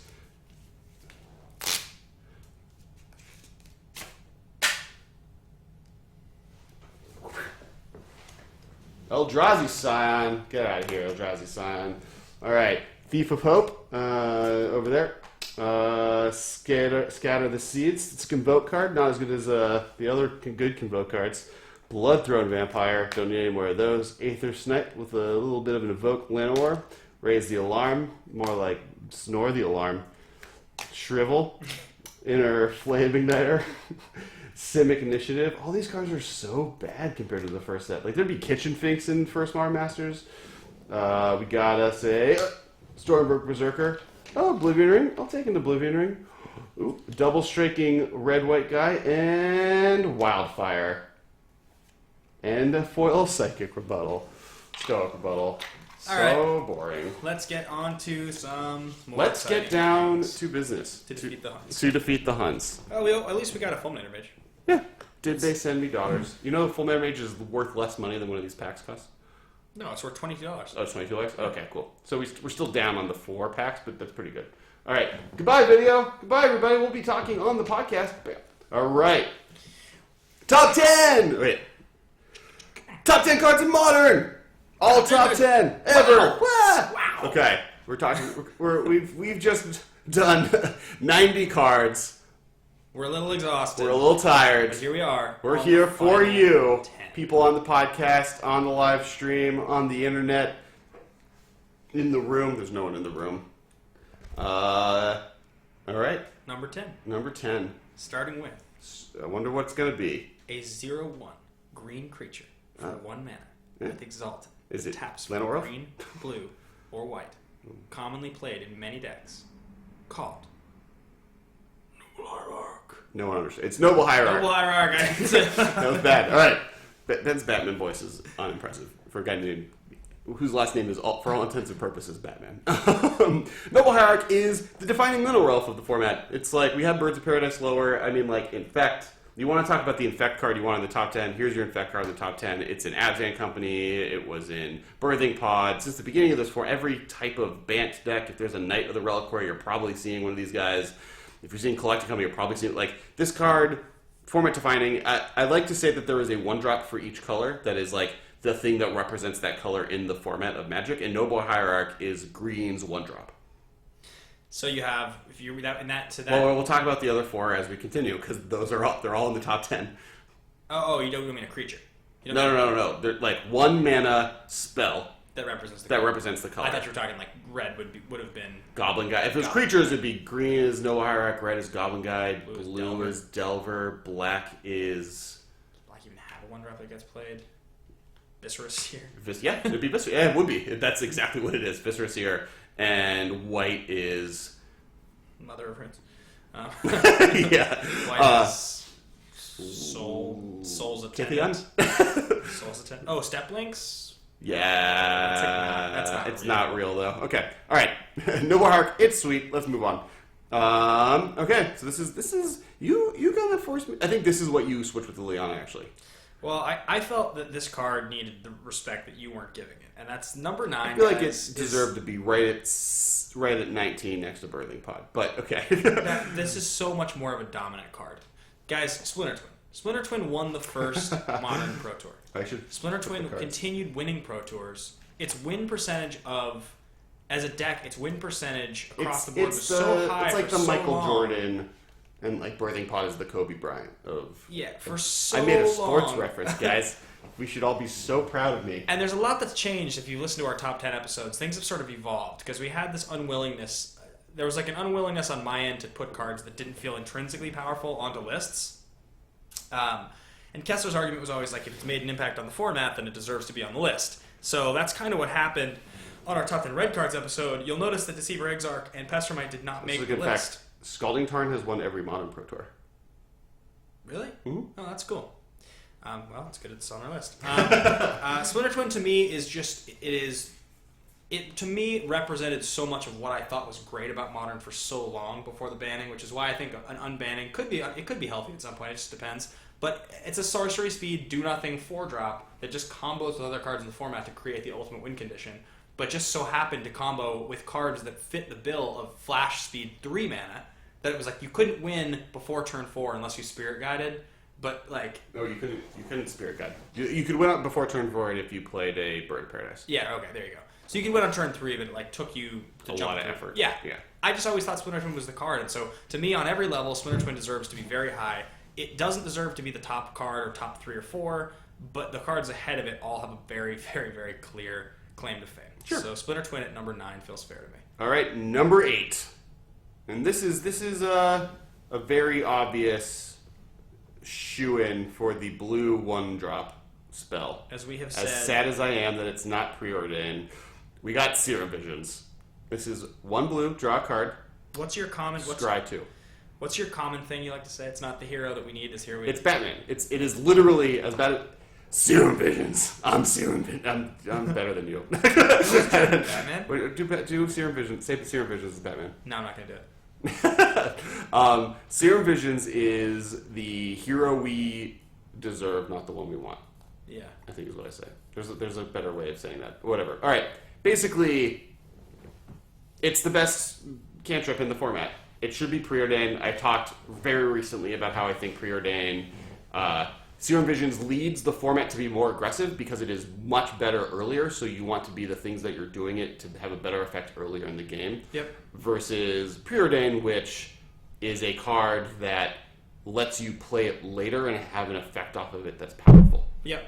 But beyond that, it's obviously really good. It's a 4 of, and like it took a long time for people to realize that you should just be playing 4 of this if you're playing blue. Period. Like you're just probably wrong for not playing 4 of this card. Yeah. Also, it's a card that has been talked about a lot. It's like more decks should just play Serum Visions to just play it. Like not even decks that are like trying to fill their graveyard or like set their library. It's just like it just makes your game plan better. Like, Yeah. Generally speaking. All right, number 7. Moving down. This is the highest affinity card on the list, and a favorite of one player in this room.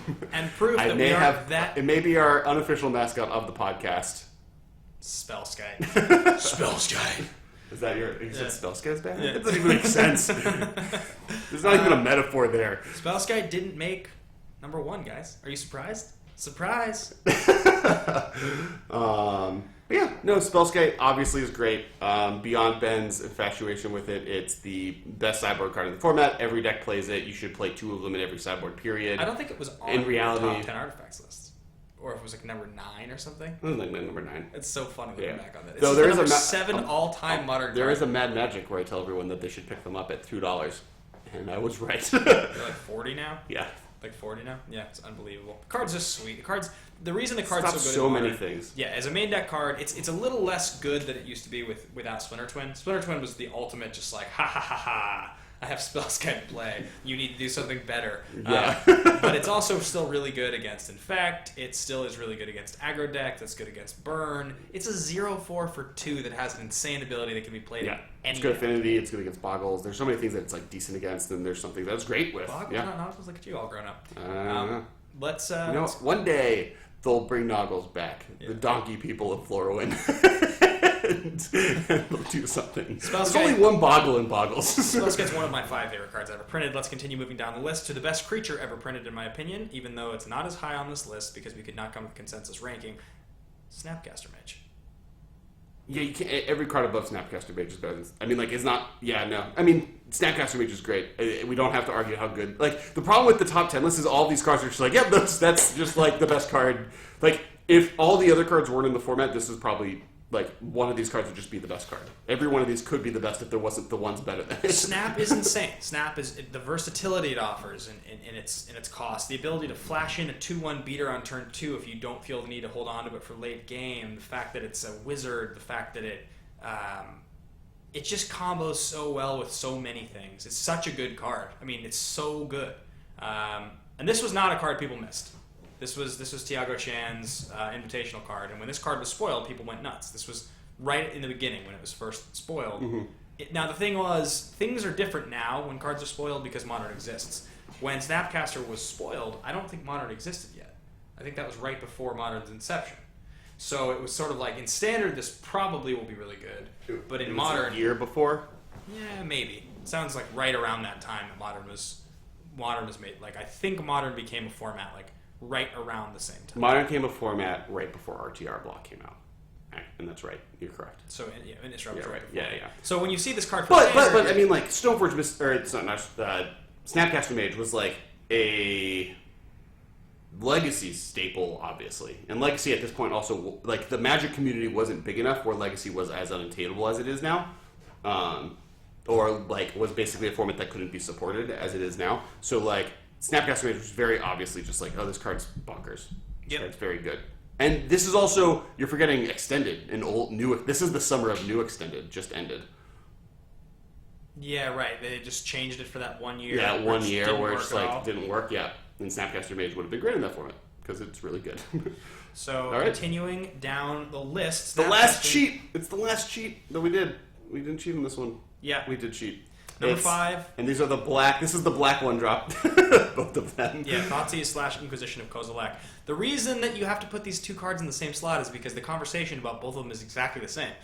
Thoughtseize is better in some cases. Inquisition is better in some cases. Most of the time you see a 3-3 split. It's not that often you see a full 8. You see a 3-3 split, a 3-2. Rarely do they have the full 8. Sometimes you have a 4-3. Yeah. It's like... I've seen people do when people get into the format and want to go really extreme, they go 4-4. Like Eric, when he built his deck, was like, "I'm going 8-1," but like I'm currently in general playing 4-3. Oh, you like 7? I'm heavier on Thoughtseize than Inquisition. It usually depends on the format. That's the thing. It's just like some formats. It's more that I needed more Inquisitions, and I like because the format is left 3-drops behind a little bit with Through the Breach decks. Like I needed to make sure I could handle Tron and Through the Breach. With They're good always. They're good in your opener. It's like the Thoughtseize is like the thing you want in your opening hand the most amount of the time. Like as sideboard cards, they're great. They're a good reason to have black in your deck at all because Thoughtseize is maybe the best sideboard. The amount of decks that I've built where I put 4 Thoughtseize on the sideboard, like where it's just like I'm building a dredge deck and I just want to have a game plan, but like on game 2 I need to interact, and Thoughtseize is just such a decent catch-all that it's worth bringing to 4. Yeah, it's the single best sideboard card you could ask for because it answers everything. You're not playing in the main deck, but it's one of the better. It doesn't answer Tron that well, I guess, because they want to draw their things later and they will draw into them, and you can't get lands. The with Splinter Twin before, this is our Force of Will.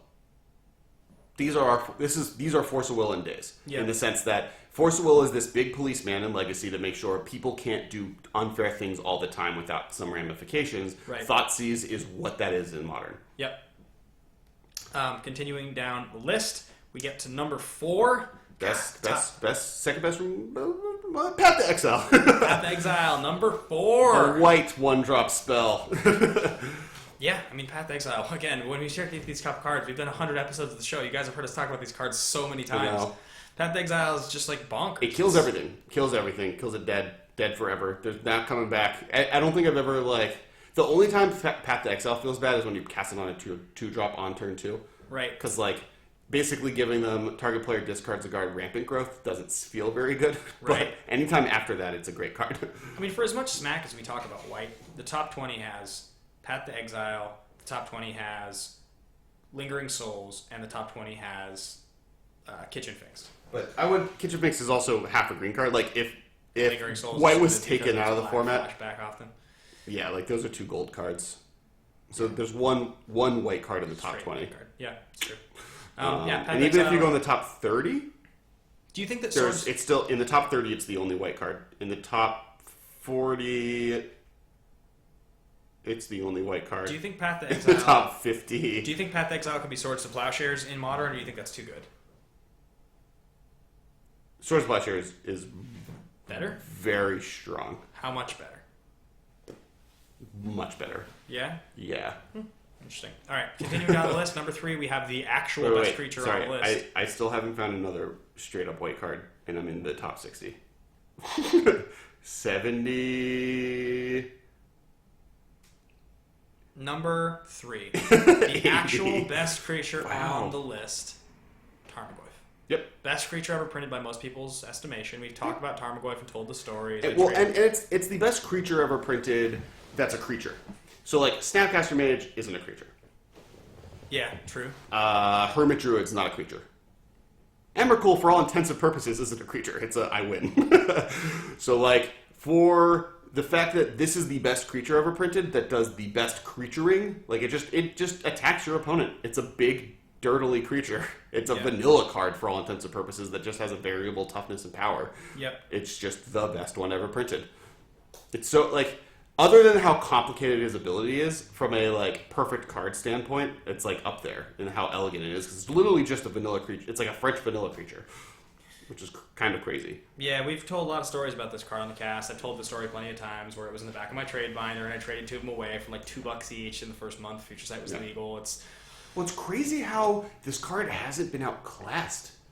Yeah, I mean, look, when you're printing a card that's usually like a 4 or 5 quickly for 2, it's not a rate they want to push. Like they'll push rate, they'll push 3/3 for 2, and we've seen them push 4 or 5 for 3. But would like a 3/4 for 2 that draws a card when it comes into play be better than Tarmogoyf?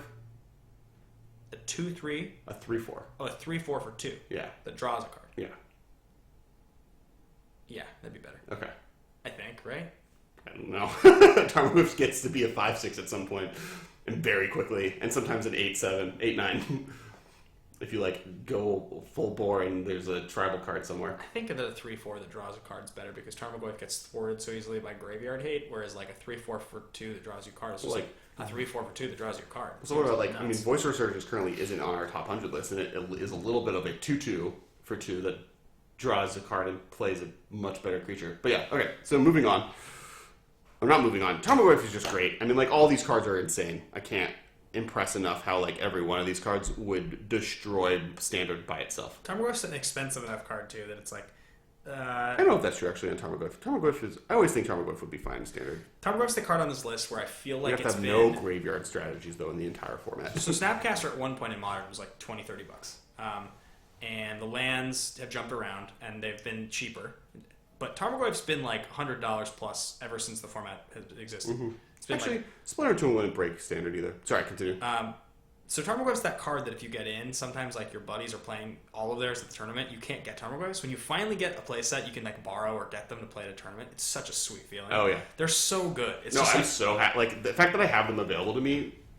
Tarmogoyf is the like similar to how Force of Will is a police. Tarmogoyf is also the Force of Will of Modern in the sense that Force of Will is this big barrier to playing Legacy, where if you don't have a playset, there are so many decks that are unavailable to you. Yeah. But as soon as you have them, you can now play like half the decks in the format and like cheat on the lands a little bit. But Force of Will is so much more important than like not playing with shocks. So like Tarmogoyf is kind of the same boat. It's like every green deck, unless you're like very specifically on the Coco train, is like should be playing Tarmogoyfs. Yeah, even if you're on the Coco train, it still should be playing Tarmogoyf. They don't, because they don't have any spells. They don't like, it doesn't get big. Number 2. Now, number 1 and number 2, I want to, bets on what's number 1 and number 2. We got 2 possible outliers. I wonder what they are. I'm giving time for the Twitch strat. I'm not going to wait. We're going to say it in 5, 4, 3, 2, 1. Fetchlands. That was cute. Yeah, we did that at the same time, guys. This is the Modern format in 1 card. If I had to pick, there's 1 card I think is better, more of that, I guess, but these, are so representative of Clearly, there's 1 card that's more. the number 1 card in the history of the Modern format. Yeah, I wonder what it is. What 1 card have we not talked about? What's the it's least definitely played? Core Firewalker. What's the least played Fetchland? Is it Arid Mesa, Marsh Flats? Red Blue? No, that's. You mean the most I think it's easier to rate. So I think Red Blue is the best one. I think actually Green Black is the best Fetchland, followed by Red Blue. Oh, Bloodstained Mire is the least played, I think. That's the Black Red one. Red is the least played. Jen plays it though. Jen plays some. I think it's Red White. Arid Mesa. Yeah, Arid Mesa. It's more expensive than Red Green though because of the set. Set, yeah. No. I mean the fetches make everyone's mana possible. It makes the format surround this 3 format thing with Shocklands. It's kind of this perfect world of you can't be too greedy because burn will just wreck people if you get too greedy. Yep. I do think that they're in general unhealthy to the format in some ways, and I think Modern would maybe be better without them. In the sense that I think just the variety of what mana bases would look like would be different, and that'll allow people to be able to play the format a little bit more easily because they wouldn't have to only have these types of lands to play it. And on top of that, I think it would make it so 2-color decks were a little bit stronger because getting to 3 would be a bigger cost, and the amount of shuffling that happens every tournament is very high. But I don't think they're ever going away. I think that's just a not path. One of the reasons I don't like Blood Moon is because I think it makes you also have to play with fetches, because you're incorrect by not doing so, because you can't respond and get a basic with the fetch now. You have to just have the non-basic land you're playing, and so it kind of puts you in that dichotomy. But, they're what the format's built on. Yeah, I mean, the format wouldn't really exist without them. It would just be a different format. Things would feel drastically different. I don't know how different they'd be. Like, the how dominant 3-color decks would probably be the biggest change. Yeah. We'd see a lot more 2-color decks kind of doing their thing. Well, speaking of 2-color decks, and many of them that play red, the most played card in the Modern format, the most discussed card, the most discussed card on this podcast, the card that we use as our icon, if you guys didn't see it coming 100 cards away, Lightning Bolt is the best card in the history of the Modern The format is defined by it. I mean, like, every creature lives in... And it's like, same as Abrupt Decay. Like, when I mentioned Abrupt Decay mattering about the fact that X4s... or that like makes 3-drops unplayable.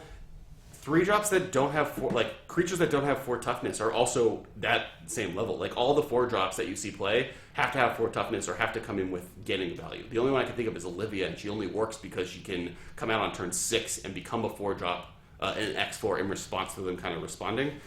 Or other like here get 2 1/1s out of it. So like your Lightning Bolt is less valid. The reason Lingering Souls is so good is because it's a 4-drop. It's a 3-drop that makes 2, like it's a 2/2 that you pay that Lightning Bolt's terrible against. Like, yeah, I mean, Lightning Bolt is the definitive card. Like so much of the time, that's why things that cost 2 mana need to be so good. Because if it costs 3 mana and it gets killed by Lightning Bolt, it's not playable. It sucks. Like it's not impossible. That's not true. Like I think the new Thalia is a card that's a 3-drop that's playable even with this Lightning Bolt. And I know I went on a rant when we reviewed it a while back. Think about when you start to get up to 4-drops. Like it's 4-drops are... So, you have to survive Lightning Bolt. Or you have to gain value in a way that makes the fact that they Lightning Bolt you not as big of a deal. Yeah, so like Huntmaster gets you a 2/2 and Kieran 2 gets life. you 2 1/1s. The Flyers, the Kalidas is a 3/4. Like it's kind of on that range. Like Planeswalkers kind of can plus to survive. You get an activation. Like so many of it is like, can you survive Lightning Bolt? And that's the format. It's the best card in the format. All these other cards like exist around the ecosystem. Like that's why Kitchenfinks is so good. Kitchenfinks survives Lightning Bolt. Snapcaster Mage is so good because it buys back Lightning Bolt. Like all these cards, like you can even argue that like we have Serum Vision, not Serum Visions. What's your other Serum Visions? The Thought Scour. Thought Scour is so high because it can mill Lightning Bolt so that you can Snapcaster Mage the Lightning Bolt that you milled with Thought Scour. Like. The format is so built around. Spellscape is as good as it is because it's a counter to Lightning Bolt. Bolt's not Bolt. I mean, what do you need to say? So yeah, that's like theoretically, if we didn't name this podcast Masters of Modern because that name was conveniently available, like Bolt Snap Bolt is not the worst name for a modern podcast or like website or content creation place. Like, Bolt Snap Bolt. Yeah, it's actually pretty good. Yeah, let's copyright that. Yeah, none of you steal it on the live chat. So yeah, I mean, I'm glad that we counted the top 100 cards. I'm gonna go nap for an hour. I know, I'm so tired now. But beyond that, guys. Yeah, beyond that, like more on our podcast and how happy we are. Like, thank everyone. First off, everyone on the live stream right now. Thank you, everyone who has listened to an episode at all ever since this podcast has started. I started this with Glenn Jones 2 years ago. Ben jumped on, 3 weeks into it, 4 weeks into it for the first time, and like I just wanted to talk about Modern. I love talking about Magic. That's why I kind of created this. It was kind of a creative outlet, and like you guys seem to enjoy it. You guys seem to keep wanting us to keep talking about stuff. We love playing Modern. We love playing Magic. We love talking about Magic, and we hope you guys enjoy what we're doing. Hopefully, in year 2, we'll be expanding in cool directions, kind of trying to do some new stuff.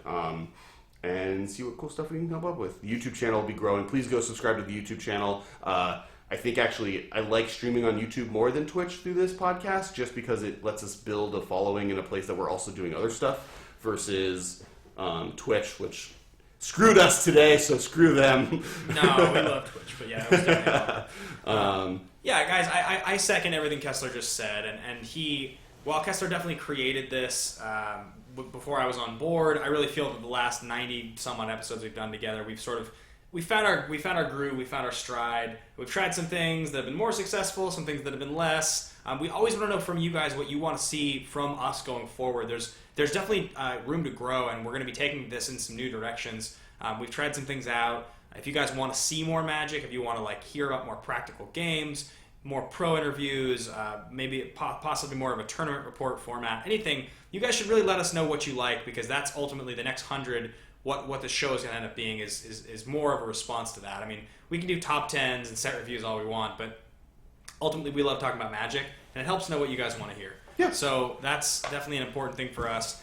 Thank you so much for tuning in today and walking through the whole top 100 with us. We tried hard to make the list reflective of the way we feel about the format, and really make sure we didn't misassign cards too greatly. I think there was probably a couple whiffs, but nothing too crazy for us. I think the biggest... Ink-Moth Nexus? Ink-Moth Nexus. It's the biggest one? Yeah. I'll agree Cranial with you. Planning could have been a little higher, and I'm very confident in most of our 10s. Yeah. These 10 cards belong here. I'm not convinced on the exact order of some of those 10s, so please take them more as blocks of cards in some probably cases. Ink-Moth deserved to be like 20 plus slots higher. Yeah, the Ink-Moth is like a thing that we like swung in the wrong direction. Yeah. And like I think that probably happened when we were just trying to get everything into it. And Yeah. Once again, thanks to everyone. Thanks, guys. Yeah, that was Follow us. awesome. Did we do the follow us on Twitter? No, do the whole thing.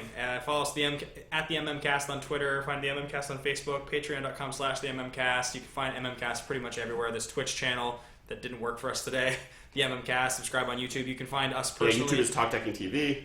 I'm at Ben Bateman Media on Twitter and Instagram. I'm at Kess Wiley on Instagram, Twitter, Sony PlayStation Network, everywhere, and Twitch. I do have a Twitch stream that I've been playing Final Fantasy X like twice a week and kind of running my way through that, which is basically Zendikar Black. It's like the exact same storyline. And then we have follow the Command Zone. Make sure to follow us on Facebook. Yeah, and thank yous to all of the guests, all of the pros. Yeah, for the last year, yeah. Everybody that's come on. I mean, just unbelievable stories. Thanks to Wizards. I mean, we'll have a spoiler card this week. That's awesome. Make sure to come check us out. We'll post it at the beginning of this episode audio-wise, and we'll probably post a video separately because we now ended up live streaming on YouTube of a separate video of us just talking to the camera, giving away the spoiler. So make sure to subscribe to the YouTube channel to kind of check that out. Yeah. Yeah. Super cool. Yeah. All right. Thanks, guys. We'll talk to you soon. guys next week.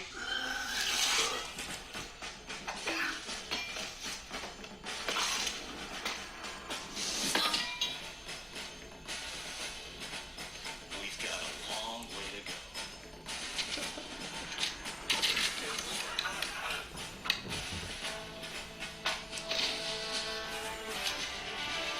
Let's get down to business.